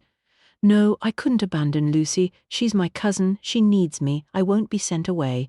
She couldn't believe he'd suggested that she leave, just when she had thought they were working together as partners to solve the case. Matt escorted Kitty back down the main stairs and went to find the inspector. If he wasn't in possession of Viola's notebook, then Kitty was right. Whoever had murdered Viola had probably taken the book. The creeping sense of unease that had filled him ever since Nanny Toms's murder was now running at full pelt. One of the house party was clearly the murderer. His hunch that Kitty might spot something that the police had missed seemed to have paid off. Kitty was clearly angry at his suggestion that she leave the manor, but his concern was purely for her safety. He toyed with the idea of suggesting to the inspector that Kitty should leave since she wasn't involved in the murders. Only the knowledge that she would murder him herself if she found out he'd even considered such a thing prevented him. Greville was in the study with Lord Medford and Sir Horace. He appraised the three men of Kitty's discovery. "Is this true? Viola kept a notebook?" Greville demanded. He pulled his own notebook from his pocket and began to leaf through the notes he'd made. Lord Medford sighed. She had a small book she used to scribble in. It was always either in her hands or in her bag. "And neither of you thought to mention this before." Greville muttered, glaring at Lord Medford and Sir Horace. His fingers stilled. "How did we overlook this? Lucy mentioned it in her interview." He scowled at his companions. Kitty's uncle looked shamefaced. "She used to make notes from her reference books, and I believe Nanny Toms gave her some recipes for jam. It didn't occur to me that there might be anything of significance written in there." "I thought you knew about it," Greville scowled. "This man is making fools of us. Frau Feiser's notebook is missing. The woman was murdered under our noses and still no sign of the papers." He summoned a constable and immediately ordered a discreet search for the missing book. "Now, look here, Greville." Lord Medford spluttered a protest. "Arguing won't help at this point. We know about the notebook now, and until we find it, don't forget that we have another lead with those clothes. We need to find out who they belong to," Sir Horace said, as he drew a cigarette from his case and tapped it on the lid before striking a match and lighting up. "The odds are either Banks or Henderson," the inspector said. "You think one of them is our man?" Sir Horace asked, and blew out a thin stream of smoke. "I told you about Banks right from the start. A bounder, if ever there was one, with his communist tendencies," Lord Medford muttered. "I fancy young Banks is somewhat on the horns of a dilemma at present." The attention of everyone present fastened on the inspector at this pronouncement, Matt included. "What do you mean?" Lord Medford demanded. "Our youthful friend is very vocal about his causes, his political beliefs about the rights of the working man, etc., undermining society and stirring up disquiet. Load of rot. Never done a stroke of work in his life." Lord Medford interjected. Matt exchanged a glance with Sir Horace. "What kind of dilemma?" "Young Banks is the great-nephew of the recently deceased Lord Woodcombe." "Ha!" Sir Horace's expression cleared. Bertie Woodcombe was a bachelor, used to rattle around in that great house of his, Thurscombe, like a dried-up old pea. Inspector Greville cleared his throat. Precisely. Mr. Banks is now the new Lord Woodcombe and owner of Thurscombe House. Lord Medford's mouth gaped open and he stared at the inspector. That wastrel has inherited Woodcombe's title and Thurscombe House. Apparently Rupert and Daisy's father fell out with Lord Woodcombe before Daisy was born. Rupert was under the impression that, although he would eventually inherit the title, his great-uncle had disinherited him from the property and the estate. It appears this wasn't the case. He has the house, land, title, and now a considerable bank balance. Matt let out a low whistle as he contemplated what the inheritance would mean for Rupert and Daisy. I see what you mean about a dilemma, with Rupert carrying on about the rights of the impoverished working man and all. Now he's been left substantial assets. Quite, the inspector remarked dryly. Is Daisy aware of their change in fortune? Matt asked. He wondered if she too had inherited anything from her great-uncle. Even if she hadn't, surely Rupert would settle some money on his sister. The dynamics of the household had suddenly changed considerably. I don't believe she has received any bequest in her own right, and as far as we're aware, Mr. Banks hasn't shared his good fortune with his sister as yet. The estate is still going through probate. Certainly her fiancé is unaware of this turn of events. The inspector looked at Lord Medford. Good Lord, yes, Aubrey would have said something, I'm sure. I shan't mention anything to him, of course. Greville turned his attention to Matt. Now, back to the notebook. I hope you impressed on Miss Underhay the need to stay silent on the subject. Matt dug his hands deep in his trouser pockets and sighed uncomfortably. Kitty won't say anything, sir, but do you think it's safe for her and the other ladies to remain here? The question popped out, despite his intention not to voice it aloud. He noticed Lord Medford's brow crease in alarm, as if the consideration of his wife and daughter's safety had not occurred to him. Greville stroked his moustache thoughtfully. I see no immediate danger for Lady Medford or your daughter. He looked at Lord Medford, and I have found Miss Underhay to be both clever and resourceful. She will take care not to place herself in danger. Miss Banks, I think, is also unlikely to come to harm. Lord Medford's brow cleared. Hortense has warned the young ladies to stay together and to keep to the house until this villain is caught. Any news from the Foreign Office? His attention turned to Sir Horace.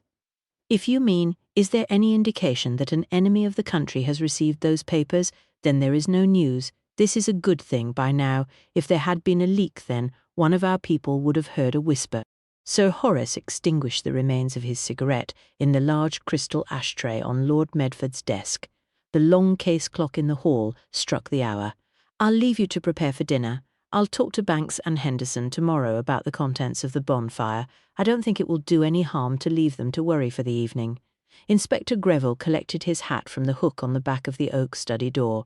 If there are any urgent developments, call me immediately. 18. Alice was in the bedroom, laying out Kitty's dress ready for the evening. I thought the dark red one might make you feel a bit more cheery tonight, miss. Alice smoothed the chiffon fabric with a loving hand. Thank you, Alice. Kitty flopped down on the fireside chair and slipped off her shoes and wriggled her stocking-clad toes, relishing the freedom of the cool air on her flesh.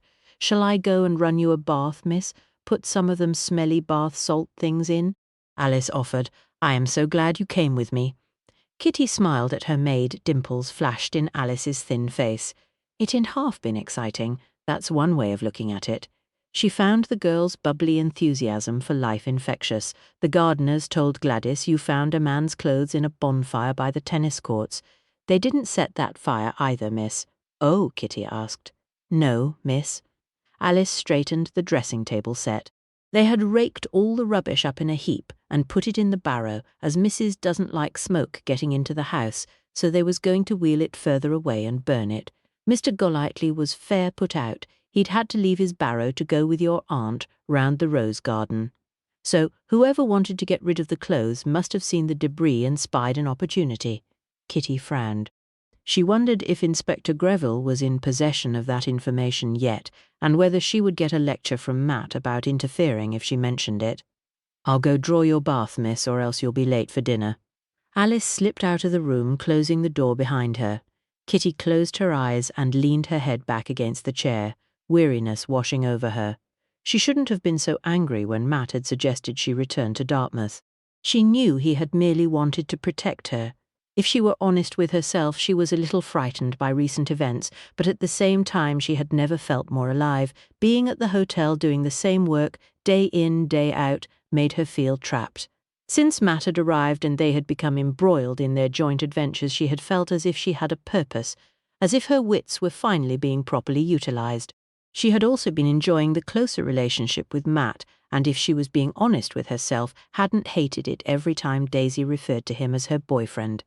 Alice bustled back into the room, holding a thick white towel over her arm. "Take your wrapper with you, Miss Kitty." She scooped up Kitty's dressing gown and handed it to her. "Thank you." Kitty took the bundle and, yawning, walked across the landing to the bathroom. The steamy air held the faint scent of perfume from the salts added to the water. She locked the door and undressed, placing her clothes on the wooden chair next to the bath. The water was deliciously warm and soothing against her skin. She closed her eyes and slid down into the water. It would be all too easy to allow herself to drift off to sleep for a few minutes. She must, in fact, have nodded off for a short time. The water was cooling when she heard someone trying the door of the bathroom. Kitty went to call out that the room was occupied, but something about the almost furtive testing of the handle gave her pause. Carefully, Kitty eased forward and stood up. Being careful not to splash, she picked up her towel and wrapped it securely about her person, shivering a little as the cool air met her damp skin. Despite her care, she caught the chair and it scraped on the wooden boards of the bathroom floor. Immediately the fumbling of the lock stopped. Cursing under her breath, she rushed to the door, turned the key and cracked the door open to peek out. The corridor was empty. Drat! She closed the door and scrambled into her dressing gown. Gathering her things together, she returned to her room. "I was about to knock the door for you, miss. You're cutting it a bit fine." Alice clicked her tongue as she helped Kitty to finish drying off. "Alice, did you see or hear anyone in the corridor just now?" The girl paused from where she was drying Kitty's foot. "No, miss." Her bright eyes held a perplexed expression. "Why?" "Someone tried the door to the bathroom, and there was something about the way they did it that wasn't right." "They didn't get in, miss?" Alice was horrified at the thought. "No, annoyingly I caught the chair and made a noise, so they moved off before I could see who it was." The incident had left Kitty feeling uncomfortable. "You must tell Captain Bryant, miss, and be careful. I didn't like what Cook saw in the leaves. A coffin, remember? The other staff say she's really good at telling the future from the leaves. She saw a medical problem for Mrs. Jenkinson, the housekeeper, and blow me if her lumbago didn't start up the very next day." Alice had continued assisting her to dress while she'd been talking. She rolled on her stockings and secured the suspenders before shimmying into her dress with help from Alice. "Sit down, miss, as I can do your hair." Kitty perched on the stool in front of the dressing-table mirror.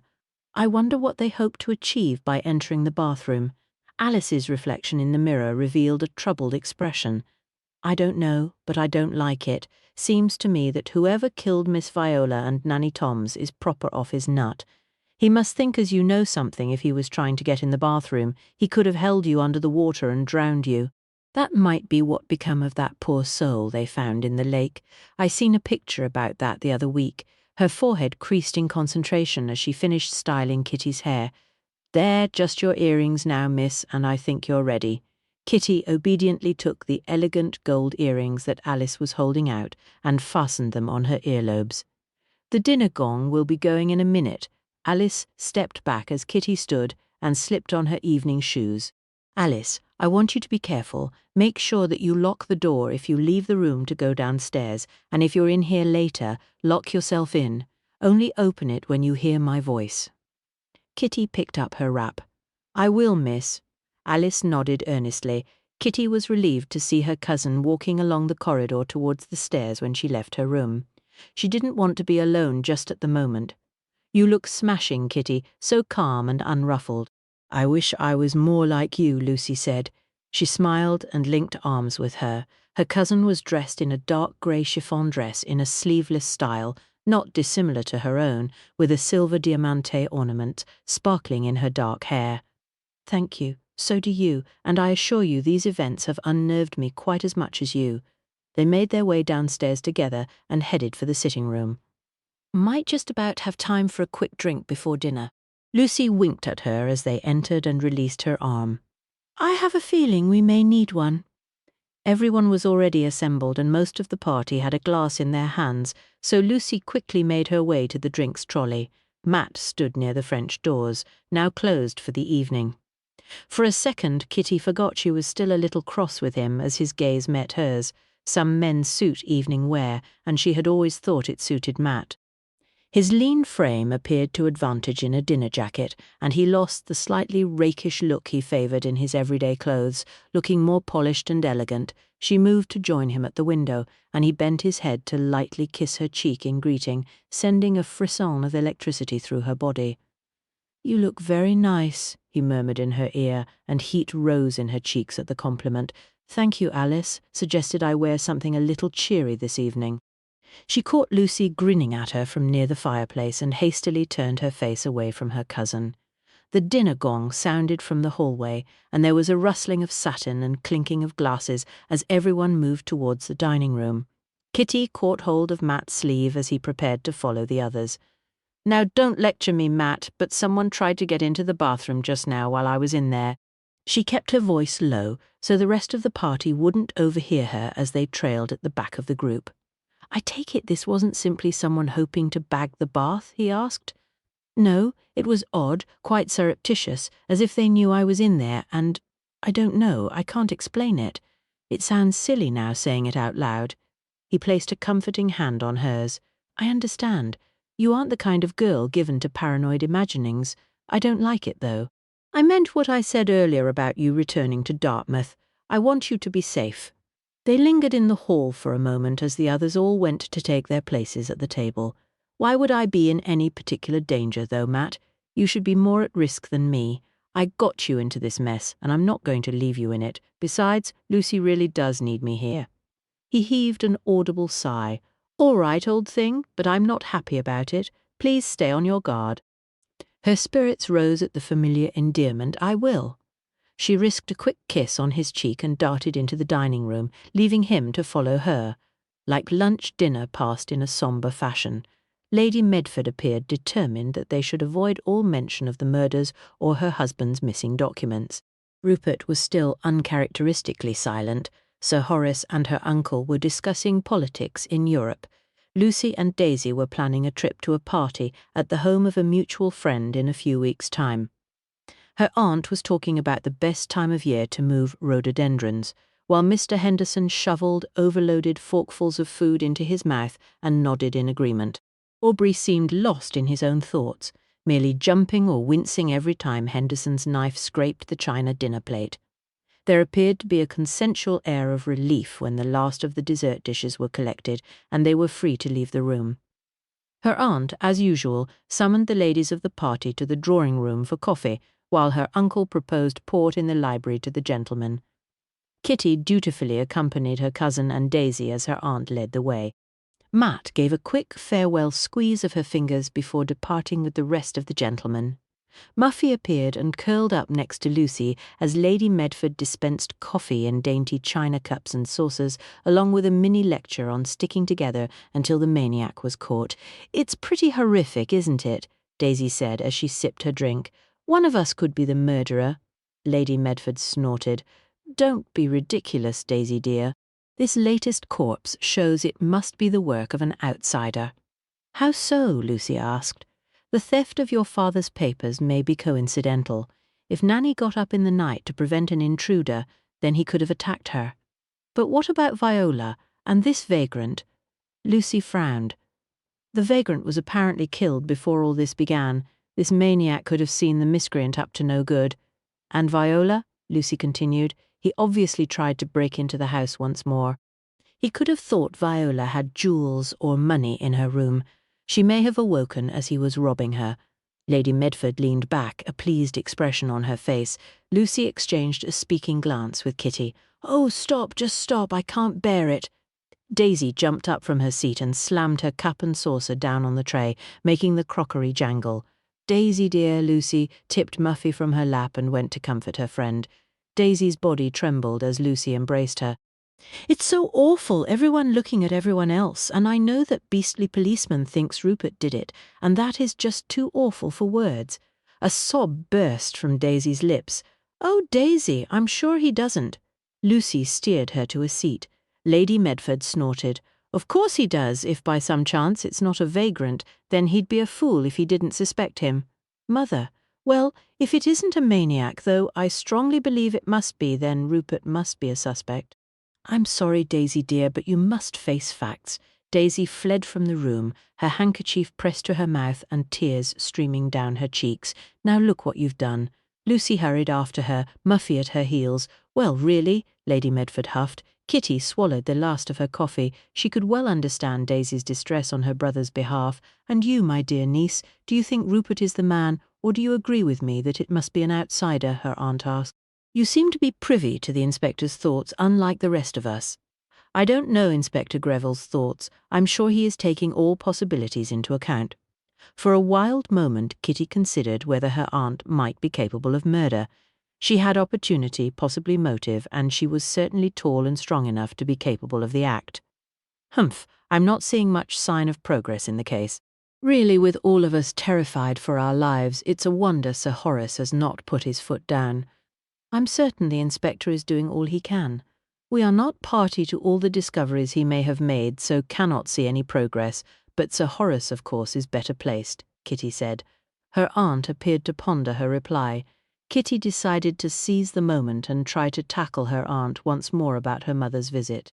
Now, we are alone, Aunt Hortense. Will you not share with me what happened when my mother visited you? I realize it was a long time ago now, but surely you can see how important this is to me. Her aunt pursed her lips, a dull flush creeping along her jawline. I do not wish to offend you, Kitty, but you must understand that the relationship between myself and your father has been strained for many years. My father's behavior is reprehensible on many counts. Kitty's pulse quickened. It seemed as if she might finally hear directly from her aunt's lips the purpose of her mother's visit. The admission appeared to mollify her aunt somewhat. Your father had told me he was married on one of his infrequent visits. You know your uncle disapproves of Edgar. His decision to return to America at the start of the war to avoid enlisting was appalling, and your uncle's situation could have been badly compromised by his perfidy. Kitty gave a nod of understanding. Her aunt continued, Your uncle refused to acknowledge the relationship and insisted that there be no contact. I received infrequent letters due to the war, but naturally I could not let anyone know, as your uncle's position had to be considered and his wishes as head of the household respected. The last message came at Christmas in 1915. I was aware that Edgar had a child, but I was unsure if you and your mother had accompanied him to America. My mother and I were in America before the war when I was a baby. Then we lived in London up until the outbreak of hostilities. My mother and I returned to live at the Dolphin when my father went to America. I was unaware of this until your mother visited in the June of 1916. She had, she said, sent messages, but these did not reach me. Hence her arrival at Enderley was a source of great consternation, especially given your uncle's express wishes regarding contact. Her aunt sighed. I was placed in a very difficult position. It was fortunate that your uncle was away from home when she arrived. Kitty could understand what her aunt meant. It must have been very awkward at the height of hostilities to have her mother suddenly arrive on her doorstep. Anyway, her aunt continued, I do heartily regret that I wasn't more welcoming towards her and that I didn't take more notice of you. To her credit, she did look shamefaced at her admission. I instructed the servants not to mention her visit to your uncle, and I got rid of her as soon as I could because I expected your uncle's return from London at any time. He had contracts with the War Office, and we were about to move back there within a few days. Kitty swallowed the lump that had appeared in her throat as she thought of her mother making the difficult, wartime journey to a hostile house. She fumbled in her small silver evening purse for her handkerchief.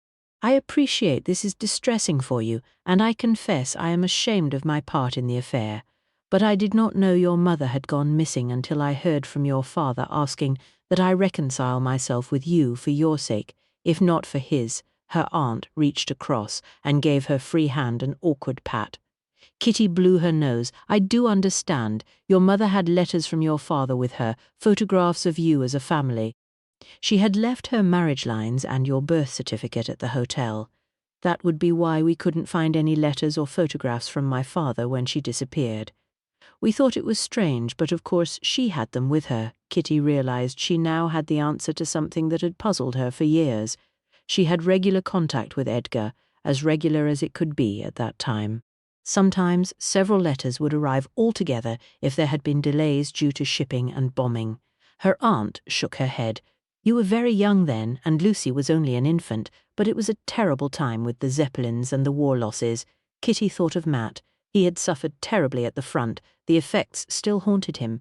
It rankled that he told her so little of what had happened to him or how he had lost his wife. The letters had stopped, but Eliud had heard a rumour that he'd been seen in England. She didn't see how this could be, as the last letter she'd received had said he intended to remain in America, and it would have been both difficult and unwise to return then unless he planned to enlist. Now it was Kitty's turn to snort. An unlikely occurrence. Her aunt smiled. Exactly, but your mother was worried. She wanted to know if I had heard from him. I'm sorry to say we had an argument. I had no desire to become embroiled in Edgar's problems when I had enough of my own at the time. Your mother stayed the night. I could hardly throw her out. It would have been the talk of the village. Next morning she left to take the early train. Did she say where she was going? This was the big question. It might give the next clue to her mother's intentions. Lady Medford's brow creased in concentration. I've thought about this a great deal since you arrived, and poor dear Nanny slipped up and called you by your mother's name. I rather think she wanted to try to discover if your father had chanced his arm and gone to the family house in Ireland, but I could be mistaken. I suggested she might contact a rather disreputable former connection of your father's in Exeter. I wish I could recall his exact address, but it's been so long. Dawkins, I think his name was. Despite everything, you decided to agree to my father's request to reconnect with me, Kitty asked. She had wondered what might have prompted her aunt's invitation. Lucy saw the telegram. Your father knew I would not ignore a telegram. I was curious, and Lucy so eager to at least meet you. She persuaded your uncle that we should invite you. Her aunt smiled and reached out to touch Kitty's hand. I hope you know that I'm very glad we did, my dear, despite all the awful events of this week. 19. Matt was seated in the billiard room watching Thomas Henderson and Rupert Banks play when the door cracked open and Kitty entered. The two players barely paid her any attention as she walked over to join him. She placed a cut-glass tumbler of whiskey in front of him and one for herself on the small rosewood side table before taking a seat in one of the dark green leather tub chairs next to him. He wondered what had happened in the drawing room to drive Kitty to whiskey. Your match, Henderson. I can't seem to concentrate tonight. Rupert stepped back from the billiards table and replaced his cue on the rack. He collected his jacket from one of the chairs and slipped it on. Dash it all, a confounded button has come off. Wonder when that went missing. He examined the cuff. Henderson grunted an assent and pocketed the money which lay on the side of the table, a smirk of satisfaction on his face. He glanced around the floor. Bad luck, old boy. I think I'll call it a night, then. He inclined his head towards Matt and Kitty, shook hands with Rupert, and left. Rupert flung himself down on one of the remaining free chairs. He's quite the player, isn't he? Matt commented. Yes, he's got his own cue. The fellow's a bit of a shark, Rupert said. His countenance was downcast, and he appeared deeply affected by the events of the day. Matt took a sip of whiskey. It's been a rum kind of day all round. He looked at Kitty. Her face was pale in the soft, mellow light of the green glass-shaded side lamp. Very queer. It's so horrid, isn't it? Everyone suspecting everyone else is just beastly. She picked up her glass and swished the liquid around as if watching the light glinting on the sides of the glass. Rupert stared gloomily at the pattern on the Turkish rug. Do you think there'll be an arrest soon? He directed the inquiry to Matt. I don't know. I believe the inspector has more lines of inquiry to follow. He picked his words carefully. Rupert had to be aware that he was one of the prime suspects. Who do you think is responsible? Rupert's question took Matt by surprise. Not that he had asked, but that he had asked in so direct a manner. There are a number of suspects, I believe. The inspector does not share all his thoughts with either Sir Horace or myself. I expect I'm one of the suspects. It has to be one of us, doesn't it? No use, of course, saying that it wasn't me." "I expect everyone says that," Rupert groaned. "Well, was it you?" Kitty asked. "Your sister seems very distressed." It had occurred to Matt, and no doubt to Inspector Greville and Sir Horace, that Daisy and Rupert could be working together. Daisy has always been a sensitive soul. She feels things more deeply than people give her credit for, Rupert said. Silence hung heavily in the air between them. Matt noticed that Rupert had made no further protestations of his innocence. He took another sip of whiskey and waited. "Can you tell Greville I'll see him tomorrow? There are things I need to get off my chest." Rupert rose from his seat as if he had suddenly come to a decision. "I expect the inspector will be here first thing." Matt wondered what Rupert had to say. A confession, perhaps. Was he the document thief, or the murderer, or both? "Good." Rupert nodded good night to Kitty and left the billiards room. "What do you suppose that was about?" she asked, her tone thoughtful. Clearly, there is something he feels the inspector should know. Matt watched Kitty as she stared into her glass, apparently deep in thought. "What's the matter, old girl? Something has happened tonight, I take it, or is it the incident in the bathroom that is playing on your mind?" He watched for her reaction. Kitty had the kind of features that displayed her thoughts and emotions. "I finally had the opportunity tonight to talk to Aunt Hortense about my mother's visit to Enderley, the summer she vanished." She took another swallow of whiskey, shuddering a little at the taste. "What did she have to say? Did you learn any more?" His interest was piqued by the turn in conversation. The mystery of Kitty's mother's disappearance was an ongoing puzzle with few clues to what had happened to her. "I feel as if I finally have the answer to why there were no letters or photographs of my father in my mother's possessions. That, I suppose, is a relief." Kitty met his gaze. "Do you know where she was headed when she left from here?" He knew that neither the private detectives Kitty's grandmother had employed at the time, nor the police had been able to find any clue to her intended destination. There had been several so-called sightings and a few hints, but they had all come to nothing. Aunt Hortense wasn't sure. There was a rumour my father had been seen in England, but neither my aunt nor my mother gave it much credence. My mother apparently thought that if he were anywhere other than England, then he might be at the family estate in Ireland. This, too, seems unlikely. Aunt Hortense suggested Mother may have gone back to Exeter to try to find someone my father knew back then, Dawkins, but she couldn't recall an address. She appears genuinely upset over what happened. But that isn't much help now. He watched helplessly as a tear trickled slowly down Kitty's cheek. "Steady on, old thing, don't get upset." He fumbled in his jacket pocket for a handkerchief. He pulled out a clean white linen square and passed it to her.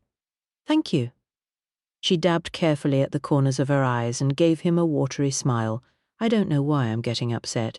It all happened so long ago. It must have been an awful time for everyone with the war." Her voice trailed away. His thoughts immediately went back to that summer. He had been in Belgium. It had been a dull, cold, wet month. Edith had written complaining of the difficulties in drying the washing, and that she had needed to keep the fire burning all day in order to drive the chill from the house to keep baby Betty warm. Only a few months later, in September, she and Betty were dead, killed in a Zeppelin raid. His grip instinctively tightened around the whiskey glass in his hand. "Matt." Kitty's voice recalled him to himself, her hand covering his with the tender warmth of her touch, returning him to the present. "I'm sorry. You have no need to apologize to me," she said. He wondered how much of his story she knew. He was aware that she knew he had been married and that something had happened during the war to end this. He still struggled to talk of Edith and Betty, even with Kitty, who he instinctively knew would understand. Unlike his father, who frequently stated his opinion that Matt should be over that business by now. He finished the whiskey. His father, a retired military man himself, with many connections in government and the Foreign Office, was of the school that a stiff upper lip should be maintained, and one should never look back over personal tragedy. "Makes a fellow maudlin and can't change anything," were his parents' oft-repeated words. "I suppose we must wait now for morning to learn what Rupert wishes to impart or confess to Inspector Greville," Kitty mused and drained her own glass. "Do you feel he is our man?" Matt asked. "I hope not, for Daisy's sake and for Lucy's. It is too awful to contemplate, but I suppose he could be. He has motivation politically and opportunity. And Daisy could be involved too," Matt said. Kitty shivered. "Yes, I suppose so. It's quite frightening. I shall be so glad when this is over. I'm tired of suspecting everyone. I even began to wonder if Aunt Hortense could be involved earlier this evening." "I think that is very unlikely. Come, I'll walk you to your room." He stood and offered her his arm. She accepted it, and together they started for the hallway. "Is Alice waiting up for you?" he asked. "Yes, I instructed her to keep the door locked for her safety," Kitty said as they walked slowly up the stairs. "Lock the door behind you and place a chair before the door when you go to bed. Take no chances, Kitty," he instructed quietly as they reached her room, and she knocked gently to alert Alice. "I will take care," she said as the maid cracked the door open and peeped out at them, her face lighting into a smile when she saw them. He gave the small of Kitty's back a gentle rub of reassurance as she turned to enter her room. He could only trust that she would heed his request. Alice secured the door behind her and dragged a chair in front as Matt had instructed. "I've been thinking, Miss Kitty. I reckon it'll be nice to go home soon, back to the Dolphin, away from this. It's frightening watching everybody and wondering if they want to do you in.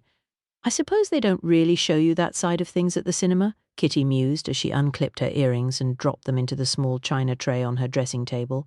"No, but the police always get their man, unless there's a big gunfight or something," Alice said thoughtfully as she assisted Kitty with her dress. "Goodness, let us hope there will be no guns and certainly no more deaths." Kitty stepped into her nightgown as Alice hung her evening gown back in the wardrobe. "Well, they are usually the pictures with those American mobsters in them."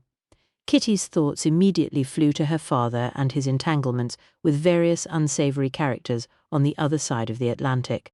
Alice's comment had reignited her anxiety for his safety, and she appreciated fully for the first time her mother's concerns. No wonder she had returned to the safety of the Dolphin with Kitty when Kitty was a child. It took her a long time to fall asleep, and she lay awake in the darkness for quite a while listening to Alice's gentle snores from behind the curtain. It felt a long way from Dartmouth and the people she knew and loved in these small, still hours of darkness. She finally fell asleep shortly before dawn. Alice woke her with a cup of tea an hour after her usual time. "You looked so peaceful, miss, as I didn't think it would hurt if you was to be a bit later today. Shall I ask cook for a breakfast tray?" Kitty pushed herself into a sitting position and gratefully accepted the proffered cup of tea.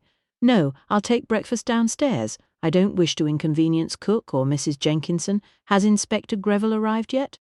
"No, Miss Kitty, his motor car isn't on the drive." "Do you think he'll arrest someone soon?" Alice lifted a lightweight cotton dress in a blue floral print from the wardrobe and held it up for Kitty to approve. "I hope so. It's very hard on everyone at the moment, and the longer it continues, the worse it will be." The dining room was deserted when she arrived downstairs. She helped herself to the last of the bacon and a slightly cold egg before the plates were cleared away. As she left the room, she heard masculine voices from the far end of the hall. Sir Horace and Matt were meeting the inspector near the front door. Inspector Greville was divesting himself of his hat and outdoor coat when Matt spotted Kitty and greeted her. "Good morning, Miss Underhay." The inspector turned and added his own welcome as he passed his garments to Mr. Harmon. "Good morning, Inspector, Sir Horace, Matt."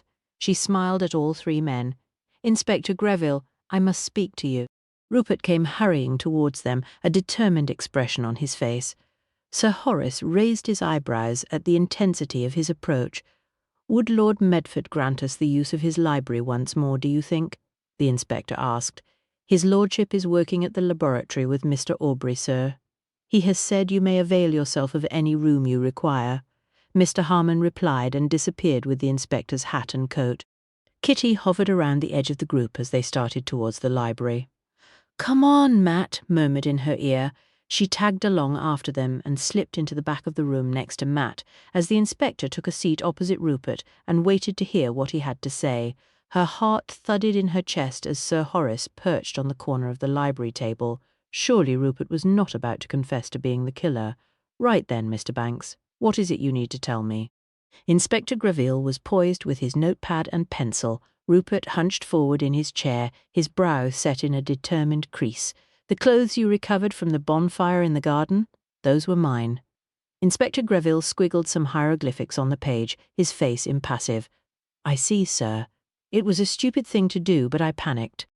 I knew that you had to regard me as one of your prime suspects, and that if the clothes were discovered in my wardrobe, your men would attach the worst kind of significance to their presence." "Why would that be, Mr. Banks?" The inspector eyed Rupert, a hard glint in his gaze, and a deceptively mild tone to his voice. "I wore those clothes a few weeks ago at a rally in Hyde Park to protest for the rights of the unemployed. I was present as one of the organisers and activists. The men had marched for some distance, and there were agitators amongst the crowd. I remember that rally, dashed nuisance in terms of security. Didn't they have some left-wing keynote speakers? Damage done to property, too. Communists," Sir Horace huffed, his complexion taking on a puce tinge. Rupert groaned. "Whitewash on a government car and a statue." "I knew there were splashes of paint on the clothes, and I suppose I feared you would think they might be from Viola and the materials she was using for the mural." "Why not come forward straight away and explain yourself?" the inspector asked as he scribbled away in his book. "Like I said, I panicked." Rupert shifted on the chair. "Several arrests were made that day, still looking for some of the miscreants, I believe. As you said, a ministerial car and several statues were damaged, paint thrown, boughs pulled from trees." Sir Horace scowled at Rupert. "You realise this confession places you in a very poor light, Mr. Banks. Is there anything further you feel I should know?" The way the inspector asked the question sent a shiver along Kitty's spine. There was something else in play here, but she wasn't sure what. Before Rupert could say anything further, the library door banged open and Daisy appeared. Her face was chalk white as she glared at the inspector and her brother. "What's happening, Rupert? What are you doing?" She flew to Rupert's side, dropping to her knees at the side of his chair as she clung onto his arm. "It's all right, Daisy. I was telling the inspector about the clothes." He patted his sister's hand. "Please take a chair and join us, Miss Banks." Inspector Greville stood and pulled another seat forward, placing it next to Rupert's. Daisy took the seat, still clinging fast to her brother. "Did you recognise the clothes as your brother's, Miss Banks, when Miss Underhay pulled them from the bonfire?" the inspector asked. Daisy lowered her gaze before turning to Rupert in mute appeal. "You had better tell the inspector the truth," Rupert said, his tone gentle. Daisy gave a small hiccuping sob. "Yes, I knew as soon as Kitty hooked them from the embers that they belonged to Rupert. I didn't know what to do. I couldn't think why they would be there." She produced a small lace-edged handkerchief and dabbed at her eyes. "And yet you didn't think to say anything to us? You must be aware that this paints a concerning picture." Sir Horace eyed Daisy sternly, and she shrank back in her seat. "I didn't know what to do. I wanted to speak to Rupert. I was so frightened. I couldn't understand how his clothes could have got there or why they would be burning." Tears flowed freely down her cheeks. "There is another matter which I would like to discuss." Greville fixed them both with a hard stare. Rupert looked confused, and Daisy continued to cry quietly into her handkerchief. "I had nothing to do with Lord Medford's missing documents or the murders, Inspector," Rupert said. "When my men conducted a thorough search of the gardener's shed near the lake, they made a very interesting discovery." Greville leaned forward slightly in his chair with the air of a dog on the scent. "I don't understand, Inspector. I've never been inside this hut. It's the domain of the gardeners, and, I believe, Mr. Henderson. Gardening is not my thing," Rupert continued to look blank. "Sorry, old chap, I haven't the foggiest. Hidden inside an adapted can behind the garden equipment under a pile of Hessian sacking we found something. More than one thing, in fact. It was only due to the vigilance of my men that it was uncovered." Greville continued to look keenly at the brother and sister. Kitty's ears perked up. This was new information. No one had mentioned that Greville and his men had discovered anything interesting inside the hut. A crystal wireless receiving set. "Ring any bells, no doubt, to communicate with your commie friends," Sir Horace interjected, the trace of puce on his cheeks now flooding further along his jaw in an angry tide. Kitty felt Matt's stance stiffen beside her. This was clearly new information for him too. Rupert drew himself up, anger sparking in his eyes, and Daisy gasped in astonishment. "I can assure you, sir, I know nothing about a wireless set. I have never set foot inside the gardener's hut. Henderson is the most likely man to question about that. He's in and out of there all the time. Rupert's eyes blazed. It's true. Why would Rupert have such a thing? Daisy raised a tear-streaked face towards Sir Horace.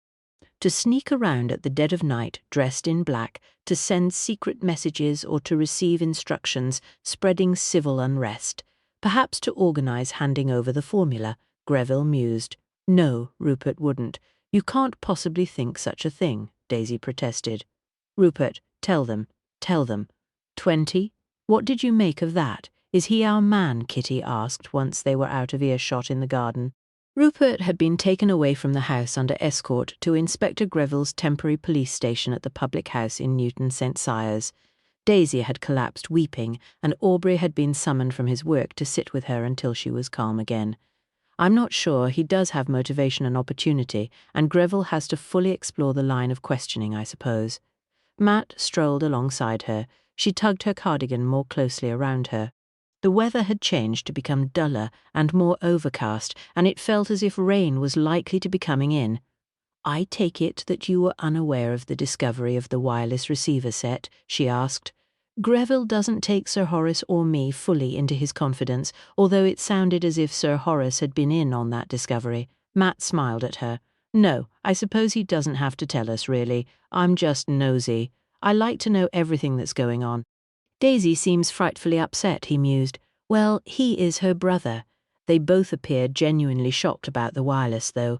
Matt paused in their stroll, and they looked out across the vista of roses towards the lake in the distance, grey and menacing on such a dull day.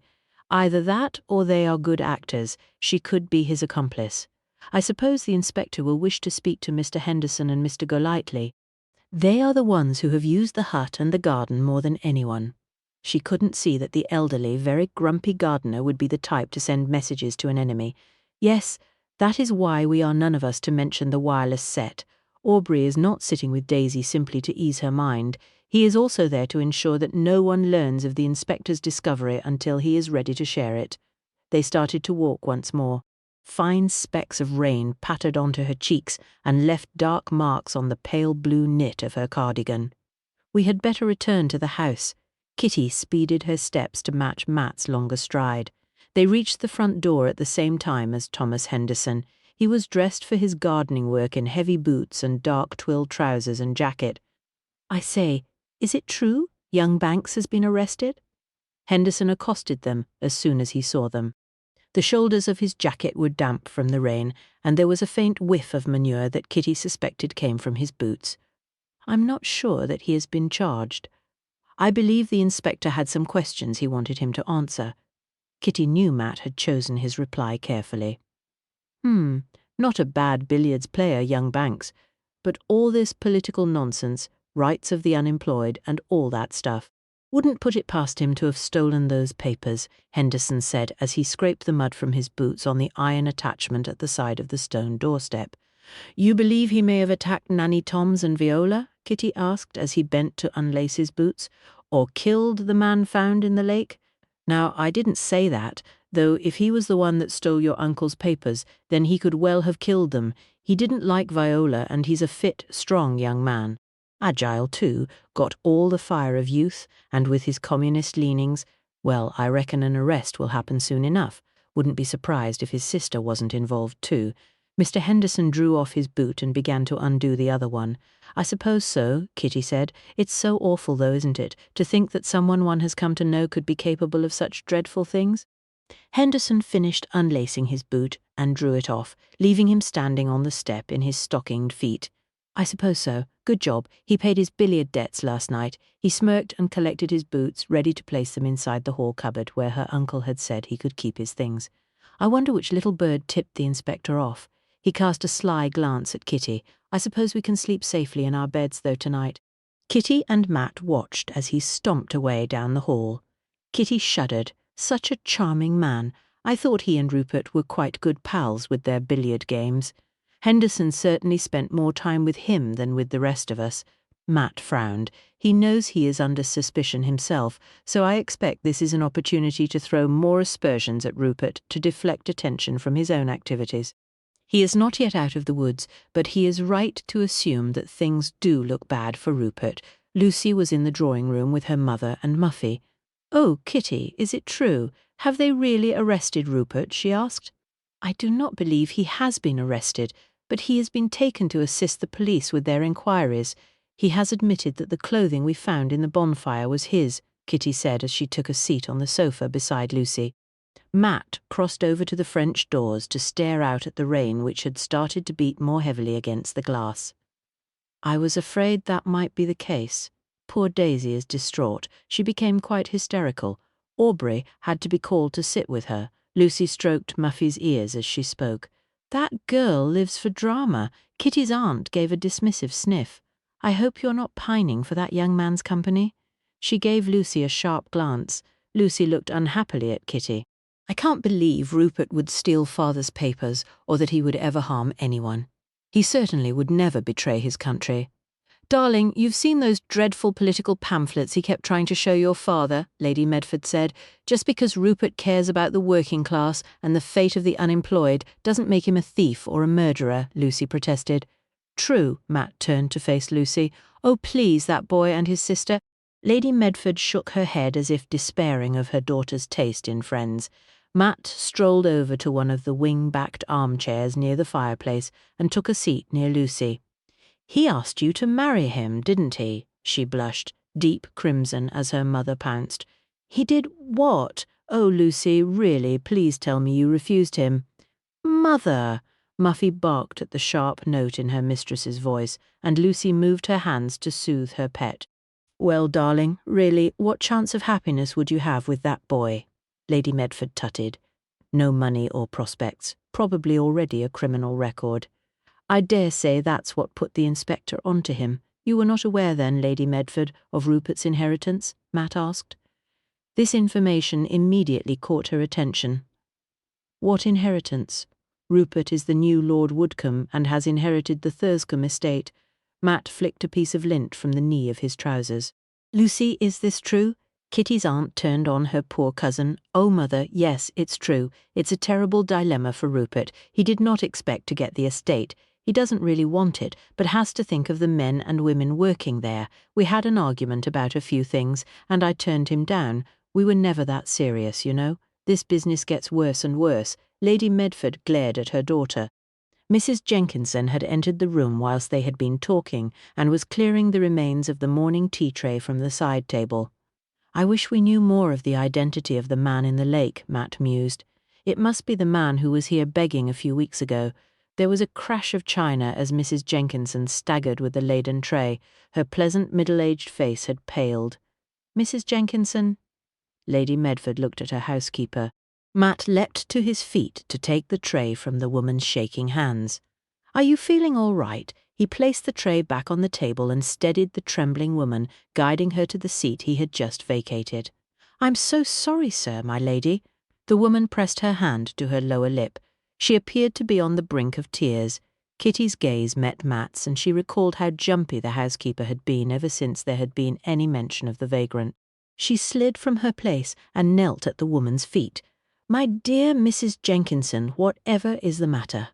Lady Medford looked as if she were about to interrupt, but a fierce stare from Lucy silenced her, at least temporarily. "Forgive me, sir, I should have spoken sooner, but I really hoped and believed it could not be true." Mrs. Jenkinson's lips trembled. "Is this about the man in the lake?" Matt asked. The woman startled. "Oh, sir, I had so hoped it wasn't him, but then the police constables described his clothes, and I didn't know what to do." "You knew that person the police found in the lake?" Lady Medford asked, unable to restrain herself any longer. "I'm afraid I think I do, my lady." Kitty took hold of the woman's hand and ignored her aunt's gasp of astonishment. "Who was he?" "He was my younger brother, Edward. I hadn't seen or heard of him for months. I thought he might be dead. He lost his job and then couldn't afford his rent. He was injured, you see, in the Great War. His arm didn't work right, so he couldn't do heavy manual work, and those younger and fitter than him would get picked for the jobs." The woman sighed and drew a small square of plain white cotton from the narrow belt about her waist. She dabbed at the corners of her eyes before continuing. "He showed up here out of the blue. I gave him what money I could spare, and Gladys, the girl, I told her to give him some scraps. He wouldn't take the money, only a few coppers and a pair of old boots from Mr. Golightly. Said he didn't want charity, even from me. Oh, you poor thing, Lucy said. He said he was going to go into the village and see if he could get work there. He had slept a couple of nights in the gardener's hut. It's been so cold early on, for all it's June. Golightly didn't mind. There was a spirit lamp and a few biscuits in there.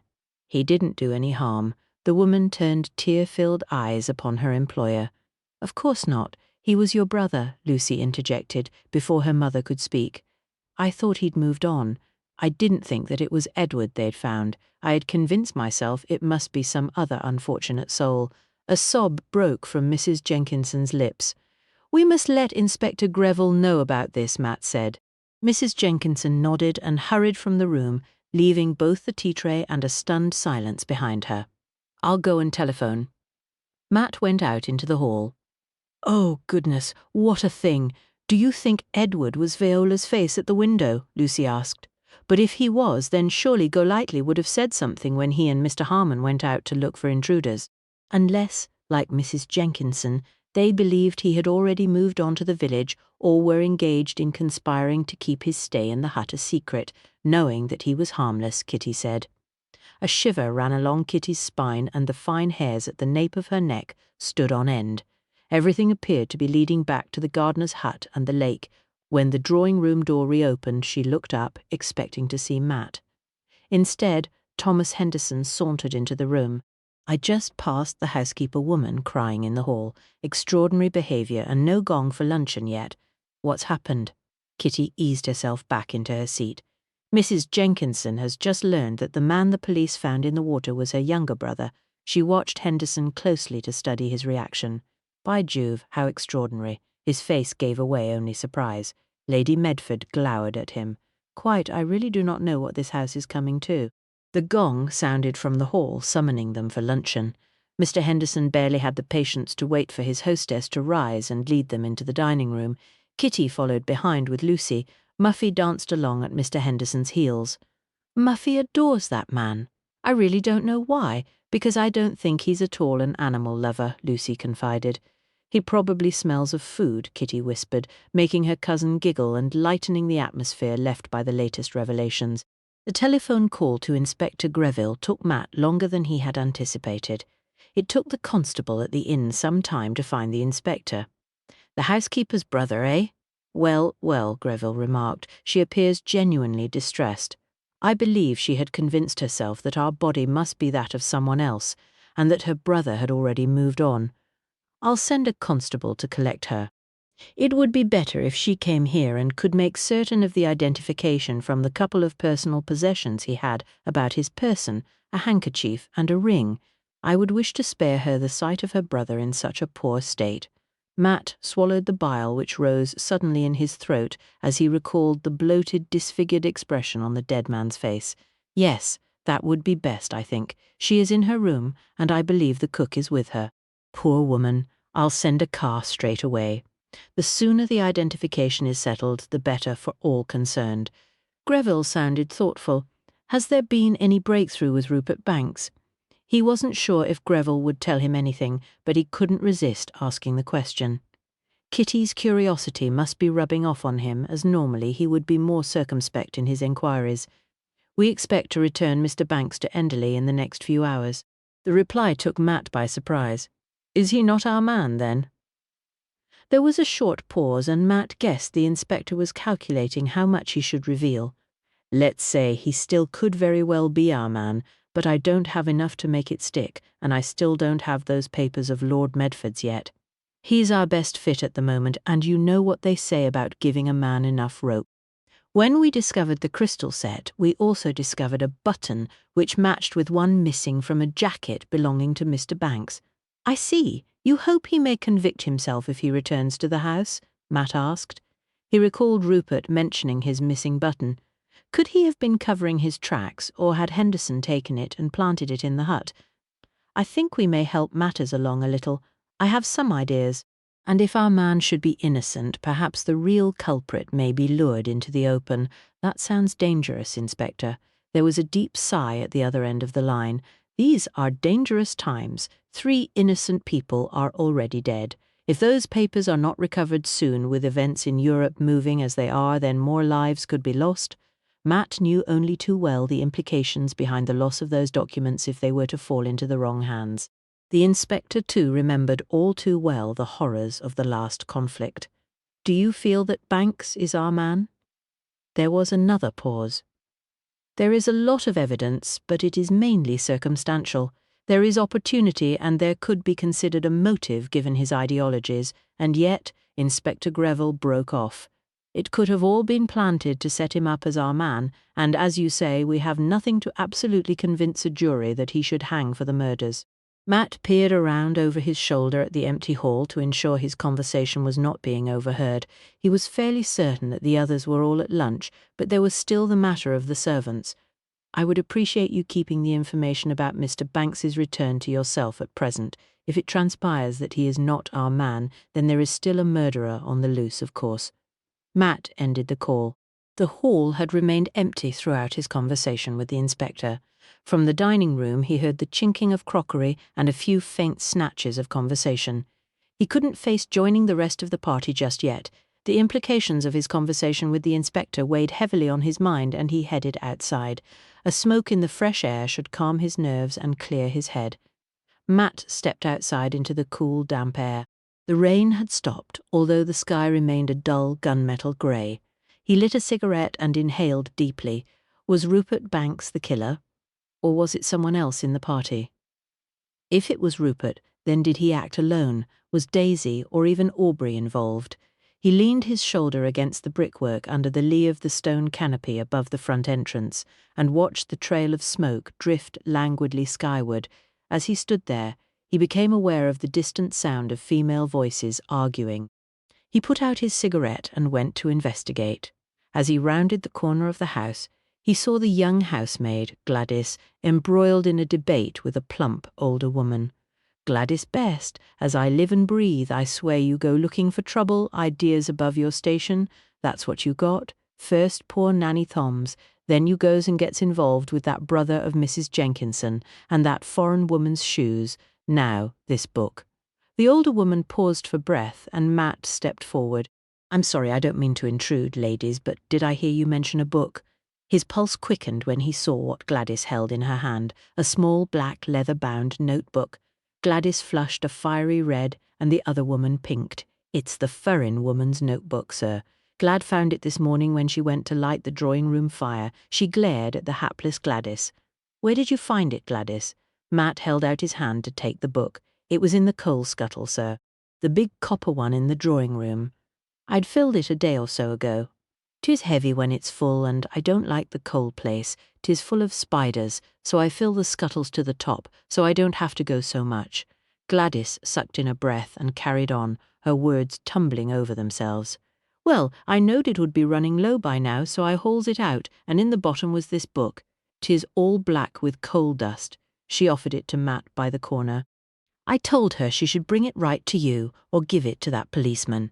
The older woman continued to glare at Gladys. I was going to, but then they said as Mr. Rupert had been arrested, so I thought as it probably wasn't very important. Nobody hadn't said anything about it being missing, but it seemed a funny thing to be in the scuttle. And there was a constable a-hunting at Summit the other day. Gladys rattled to a halt. Well, thank you, ladies. I'll get this to Inspector Greville. It could be important.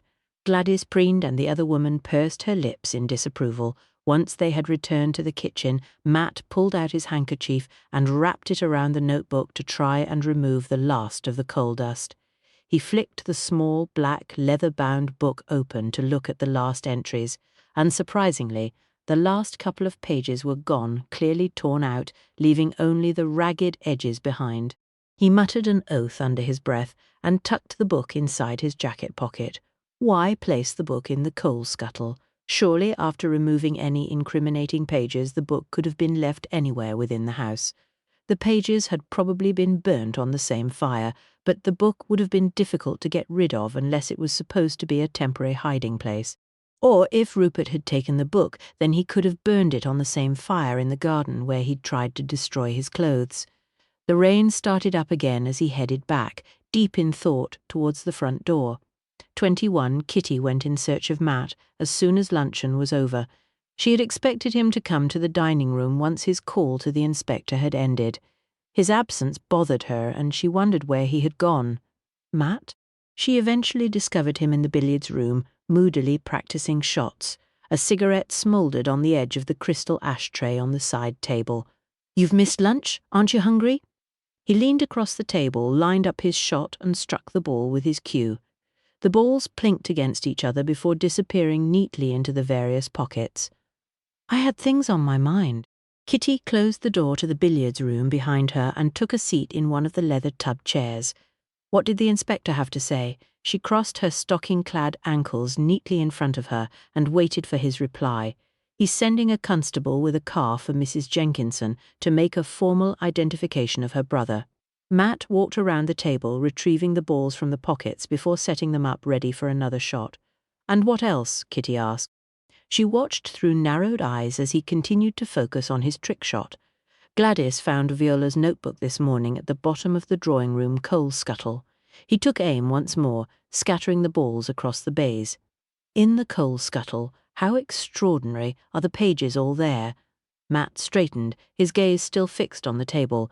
Naturally, the ones we are interested in are missing. She wafted a hand in front of her face to disperse the smoke, drifting her way from the forgotten cigarette in the ashtray. "What's wrong?" "I'm trying to get things straight in my mind." Kitty stood and crossed over to the rack of billiard cues fixed to the wall.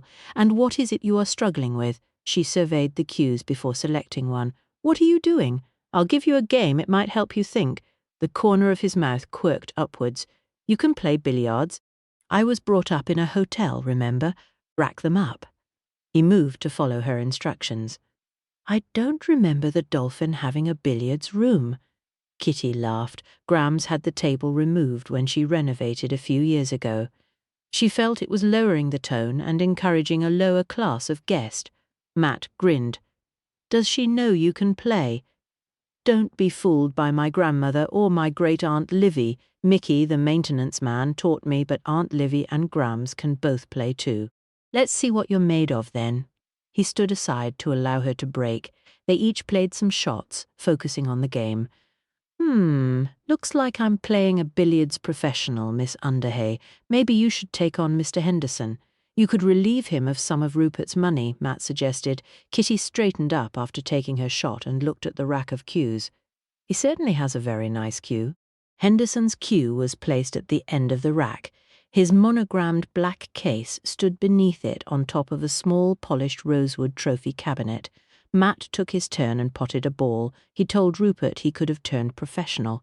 He learned while he was in the army. Oh, Kitty was confused. She couldn't see how Henderson could have had time to hone his billiard skills during a conflict. Apparently, he has some sort of medical condition that ruled him out of active service.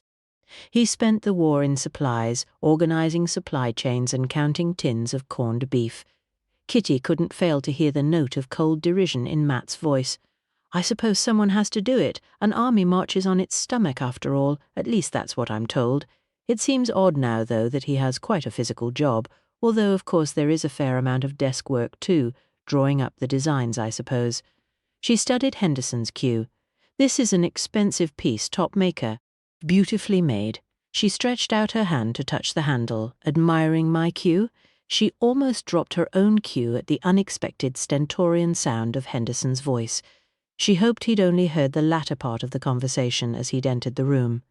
"Yes, it's a beauty. I'd appreciate it if you didn't touch it. I'm very fussy about my cue. Idiosyncratic of me, I know, but it means a lot to me." "Oh, of course." Kitty exchanged a glance with Matt. "Forgive me for interrupting you both. I heard the sound of the balls and wondered who was playing. I didn't realize you played, Miss Underhay." "Oh, only a little. Matt was showing me a few tips." Matt's eyebrows raised at this untruth. "Then I take it I shan't have the pleasure of besting you in a game?" Henderson asked. Something in his tone caused a cold tickle of fear to tease at the edge of her mind. Matt had continued to play, and she wondered if he had picked up on the change in the room's atmosphere. "I'm afraid not, Mr. Henderson. Perhaps Matt may give you a game now that your regular playing partner is no longer here?" She strove to keep her tone light and carefree. "Yes, perhaps after dinner this evening." If you're free, Matt came to stand next to Kitty. Although I would rather not place any money on the table, I've seen your skills in action. Henderson gave a thin-lipped smile. I shall look forward to it. I fancy it may prove interesting enough even without a wager. The door to the billiards room opened once more as he finished speaking, and Mr. Harmon appeared. Her ladyship is asking for you, Mr. Henderson. She is in his lordship's study and requests that you bring the planting schemes. I'll be right there, Henderson replied, and the butler withdrew. My aunt is indefatigable where her garden is concerned, Kitty said, so it seems. He gave a funny little nod of his head to them both and left. Kitty replaced her cue in the rack. My appetite for billiards appears to have diminished. Yes. Matt placed his cue next to hers and started to collect the balls from the pockets of the table. Of course, if it should transpire that Rupert is not the murderer, then Henderson has to be the next suspect. Kitty shuddered. Ugh, it wouldn't surprise me if he were up to no good. There is something unpleasant about him, but surely Inspector Greville is quite certain. True, she had difficulty in reconciling Rupert's character as that of a thief and a murderer, but the evidence had been stacked against him. She realized Matt hadn't answered her. Matthew Bryant, are you withholding information from me? There are things in this case that don't add up. I wish I could sort it out better in my mind, but it's not straight yet. He placed the last ball in the frame. She knew it would do no good to continue asking questions. Very well, I shall leave you to think. I promised Lucy I would take a turn sitting with poor Daisy so that Aubrey might go back to work. Very well, but be careful, Kitty. I have a feeling this business may have more twists and turns to come. We do not yet know if Daisy is involved in some way. His tone was grave. Of course, Alice is going to accompany me. She wished the cold chill that teased her senses would leave her. If Rupert was the culprit, then surely she wouldn't still feel afraid, unless of course he hadn't acted alone. Daisy was asleep when Alice and Kitty slipped into her bedroom. Lucy leapt to her feet, casting her book aside when they entered. Kitty, darling, thank you so much for offering to sit with Daisy. Mother was creating the most dreadful fuss. Poor Daisy, it must be awful for her. I simply can't believe Rupert killed anyone. I really can't. Lucy kept her voice low as she spoke. Alice took a seat in the far corner and began upon the basket of mending she had brought with her. How has she been? Kitty asked, glancing at Daisy. Dr. Carter, the police doctor, gave her a sedative. She was completely inconsolable. Lucy followed Kitty's gaze. She seems more settled now. I sent Aubrey away to take a break. He's exhausted. Kitty thought her cousin looked equally tired. Poor Daisy, and poor you too. To have this happen in your house to your friends must be awful. Lucy sank back down onto the chaise longue. Kitty moved her cousin's book and sat next to her. Did you know them well in London? Her cousin shrugged. Yes, at least I thought I did. It was so nice to have a girlfriend to go shopping with, to talk to. Rupert was fun and attentive. He was so passionate about his concerns for the ordinary working man and his art. Lucy trailed off, her expression downcast. Did you know about his involvement with the rally in Hyde Park? Guilty crimson colour flared in her cousin's cheeks. Please don't tell Mother or Father, but I was there. Rupert didn't want me to go, but I wanted to see for myself all those people who had walked such a long way to protest against how harshly they were being treated. I borrowed some clothes from one of the maids and went along to watch. Kitty couldn't help but admire her cousin. She certainly couldn't reprimand her, as it was exactly the sort of thing she would do herself. Lucy, are you in love with Rupert? Kitty asked. Lucy's blush deepened and she smiled. I think Rupert took our friendship more seriously than I did. I wasn't anticipating a proposal of marriage. For me, it was harmless flirtation. You've seen that he often flirts with other women. Half the girls are in love with him. I didn't think he was in love with me, and now, Kitty felt for her cousin. Lucy was obviously deeply affected by Rupert being taken away by Inspector Greville. I don't know what to think or feel. At the rally he was so compassionate, trying to help those men.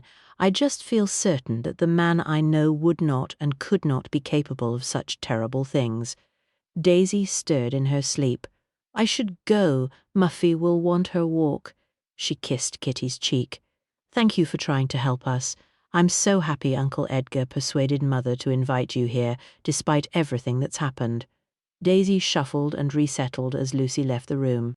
What do you think, Alice? Kitty asked. I'd say as Miss Lucy is much more in love with Mr. Banks than she is letting on, miss. The maid held her needle up to the light and began to poke thread through the eye. Yes, I thought the same thing. Daisy moaned and turned on her side. She looked younger and more vulnerable without her usual layer of makeup. Her dyed blonde hair was fluffed up and vivid against the white pillowcase. And Daisy and Aubrey, Kitty asked. He's proper smitten with her, miss, and I think her with him. He rescued her when her heel broke on her shoe. That's proper romantic like a film, isn't it? I hope so, Alice. In the films they always catch the bad guys, Kitty said. Alice's auburn curls bobbed beneath her frilled cap in agreement. Well, the police has Mr. Banks, don't they? But is he the bad guy, Alice? Kitty asked. The maid appeared to consider her answer, her busy fingers stilling as she thought, I don't know, miss. It was his clothes that was on the bonfire, and he's one of them communist activists. He kept arguing with Miss Viola. Kitty sensed a but was coming. It was the same issue she had, and probably what was troubling Matt. I don't see him pushing Nanny Toms down them stairs or killing Mrs. Jenkinson's brother. Maybe strangling Miss Viola in temper if they had a row, but Mr. Rupert never seemed to have a temper like that. I heard as he had a sharp tongue, but nobody ever seen him in temper. Still, they do say as most murderers seem like nice people. They were silent for a moment. Kitty adjusted the covers on Daisy's bed and resumed her seat on the chaise longue. Suppose you're right, Alice, and our misgivings are correct. If not Rupert, then who? Alice frowned, scrutinizing the stocking she was darning. Mr. Henderson, I suppose, would be a suspect. He is outside a lot and goes in that hut by the water, so he could have done it. He has a temper too, miss. He proper shouted at Gladys the other day, said as she'd moved something of his, went all red in the face and the veins in his neck stood up and his eyes popped out. Lucky for Glad as Mr. Harmon heard the commotion and came along to sort it out. I can't see as Mr. Aubrey would do anything like that, or Miss Daisy, but I can't think as why he would do it all. My uncle and aunt would have no cause, or my cousin. Certainly none of the servants have any motive. Everyone appears to have loved Nanny Thoms and had no cause to attack Frau Pfizer or Mrs. Jenkinson's brother. Alice continued to sew. It comes back around to Mr. Rupert then, don't it, miss? She glanced at Daisy. Poor love, it's going to be hard for her if it's true. 22, Kitty had been sitting with Daisy for some time when there was a knock on the bedroom door. To her surprise, Mr. Harmon was outside. Excuse me, Miss Underhay, Sir Horace and Inspector Greville would like you to attend on them in the library. Oh, certainly, I'll be right down. The request confused her. What could Sir Horace and Inspector Greville want of her? Very good, miss. The butler left. She turned to her maid. Alice, would you be able to stay with Daisy while I find out what the inspector wants? Pull the bell if she should wake. Of course, miss. Kitty checked her appearance quickly in Daisy's dressing-table mirror, smoothing down her hair and straightening the collar on her dress. She hurried down the main staircase to the library. Perhaps they wished to ask her something about Daisy. Sir Horace, Inspector Greville and Matt were present, and a constable was stationed outside the door. She saw that all three men had cigarettes and grave expressions. All conversation stopped as she entered, and Kitty felt the weight of their attention upon her. Thank you for joining us, Miss Underhay. Please take a seat. Sir Horace offered her a chair. Once she was seated, the men resumed their own seats. We have asked your uncle to join us also. Inspector Greville indicated a vacant chair. This sounds very serious. Kitty looked towards Matt for a clue. What she read on his face did little to reassure her. His mouth was set in a grim line, and his dark blue eyes held a spark of anger. Her uncle bustled into the library and took his place in the group. Inspector Greville spoke first. Thank you for agreeing to this meeting. I had hoped that I would be able at this juncture to return the missing papers and confirm that we had arrested and charged the murderer of Nanny Toms, Frau Pfizer and Edward Alsop. Alas, that is not the case. He cleared his throat and continued. We have two main suspects. Mr. Rupert Banks has motive, opportunity, and a certain amount of circumstantial evidence against him. However, we have not been able to confidently determine his guilt, nor have we come any closer to recovering the documents. Kitty noticed that her uncle's complexion had taken on a distinctly claret tinge at this statement. Our other suspect is Thomas Henderson. He had opportunity and easy access to the gardener's hut and its environs. But he has a good job here and no apparent motive for committing the crimes.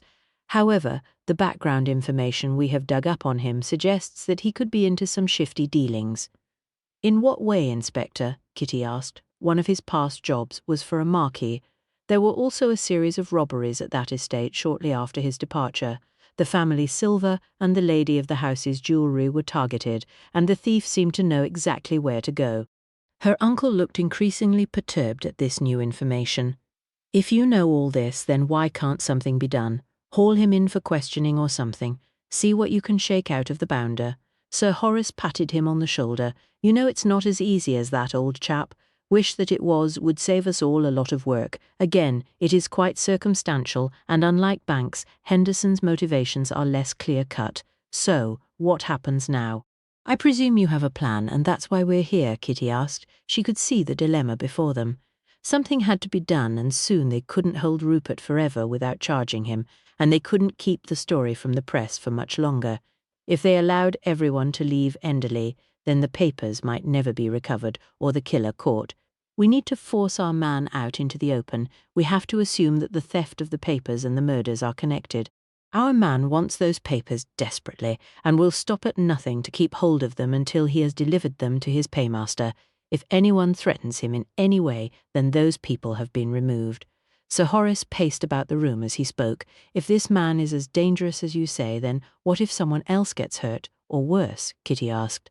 Her heartbeat had accelerated as Sir Horace had been speaking. Matt had turned his head to stare out of the window, his jawline rigid. She knew that whatever Sir Horace's plan might be, Matt did not approve of it. My niece is right. I cannot risk my wife or daughter's safety in this or any other member of my household, her uncle declared. I'm afraid we have little choice if we are to catch this man. 3 people have died. If that formula falls into the wrong hands, then the prospect of more unrest and perhaps even another war could be on our heads. We have at least to try. Sir Horace's tone was firm. What do you propose, sir? What is your plan? Kitty asked. Sir Horace paused in his pacing. This is where you all come in. All of you will need to play a part, and play it convincingly if we are to pull this thing off. He looked around the group.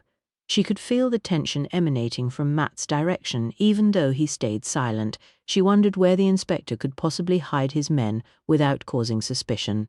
The idea of a constable lurking in her wardrobe behind her evening gowns almost made her giggle out loud, despite the seriousness of the matter.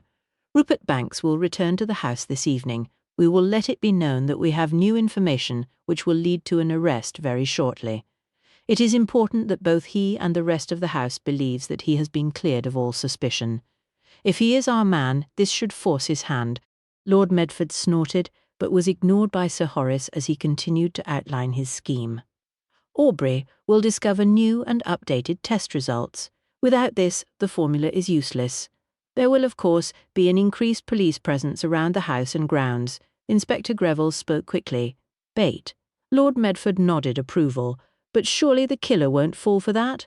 Kitty could see the theory behind the scheme, but surely the killer would see through the subterfuge. It seemed infantile. Can he afford to take the chance? He has risked all for those papers. If the formula is flawed and unusable, then it has been for nothing. This is a chance to take the missing page and get out before he can be arrested. Inspector Greville leaned back in his seat. How will you make it plausible? And to both men? Kitty asked. It appeared an impossible task to her. Sir Horace looked at the inspector. This is where you come in, Miss Underhay. Me? She swallowed hard. I am no actress.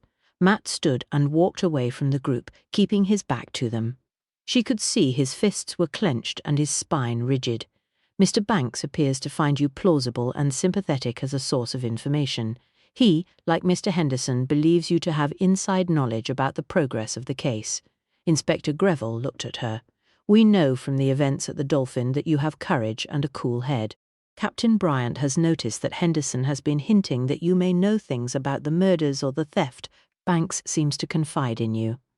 Matt remained motionless, his shoulders held back. She could tell that he was deeply opposed to her becoming involved.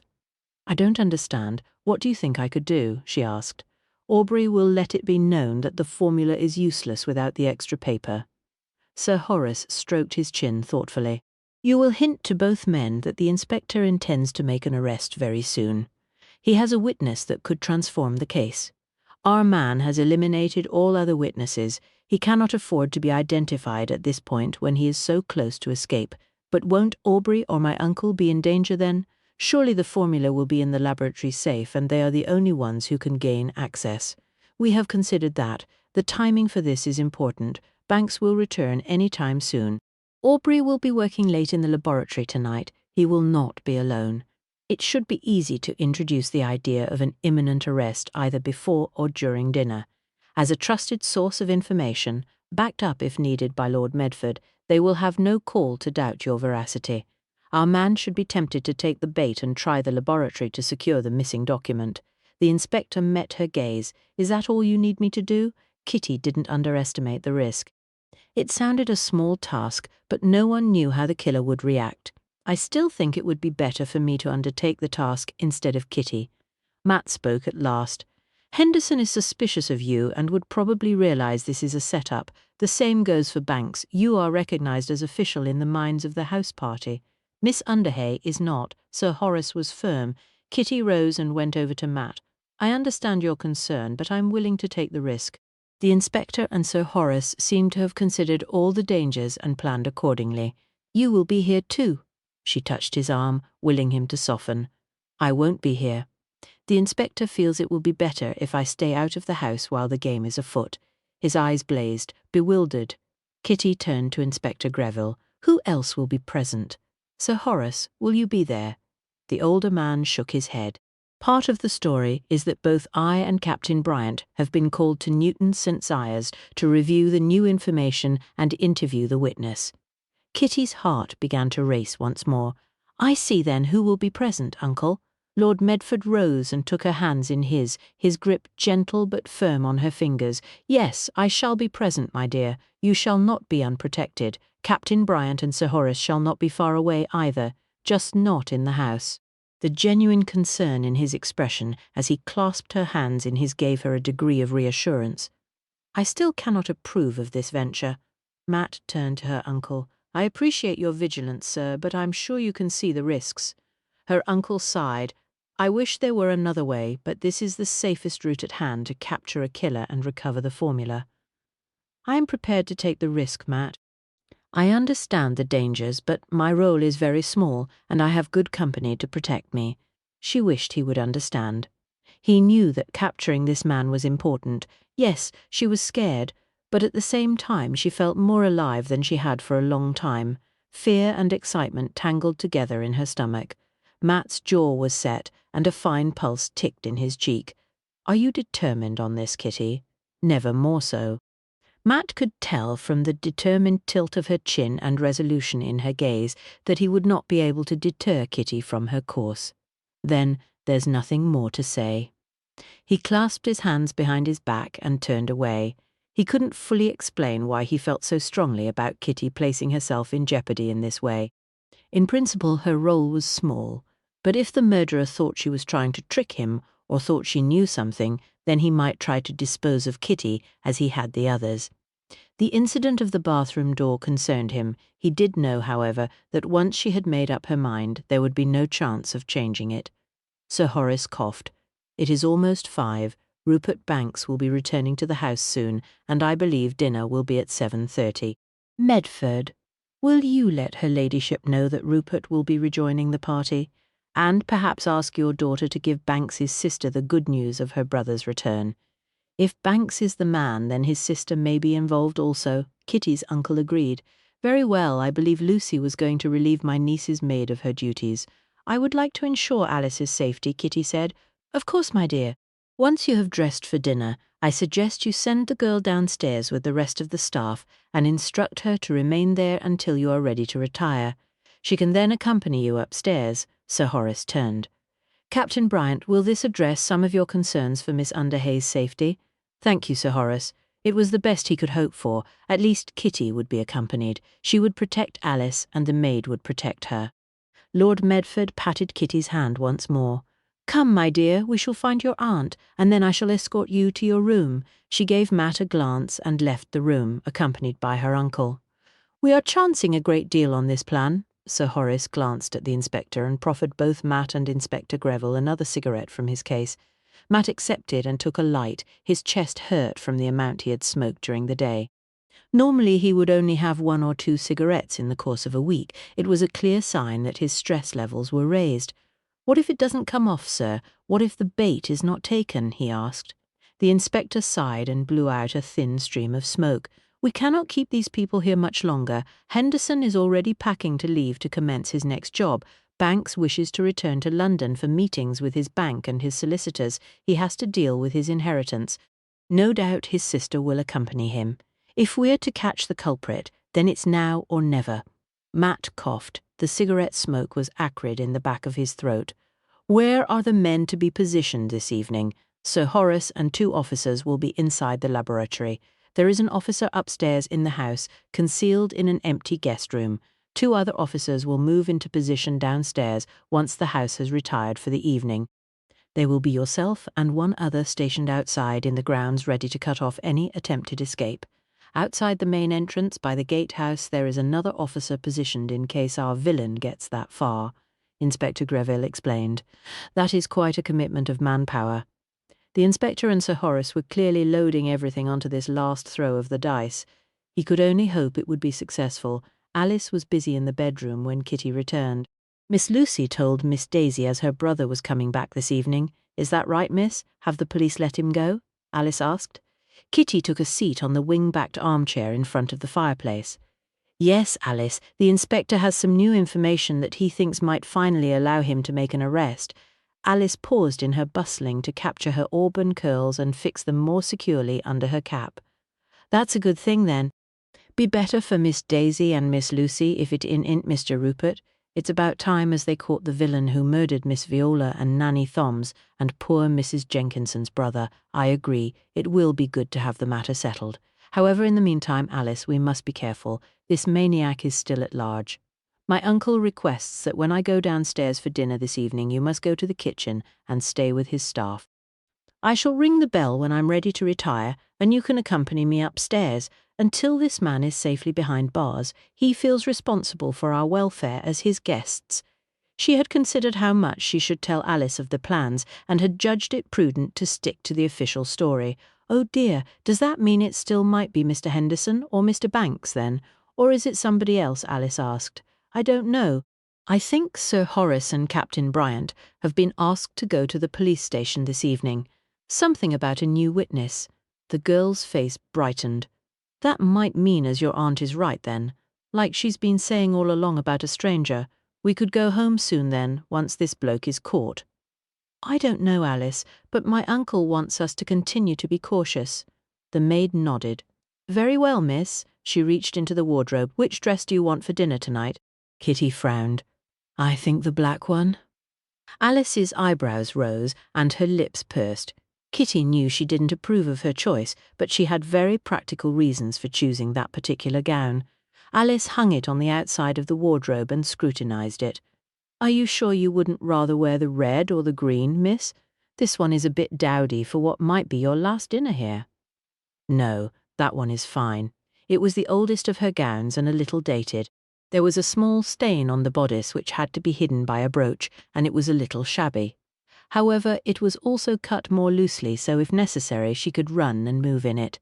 The colour would allow her to blend into the shadows, so she could conceal herself more readily if the need arose, and the black, low-heeled shoes. Alice reluctantly returned the high-heeled patent slippers she had automatically fetched out to match the dress. "Are you sure, miss?" "Absolutely, Alice, thank you." Her maid sighed and found the lint brush, trying to smarten up Kitty's chosen outfit. Her disapproval radiated from her with every stroke. Kitty dressed carefully, with minimal jewellery and a simple clip in her blonde hair. "Oh, Miss Kitty, you look smart, but like you'm off to a funeral." Alice clicked her tongue. "Won't you at least wear them other shoes?" "I want to be comfortable tonight, Alice." She checked her appearance in the mirror. Her maid was right. She did look quite sombre despite the bold red lipstick she had been persuaded to add at the last minute. I suppose if Captain Bryant isn't going to be there, then it don't much matter, Alice murmured. Alice? The girl blushed. Sorry, miss. As instructed by her uncle, Alice accompanied Kitty downstairs, leaving her at the door to the drawing-room. Remember, I'll call for you to accompany me later. Stay with Gladys and cook until then, please. Yes, miss. To her surprise, she discovered Rupert was the only occupant of the drawing-room.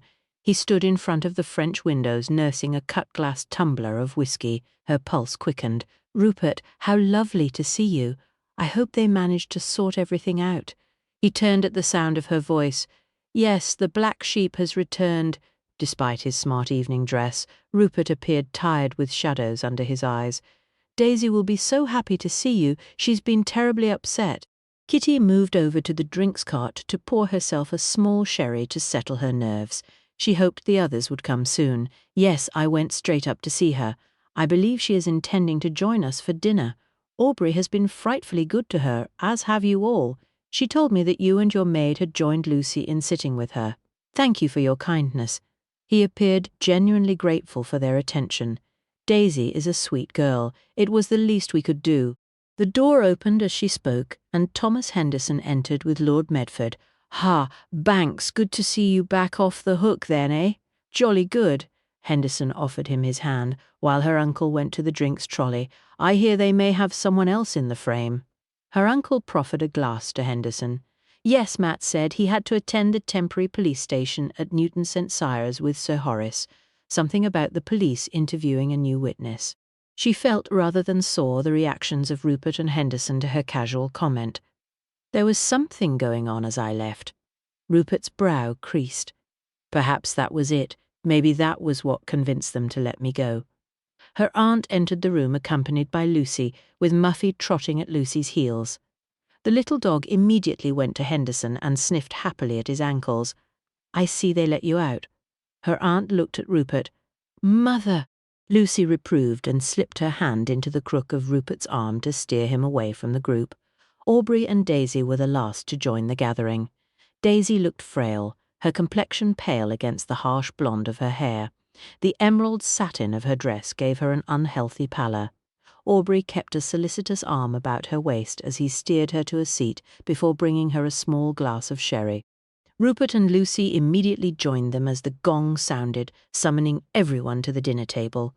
Thomas Henderson fell into step beside her as they made their way along the hall. Allow me to accompany you, Miss Underhay, as you are without your companion this evening. Thank you, Mr. Henderson. That is most kind of you. All of Kitty's senses were on high alert at this sudden attentiveness, unless he felt the need to protect her in some way. She found herself seated next to Henderson at dinner, with Aubrey on her other side. Something of a celebratory meal, then, this evening. Henderson shook out his napkin.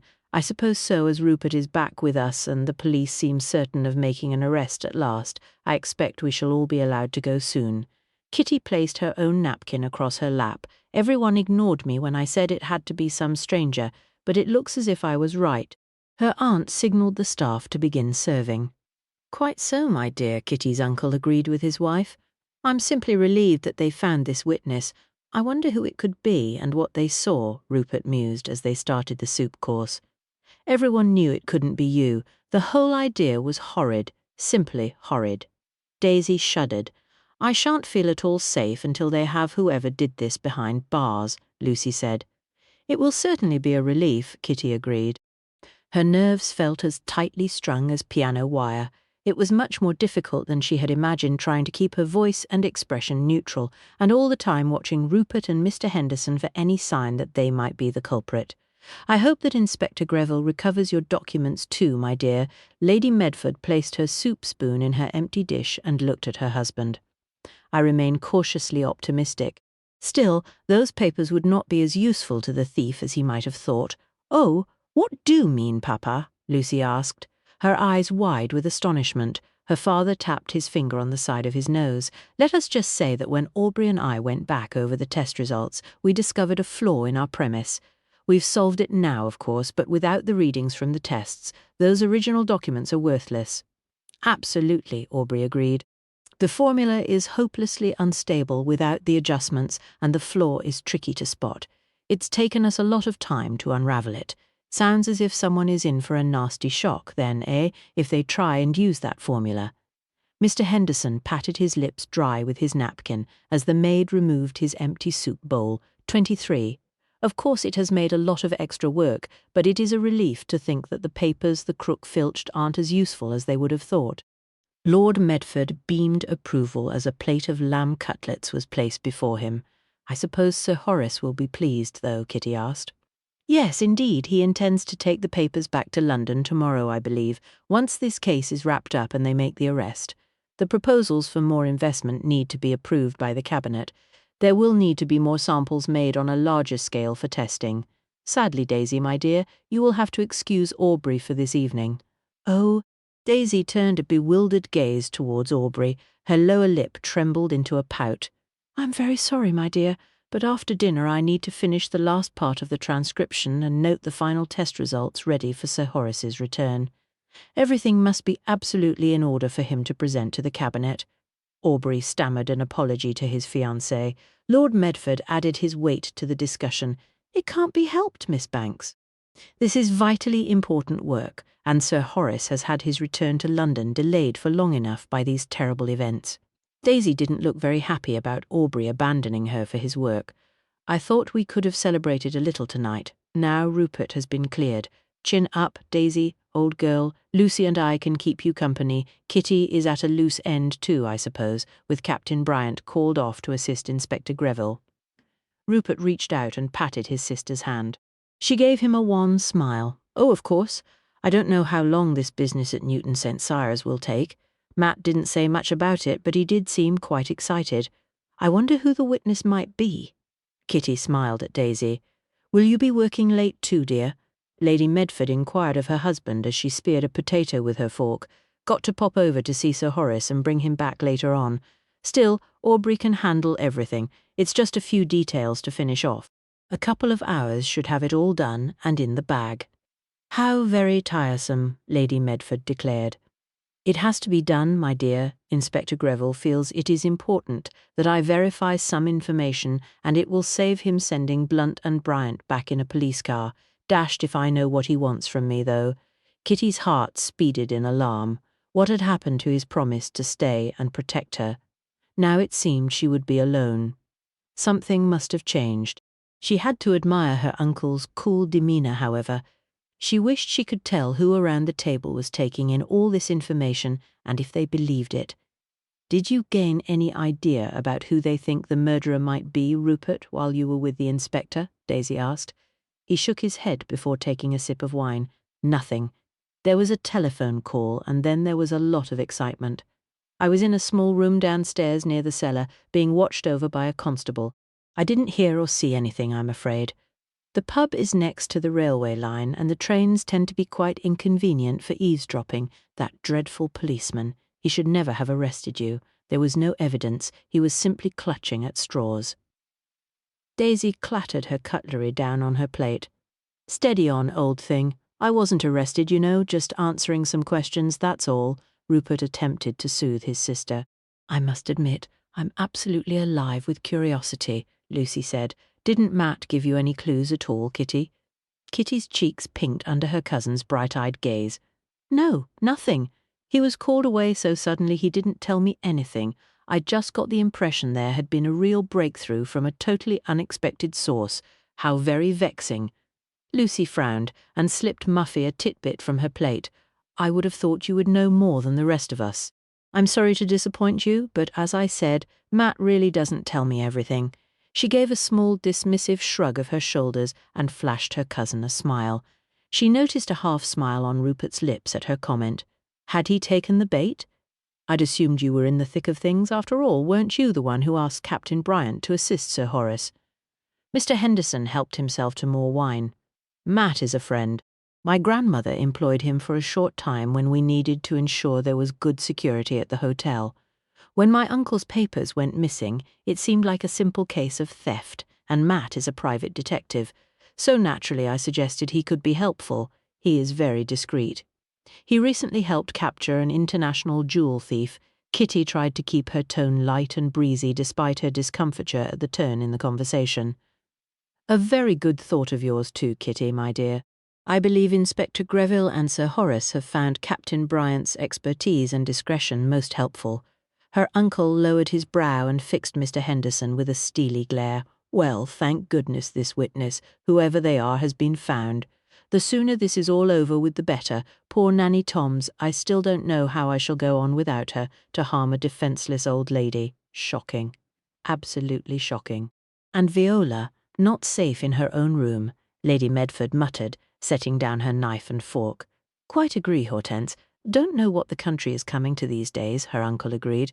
Kitty was relieved when Lucy changed the subject and dessert passed off without any further references to the murders or the missing papers. She was uncomfortable in both Rupert's company and Thomas Henderson's. Were they wrong? Perhaps neither man was the culprit, and her imagination was simply working overtime, making her see shadows of suspicion where there were none.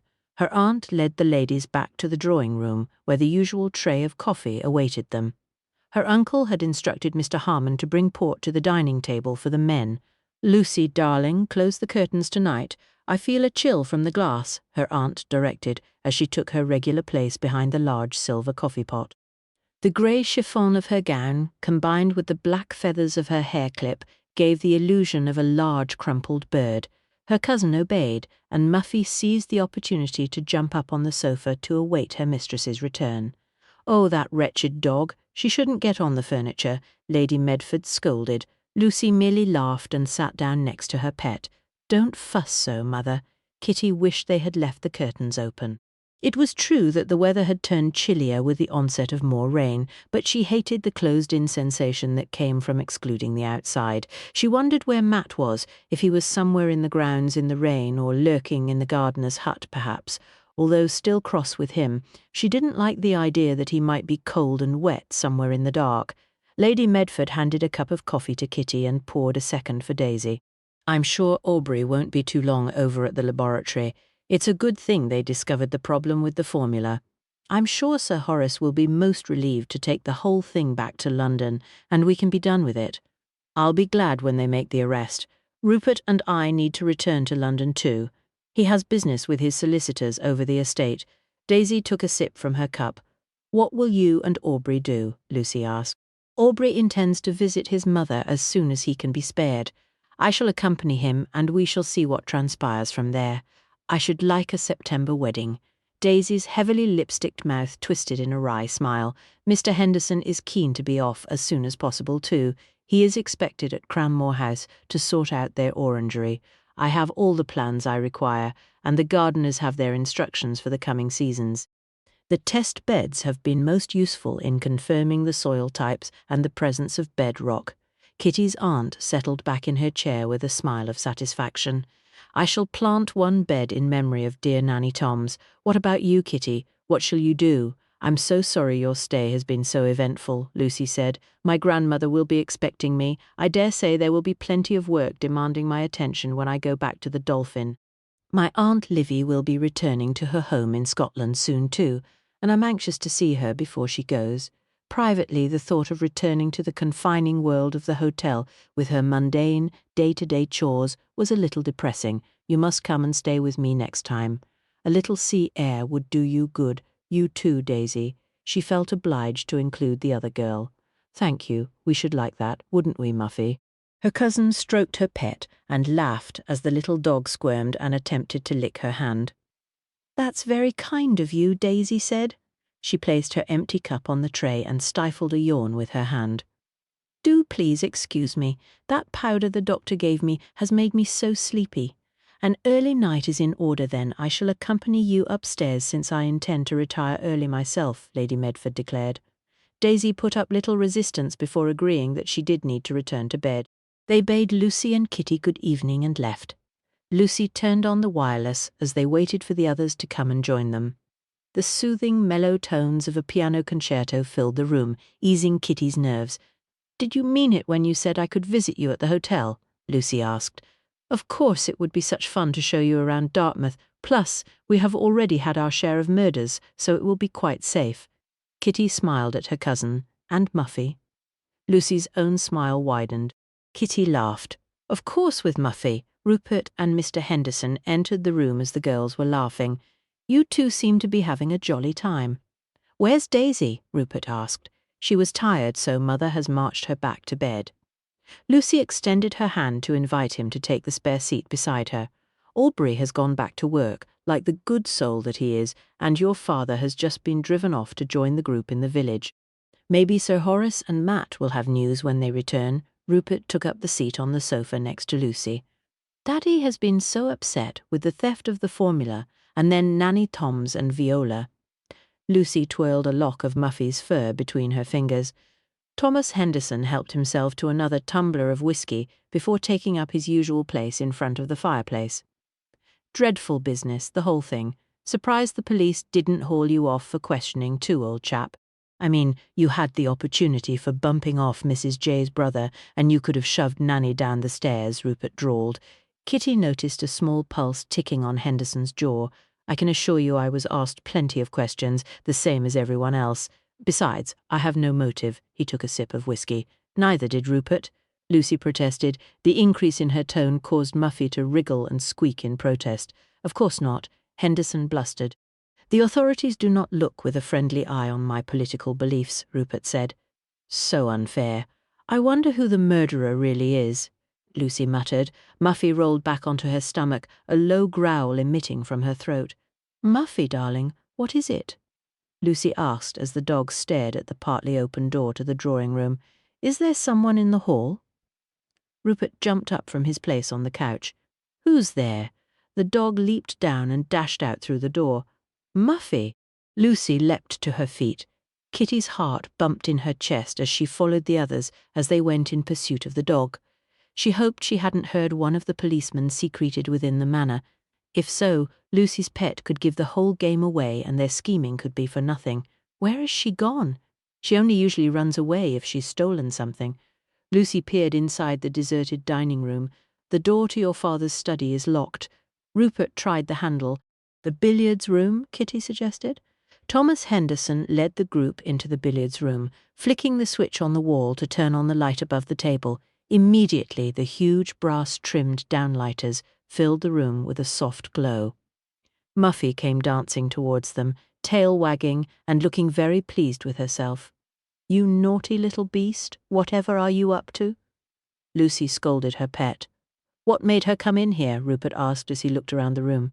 "Do you think someone else was in here?" A cold shiver ran down Kitty's spine. Who had Muffy heard or smelled? It clearly wasn't one of the servants. Thomas Henderson prowled around the table, peering into the shadowy corners of the room, as if expecting to find someone crouching in the shadows. Something about his sudden lightness of foot and stealthy manner unnerved her. Rupert bent to pick something up from the floor. "I think Muffy may have heard your case falling over, Henderson." He lifted Henderson's case for the billiard cue back onto the top of the cabinet. "No damage done, old boy." Henderson rushed over to check the case, feeling the corners with his fingers. Kitty couldn't help noticing that while he checked the case, his gaze kept drifting to his cue. A long-forgotten fragment of memory from her childhood tugged at the edge of her mind.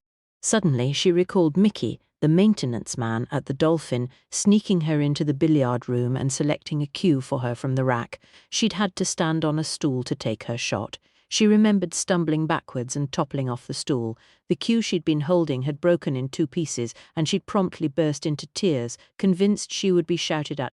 But Mickey had scooped her up and dried her eyes, showing her that the cue was made in 2 pieces that screwed together and could be parted for travelling. It hadn't broken, it had come undone. As she noted the quick, darting glances of Henderson's gaze, Kitty recalled holding the 2 parts of the cue, the outside silky smooth polished wood, and inside the handle a hollow, dark and mysterious.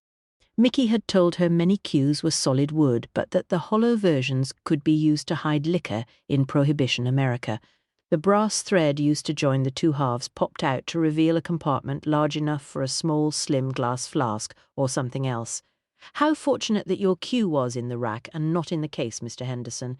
It would have been too awful if Muffy had managed to sink her teeth into that," Kitty observed. Was it her imagination, or did the wayward muscle in Henderson's jaw twitch? Oh, that would have been too dreadful. Lucy was aghast. Kitty stretched out her hand as if to lift Henderson's cue from the rack. "It really is a nice thing." His hand snaked out, and he seized her wrist before she could lift it down. "Please don't touch my cue, Miss Underhay. As I said before, I'm quite superstitious about it." His fingers bit into her wrist. She gave a pointed look at her hand, and he released her. "It's funny how things come back to one, isn't it? I learnt to play billiards when I was a child. My grandmother's maintenance man taught me. I was too small to reach the table, so I stood on a small stool." "Really?" Henderson's tone was dry. "Yes. Then one day I fell off the stool backwards, and the cue broke in two. An expensive accident." Henderson moved slightly as if to block her access to the rack. "Except I didn't actually break it. It was a cue that unscrewed to fit into a case, like yours." Her gaze fell on his case. "Well, of course, silly. How else would one transport them?" Lucy frowned and hoisted Muffy into her arms. "Yes, but some cues are not solid. They are hollow so that one could hide things inside them. Small things like a vial of liquor, or maybe something that would roll up small." Rupert stared at her, understanding dawning before swivelling to face Henderson. "You mean things like papers?" Henderson let out a snarl and grabbed his cue from the rack, bringing it down hard on top of Rupert's head. With a loud crack, Rupert fell to the floor, a small trickle of blood running from his scalp to form a dark, sticky red pool. Lucy gave a small scream and dropped Muffy, who immediately ran to Rupert and began to lick his face. "Oh my God, you've killed Rupert." She fell to her knees to check him for signs of life. "Shut up." Henderson reached inside his jacket pocket. Before Kitty could move to warn Lucy or call out for help, he produced a small handgun. "You up!" He waved the gun at Lucy. "What are you doing?" She scrambled to her feet and clutched Kitty's arm. Kitty looked around for a way of alerting the servants. Someone, anyone. "You two are coming with me." He pushed Kitty forward towards the door. Muffy woofed and danced after them, clearly thinking this was a new game. But Lucy protested. She cast a despairing look back at Rupert's prone body on the floor of the billiards room. "Shut up and hurry up. You're going to persuade your friend, Aubrey, to give me the new formula." He poked the gun into Lucy's back as he hustled them both along the hall and out of the front door. The damp, drizzly night air hit them. The chills stung the bare flesh of her arms, and she was thankful that her gown was old-fashioned and didn't have the low back that was so popular at the moment. Kitty was also glad of her low-heeled shoes as they stumbled along the wet path with the wind tugging at their hair. Muffy ran off over the rain-drenched field, enjoying the unexpected night-time excursion. Kitty wondered where Inspector Greville and the rest of the police were. Surely they must have seen them and realized something was wrong by now. Henderson was one of their main suspects. Lucy staggered and tripped, almost bringing Kitty down. "Watch where you're going," Henderson barked at her. Her cousin whimpered, and Kitty did her best to steady her. They were almost at the laboratory. A thin glimmer of light shone out of a crack in the shuttered window, revealing that Aubrey was still inside. 24, you stand to the side. Henderson pulled Kitty away from Lucy, so her cousin was left standing in front of the door. His fingertips bit into the flesh of her upper arm, and she was forced to stand still beside him. "This is crazy." Lucy's teeth chattered as she spoke. The thin, gauzy fabric of her evening gown was soaked, and the hem spattered with mud. "Ring the bell." Henderson waved the gun, and the barrel glinted in the faint light from the window. Lucy moved to obey. Deep inside the building, they heard the metallic ting of the bell. After what seemed like an eternity, a small hatch slid upwards in the door, and Aubrey peered out from behind a metal grille. "Lucy, what on earth are you doing out here?" His gaze was perplexed behind his glasses. "Aubrey, it's Mr. Henderson. He's killed Rupert, and he's got a gun." There was a note of hysteria in Lucy's voice. "Get me that formula, or Miss Medford and her cousin will suffer the consequences."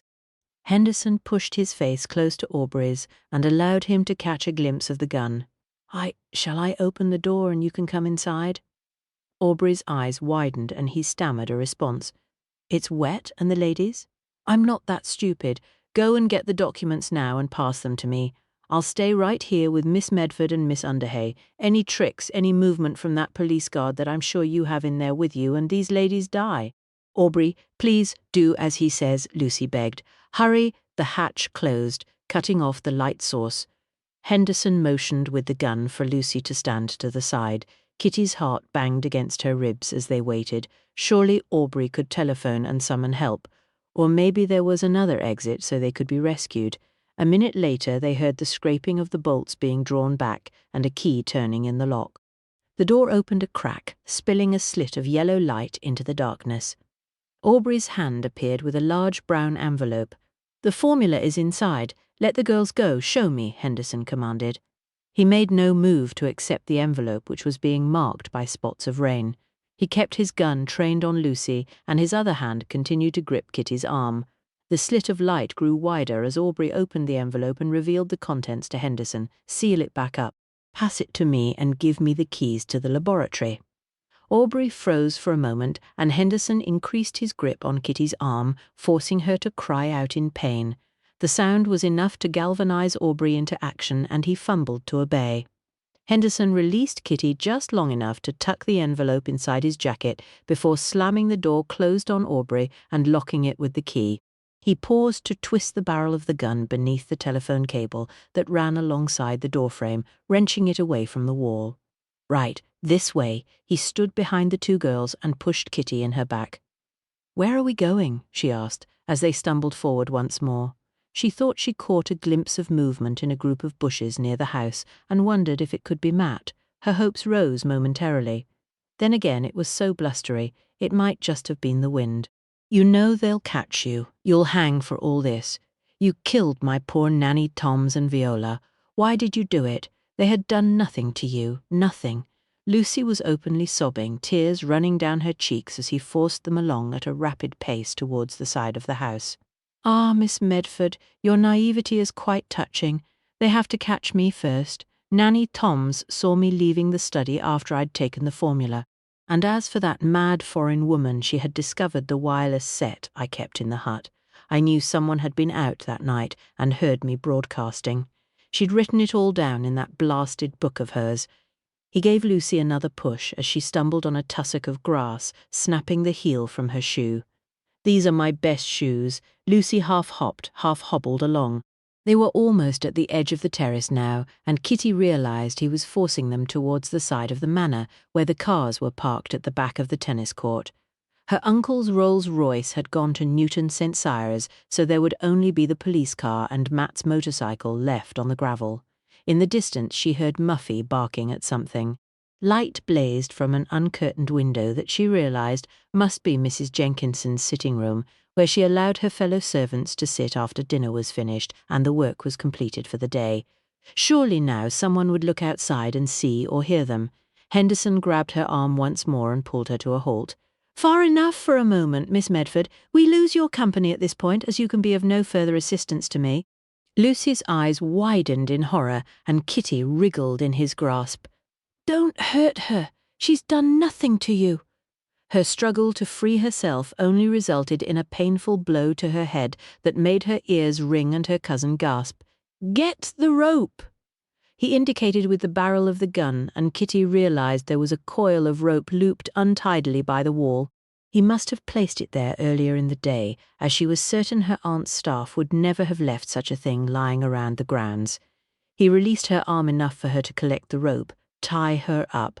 He kept his gun trained on them as Kitty struggled to make her stiff and wet fingers obey his instruction.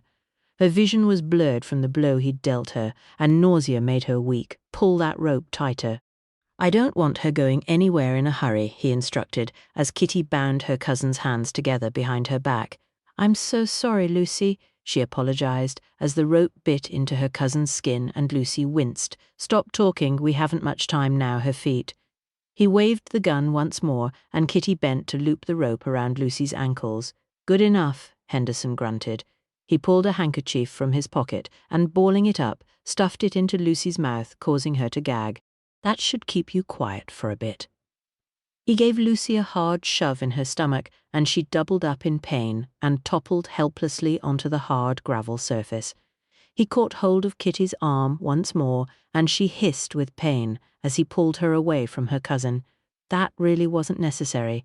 She could see Lucy was hurt, and the white expression of pain on her cousin's face made bile rise in her gut. She couldn't put out her hands to save herself. "I decide what is necessary, and she's fortunate I let her live." The cold steel barrel of the gun was poked against her ribs. "Keep walking." "Where are we going?" Kitty asked again, as he circled her away from the window, avoiding the light. She was relieved that her voice sounded clear, though she could feel her heart hammering in her chest.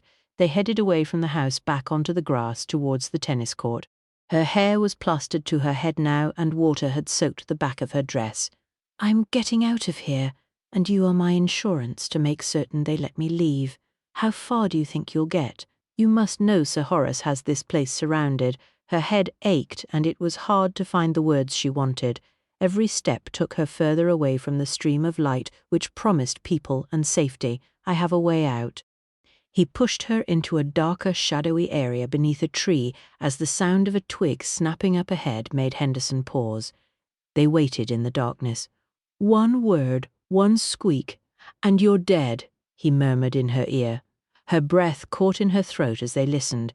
No further sounds reached them, and Henderson appeared to judge it safe enough for them to continue to move towards the vehicles parked beside the tennis court. One of the police cars stood next to Matt's motorcycle, which was covered with a loose dark green tarpaulin. He tightened his hold on her arm once more. "Don't get any clever ideas about getting away. I'm a good shot, and I have no compunction about using this gun." The chilling murmur of his voice in her ear made her heart race even faster. She could see no sign of movement near the car, and she wondered if she had imagined that snapping twig a few moments earlier. Soaked to the skin now, Kitty doubted she could move very speedily even if she had the chance. The blow to her head had made her giddy, and her legs were leaden beneath her. She tripped and sent a loose stone skittering across the ground towards the car. Her clumsiness was rewarded with another cuff to her head, dislodging her earring. She bit her lip and tasted the flat, metallic taste of her own blood. "Be careful." Henderson's words were barely audible, but loaded with menace, his breath hot on her stinging ear. He tugged her down, forcing her to crouch beside him as they neared the police car. Suddenly, Kitty spotted a shadow moving near the rhododendrons that grew alongside the court, a uniformed figure, probably one of the constables that Inspector Greville had set to keep watch. Her spirits rose, perhaps rescue might be at hand. Henderson froze in place once more, and she had no option but to watch and wait beside him. She knew that if she were to try and call a warning, then both their lives would be forfeited. Instinctively, she prayed that the constable might notice them and raise the alarm somehow. The constable moved, walking back and forth, swinging his arms. The moon slid briefly from behind a cloud, and Kitty observed rain drip from the brim of the man's helmet onto his coat. The man drew out a pipe from the inner pocket of his coat and bowed his head as he concentrated on filling the bowl with tobacco. Henderson moved more swiftly and silently than Kitty expected. The constable heard nothing until Henderson hit him on the back of the head with the gun, dislodging his helmet. The man fell forward onto his knees, and Henderson administered another blow. Kitty winced and turned her head away. The speed and severity of Henderson's action rendered her unable to even scream. She staggered upright and shook her head carefully in an attempt to clear her brain. Maybe while he was distracted she could make it to the safety of the house. Henderson was busy searching the unconscious man's pockets. She staggered forward a half step. Henderson was back at her side before she had any opportunity to do more than try to collect her wits. "Kitty," Matt's voice. She tried to turn in the direction of the shout, but Henderson was too quick for her. He wrenched her arm back, twisting it behind her and forcing her in front of him like a shield. "Matt, watch out! He's got a gun! Stay back!" Henderson pointed the gun in the direction of Matt's voice. Kitty peered into the darkness. Where was he? The moon had disappeared back into the clouds, and the rain increased in intensity. Unable to free her hands to wipe her face, her vision was obscured. Henderson pushed her towards the police car and wrenched the driver's door open. There was a movement from somewhere near the house, and Henderson pulled the trigger. Kitty screamed and prayed that Matt had not been hit. "Get in the car, passenger seat, move it!" Henderson shoved her, sending her sprawling across the leather seats. "Kitty!" Matt's voice sounded nearer. She tried lifting her head to peer through the windshield. Thank heavens, he must have missed. "Hurry up." Henderson hit her again. Suddenly there was a flurry of barks, and a small furry animal launched herself out of the rain at Henderson's ankles. "What the devil? Get this dog away from me." Henderson tried to dodge the excited Muffy as she danced and pranced around him. Kitty seized her chance to scramble across the front seats to release the catch on the passenger door. She wriggled through and rolled out of the door, dropping on her knees onto the gravel. Behind her she heard a roar of rage, followed by a yip from Muffy. She half crawled, half rolled to shelter behind Matt's motorcycle. The crack of another shot rent the air and she squeezed her eyes tight shut, anticipating that in a split second Henderson would find her and kill her. She hoped he wasn't aiming at Lucy's dog. Then there came the roar of an engine and she realized that Henderson must have started the police car. She crawled to the end of the tarpaulin and peeped out to see the black police car reversing rapidly. Kitty ducked back out of sight as a spray of gravel pinged all around her as Henderson sped off along the drive.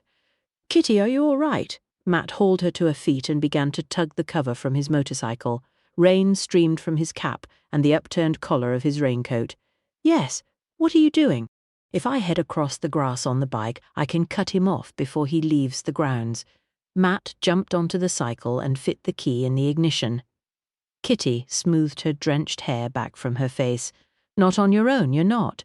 She hitched up the soaking wet skirt of her gown, slid onto the seat behind him, and fastened her arms tight around his waist, his wiry, muscular frame a solid relief after the ordeal of the last half hour. "What the hell are you doing?" Matt asked. "Coming with you, of course." "Come on, Matt. You're wasting time." She was dimly aware that a crowd of servants had poured out of the back door of the manor. To her relief, she spotted Muffy sitting at Mr. Harmon's feet and Alice's pale, anxious face as she huddled next to Cook. "Have you ever ridden a motorcycle pillion before?" "No, but I've ridden a donkey." She gripped the leather seat between her knees and clung on to Matt. A fresh surge of adrenaline coursed through her veins. He swore under his breath and gunned the engine. "Hold tight!" She buried her head against his back, the sodden cloth of his coat pressing against her cheek as they roared forward, sending another spray of gravel behind them. Her shrieks were drowned out by the noise of the engine as they bumped across the field in pursuit of the stolen police car. The motorcycle headlamp cut through the dark, driving rain to illuminate the path ahead. Further on, she could hear the police car roaring down the drive towards the gatehouse. "Hang on." Matt swung the bike at an angle, and Kitty clung on for dear life as the bike skidded and slithered on the wet grass. She squeezed her eyes tight shut as the roar and crack of another shot sounded somewhere in front of them. She muttered a prayer under her breath that no one else would be hurt. The motorcycle swerved again, making Kitty feel sick. Their speed started to drop, and she tried to peer over Matt's shoulder. They were almost at the gatehouse now, and in the light from the police car's headlamps, she could see that the vast wrought-iron gates were closed. Chinks of light shone through the gaps in the curtains of the house where the gatekeeper had drawn them against the night. "He's not slowing down," Kitty yelled. "He'll hit the gates." Matt slowed right down. There was another loud crack, and the police car swerved off the drive to bump across the grass, away from the gates. "He's going to crash." She stared in horror as the car continued at full pelt before hitting the large oak tree near the lodge. Matt had drawn the cycle to a halt as the sickening crunch of metal and glass was followed by a roar and a bang as the wrecked car burst into flames. He cut the engine as they stared at the fireball rapidly engulfing the base of the tree. There was a brief lull, then a further explosion as the flames reached the fuel tank. Small branches further up the trunk of the tree caught alight before falling down onto the wreckage below. People emerged from the lodge and rushed forward to form a small semicircle at a safe distance around the blazing car. The air filled with the stench of fuel and burning rubber. Further pops and bangs followed as the tires exploded, sending sparks and pieces of debris into the night sky. "I don't understand. What happened? Why did he swerve? I thought he was going to ram the gates." Kitty shivered, the full horror of what she had witnessed beginning to sink into her consciousness. What was the shot? A male figure detached from the group around the car and began to stride across the dark field towards them. Matt slid from his seat and extended his hand to help her from her perch. Her legs trembled and refused to support her as she slid off the seat. He took off his coat and draped it gently around her shoulders as he steadied her. Captain Bryant, Lord Medford, approached them, his shotgun resting over his arm. Good Lord, Kitty, what are you doing here? I take it Henderson did not escape. Matt's expression was sombre. He kept his arm around Kitty, who was shivering violently despite the welcome dry warmth of his coat.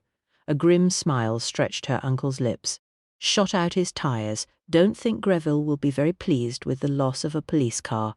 Her knees sagged again, and she would have fallen if it hadn't been for Matt's support. Whatever has happened to you? Her uncle frowned as he looked at her face, and she guessed she didn't present a very pretty picture. Lucy, someone needs to find Lucy, she struggled to get the words out. Come, my dear, my car is at the gates. Let us take you back to the house.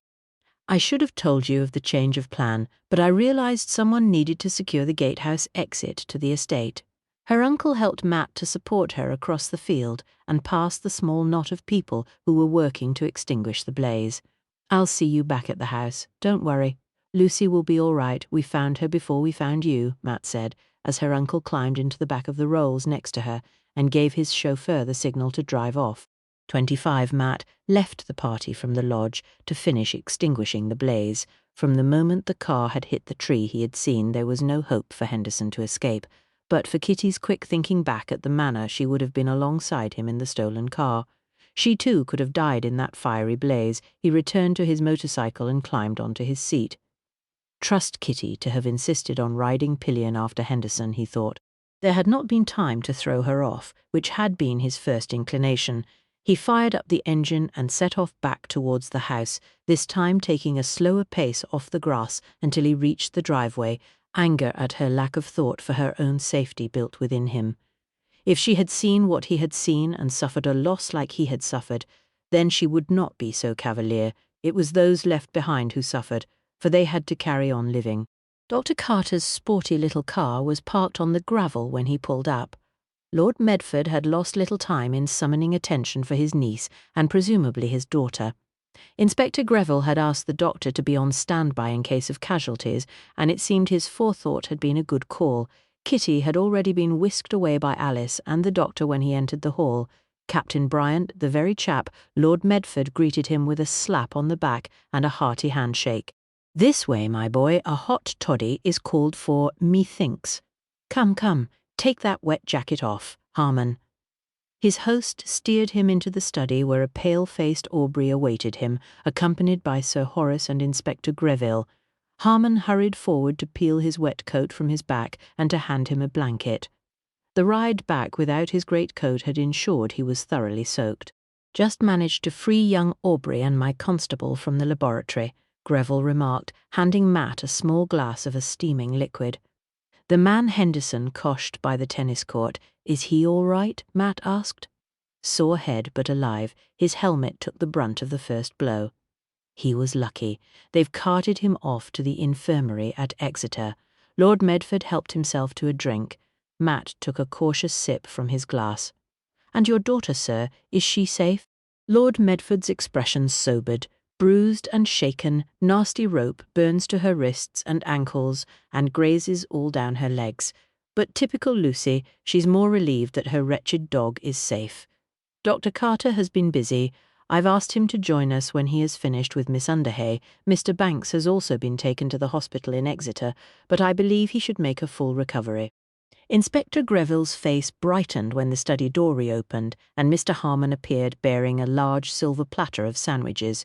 Cook sends her compliments, my lord. She thought some refreshments might be welcome. He deposited the platter on the desk and returned a few seconds later to add another platter containing slices of pork pie and sausage rolls. Most excellent idea. Please pass on our thanks, Harmon. Lord Medford tucked into a sausage roll. What happened to Rupert? Matt asked. He knew Lucy had been discovered bound and gagged before he had managed to track Kitty and Henderson. But this was the first he had heard of Rupert being injured.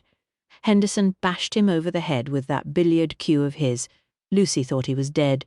Poor girl was hysterical when we found her. She was convinced Banks was a goner, and of course the bounder still had Kitty. Lord Medford brushed pastry crumbs from his moustache. What about the formula, sir? Was it recovered? Aubrey asked. He still appeared to be in shock. Miss Underhay worked out that Henderson had hidden it inside the handle of his billiards cue. Sure enough, when Lucy told us, and we took a look, there it was, been right under our noses all the bally time. Lord Medford reached for another sausage roll before Inspector Greville could empty the plate. Yes, the fake one burned in the car with Henderson, but the original was rolled up tight inside the queue. So the formula is quite safe? Matt asked. Yes, I shall take it to London with me in a few hours' time. Our team of scientists are keen to develop it further, Sir Horace said, patting his jacket pocket. In fact, if you will all excuse me, I have a car coming early this morning and I could use some sleep after tonight's adventure. As Sir Horace bade them good night, the cheery face of Dr. Carter appeared at the study door. Ah, Carter, come in. How are the patients? Lord Medford indicated Sir Horace's recently vacated chair. Your daughter is resting comfortably, sir. I have administered a draught to her and to Miss Underhay. They both have cuts and bruises, but nothing life-threatening. He looked at Matt as he spoke. The constable has been sent to the hospital at Exeter to join Mr. Banks. I am hopeful that they will both be fit to be discharged by tomorrow. Excellent news, Lord Medford beamed. A small drink, Doctor. Thank you, but I must get off. Good shooting on your behalf, sir. Sorry to have missed the car chase. A good test for the motorcycle, eh? Isle of Man for you next year and the TT races, eh? He clapped Matt on the shoulder and made his farewells. With the last of the food safely inside Inspector Greville, the party broke up and Matt retired to bed, still thinking of what might have happened to Kitty. Kitty woke to pale, insipid sunlight streaming in through her bedroom window and the white, anxious face of Alice peering at her from across the room. She vaguely remembered being bundled into a warm bath, the kind, cheerful face of Dr. Carter, and a drink of something that had tasted strange. "Oh, Miss Kitty, thank goodness you're all right," Alice bustled forward. "Let me move the pillows for you. Your poor head, miss, and you lost one of them nice earrings what your aunt gave you." Kitty struggled to lift her head from the pillow, but a wave of nausea swept across her, and she waved Alice away for a moment. "Just a minute, Alice. I feel a little queer this morning." Memories of the chase and the terrible ending flooded back. She licked her lips and touched the swollen area on her lower lip with her tongue. "It's not morning, miss. It's nigh on tea time. You've been asleep all day. Captain Bryant has been up to ask after you several times, and that nice Dr. Carter came and checked on you." Moving more cautiously, Kitty managed to raise her head sufficiently to take a peep at the clock. "Good grief! I can't believe I've slept for so long." She remembered being wrapped in Matt's coat, the comforting smell of the materials still warm from his body. He'd been cross with her about something. Alice carefully manoeuvred the pillows and straightened the covers. "Shall I get you a nice cup of tea, miss, and something to eat? Tea and maybe some toast, please, Alice?" Her throat was dry, and perhaps nibbling a little toast might dispel the nausea she felt whenever she moved her head.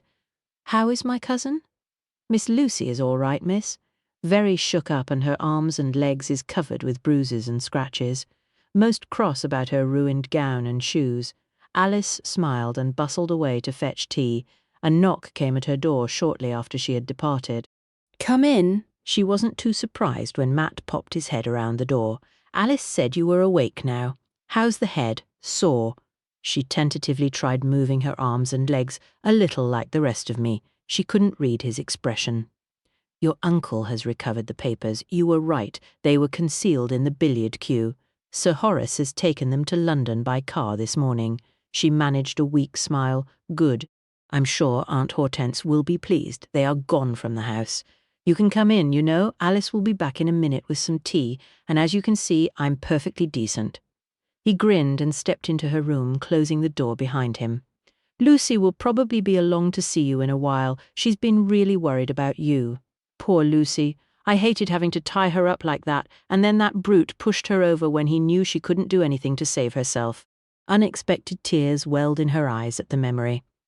Parts of the ordeal began to come back more clearly to her. Matt seated himself on the winged armchair near the fireplace and swiveled it around, moving it closer to her bedside so he could see her better. "Rupert is conscious and doing well. He's at the infirmary in Exeter. Dr. Carter judged it a better place than the local cottage hospital.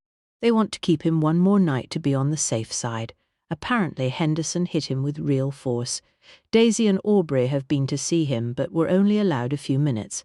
And the police constable, Kitty asked as she felt under her pillow for the pocket handkerchief she usually kept there. His helmet apparently saved him from the worst effects of the blows. He is expected out of hospital tomorrow too. Kitty retrieved her handkerchief and blew her nose. I'm so glad. Matt gave her a considered look. I was quite worried about you when that car went up in flames.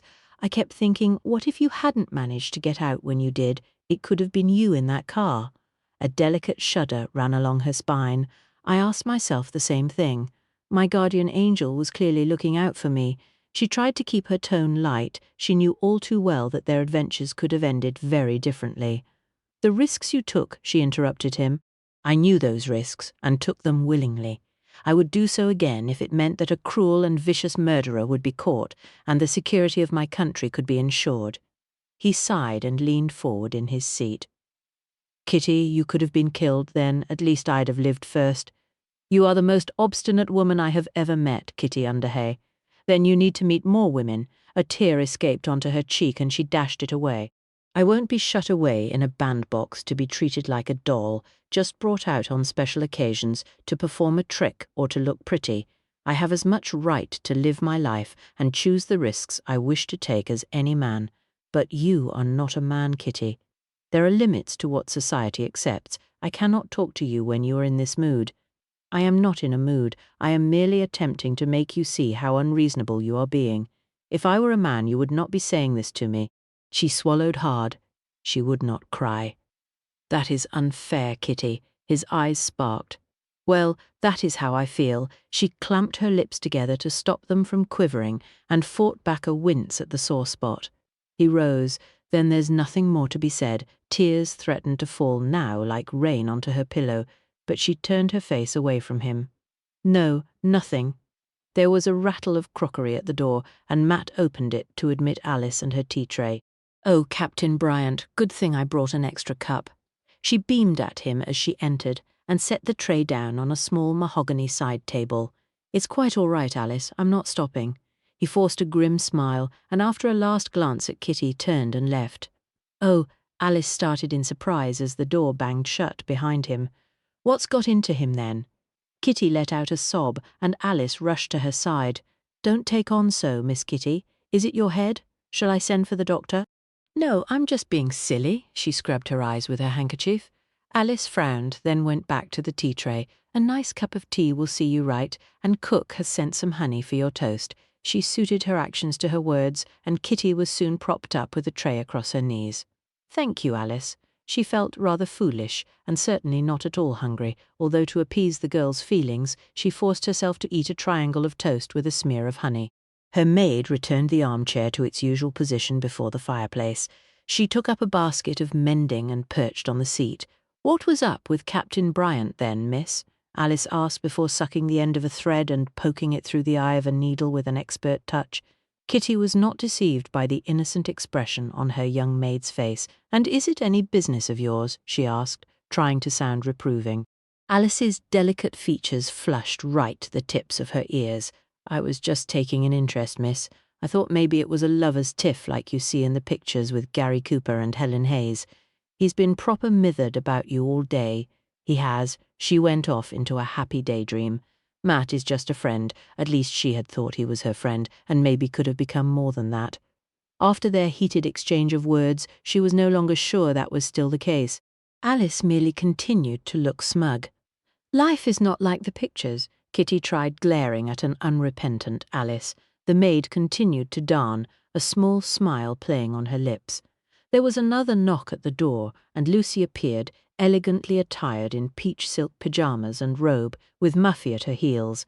Kitty, darling, Alice said you were awake, so I had to come and see you. Kitty was pleased to see that apart from some bandaging on her wrists, her cousin appeared relatively unscathed by her ordeal. How are you? She smoothed her bed covers to invite Lucy to sit with her. I see Muffy has recovered. Lucy laughed. Poor baby, she's been fated as the hero of the hour after going for Henderson and allowing you to get free. She'll be as fat as a little pudding with all the treats. Lucy perched on the end of the bed, Muffy at her feet. Lucy, I'm so sorry. I hated tying you up, and when that beast pushed you over, Kitty blinked back the tears which threatened to reappear. The awful scene replayed in her head as she noticed a graze on her cousin's temple. "Don't be silly. You had no choice. He would have shot you in an instant. He would have murdered both of us. You heard what he said about why he'd killed Viola and Nanny Toms. I was convinced that Rupert was dead. Quite frankly, I was more scared for you. Once he'd left me there trussed up like a chicken, at least I knew I was safe. All I had to worry about was a ruined gown and breaking the heel on my favourite shoes. You, on the other hand, were still in danger." Lucy patted her hand tenderly. "Matt has been like a bear with a sore head all day today waiting for you to wake up." "Oh dear," Kitty sighed. She wished she had been more temperate with her choice of words. "What's wrong?" Lucy asked. There was a clatter from Alice's direction as she dropped her scissors. "We've just had a huge argument," Kitty confessed. Lucy blinked in surprise. "Oh, darling, whatever for?" "He didn't want me to assist Inspector Greville with capturing Mr. Henderson. He thought it was too dangerous.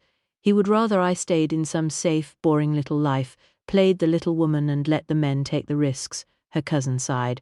"Perhaps he's scared after all. You could have been killed." "He must care for you, darling, or he wouldn't feel so passionately about protecting you." Kitty knew her cousin had a point. She knew Matt's history, that the loss of his wife had deeply affected him. If he would only talk to her about what had happened to Edith, then perhaps they wouldn't be quarrelling. Alice coughed and pretended to be busy with her mending when the cousins looked in her direction. "We are, or were, friends, Lucy." "He's not my beau." "He doesn't pay me compliments, or bring me flowers, or take me to the pictures," even if sometimes she had wondered what it might be like if they were to walk out together. When they had danced together, when he took her arm, and when she'd clung on to him during that wild motorcycle ride. For a man who doesn't do any of those things, he seems to always notice when you enter the room. I've seen how he is around you, Kitty. He cares for you. Then he has a queer way of showing it. She conceded grudgingly. He did call and take her to tea, kiss her cheek when they met, and there was some kind of connection between them. He was also the most complicated man she'd ever met. "I'm sure that when you're feeling better you can talk to him and resolve your differences. Please don't worry, darling. It'll all be all right. The main thing is that you need to rest. Rupert should be allowed out of hospital tomorrow. He and Daisy are staying for another day or so, then they are to return to London. He has the estate to sort out with his solicitors and some decisions he needs to make," Lucy informed her. "And you and Rupert."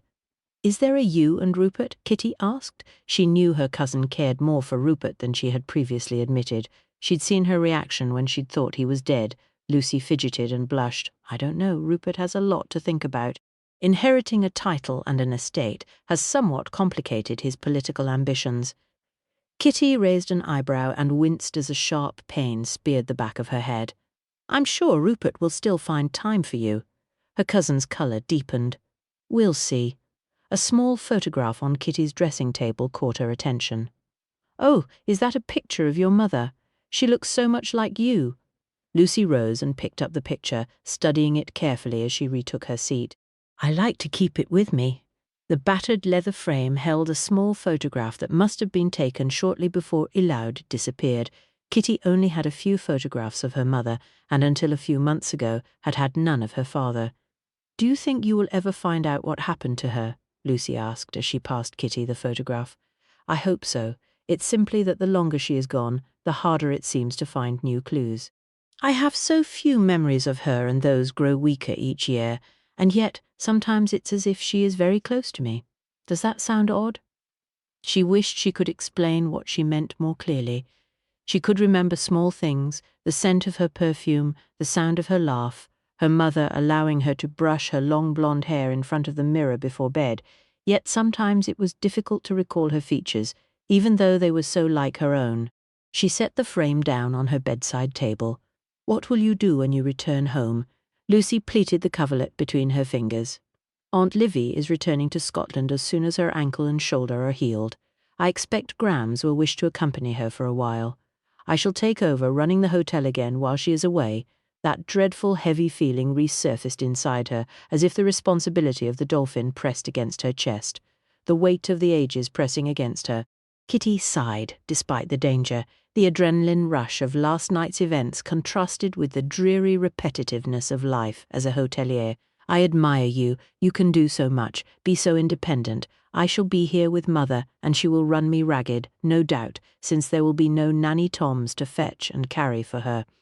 Daisy has invited me to stay with her soon, so at least that may offer a small relief from the horticultural catalogues and talk of chemicals at the dinner table. Lucy sighed. At least we can write to each other and telephone too. It will be so nice to have a friend.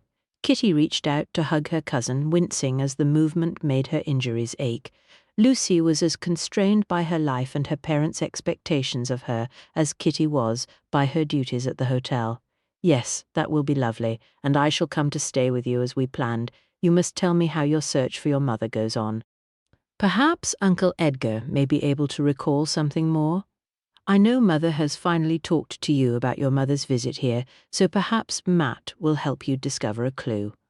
Lucy's face brightened, perhaps if he spoke to her again. 26. Matt left Kitty's room and headed for the terrace. He needed to get outside into the cooler air, freshened by the previous evening's rain. The argument with Kitty had upset and disturbed him in equal measures. He wished he could make her understand his concerns. He strolled to the edge of the stone balustrade to look out over the rose garden and lit a cigarette. He knew even as he inhaled that he had smoked far too many cigarettes recently. Yet it was a reflex action that worked to clear his head, calm his thoughts, and helped him to think more clearly. The one coping mechanism that always served him well. Kitty's aunt came up the steps from the rose garden, a large wicker basket over her arm and a pair of secateurs in her hand. "Captain Bryant, how is Kitty? I understand she is awake now. She is recovering well, I believe. Thank you." The older woman adjusted her basket. Such a relief, I must say. Poor Lucy is also recovering. One cannot believe the evil behaviour of that man. Mrs. Jenkinson is still distraught. I understand he murdered her brother because he discovered the wireless set. To think I was so deceived in him. My husband tells me that Henderson was in the pay of some foreign power. We were all deceived, Lady Medford. Henderson was a cunning and vicious man, not to mention a traitor to this country. He took another drawer on his cigarette. Recovering the papers meant that the formula would not fall into the wrong hands, and should the worst happen in the future, many lives might be saved. Dreadful business. The newspapers are full of the story. I've telephoned Mrs. Treadwell and appraised her of Kitty's condition. I have assured her the girl is quite safe. Such a worry for her, and as her aunt I feel horribly responsible. A pang of guilt mixed afresh with anger speared Matt. Since the loss of her daughter, Kitty is extra precious to her grandmother. Quite so. Lady Medford looked at her basket and sighed. I was cutting some roses for Nanny Thom's and Frau Feiser's funerals. I do hope it won't all become something of a circus. Poor Viola had no family, and Nanny Tom's only has an elderly sister who has been in a nursing home for a number of years, so there is no one there either, really. It's very good of Lord Medford to take on organising Viola's funeral, Matt said. Well, it's the least we could do under the circumstances. There's not exactly a social protocol for when one's employees and guests are murdered in one's home. Matt extinguished his cigarette. I have been very grateful for your hospitality despite, as you said, the unfortunate circumstances. However, I must head home, I'm afraid. The argument with Kitty had made up his mind. He needed space and time to think about things. It worried him that his concern for Kitty had been so great, and the reasons for their quarrel troubled him. You are, of course, very welcome to stay longer. I'm sure my niece would enjoy your company while she recovers. His hostess eyed him keenly. That's very hospitable of you, but unfortunately business calls. I'm sure Kitty will understand. Actually, he wasn't terribly certain that she would understand, but it had to be better if there was some space between them for a little while. Perhaps when they had both had time to reflect, they might manage to find a way through their differing points of view. Of course, I think Kitty's grandmother is anxious for her return, so I expect she will return to Dartmouth herself in the next few days. He had no doubt that Kitty's grandmother would want her back as soon as possible. Kitty was everything to her. Lady Medford carried on inside the house. Matt spent a few more minutes looking out over the garden before going to pack his bag. Kitty and Alice returned to Dartmouth a few days later. Lord Medford insisted that his chauffeur drive them back to the Dolphin Hotel in his car. When Kitty had learned that Matt had returned home without speaking to her, she had tried to shrug it off, even though she had felt hurt and disappointed. She had written to her father, telling him all she'd learned of her mother's visit to Enderley, and she hoped he would reply soon if he could recall the names and addresses of his acquaintances in Exeter before the war, especially Dawkins. Then it might give a lead to her mother. And failing that, perhaps she could write to someone at the estate in Ireland to see if they knew anything. Lucy had seemed sensitive to her feelings regarding Matt and refrained from asking about the situation. It had been nice to see Rupert and Daisy again before they had left for London, and without any suspicions clouding the air between them. Rupert's head had been bandaged, and he had appeared pale but otherwise in good spirits. She was quietly pleased to see the relationship rebuilding between Lucy and Rupert. It amused her that her aunt and uncle regarded a potential match with a friendlier eye since Rupert's recent upturn in fortunes. "It'll be funny to be back at the hotel, won't it, miss?" Alice gazed out of the side window of the Rolls with every appearance of enjoyment. "Yes, I'm afraid you might find it rather dull after this last week." Kitty knew she would find it dull herself. And if Matt were no longer her friend, then life would be very dull indeed. It was a little scary to realize how quickly she had come to look forward to talking and sharing time with him. "I expects Mrs. Homer will have plenty of work for me, and me mum will be glad to see me to help with the little ones. You have been an absolutely splendid lady's maid, Alice. When Lucy comes to visit later this year, I shall make sure you are lady's maid to her during her stay." The girl's thin face brightened. "That'll be nice. Miss Lucy is a proper posh lady. She has some lovely things." Kitty's grandmother and her great-aunt were waiting for them on their arrival at the hotel, looking out of the large leaded-pane window of her grandmother's salon above the main entrance. Her heart twinged at the sight of their dear, familiar faces, and she immediately felt guilty that she wished so much to be elsewhere. An image of Matt's face crossed her mind, and she blinked back the tears that unexpectedly prickled her lashes. Mickey, the maintenance man, came out to assist Alice with their bags. "Good to have you back, Miss Kitty." Kitty surveyed the ancient half-timbered walls of the hotel, the hand-painted sign of the dolphin creaking gently above her head in the soft breeze from the river. She took a last look at the sunlight sparkling on the water and followed Alice inside. "Welcome back to the Dolphin."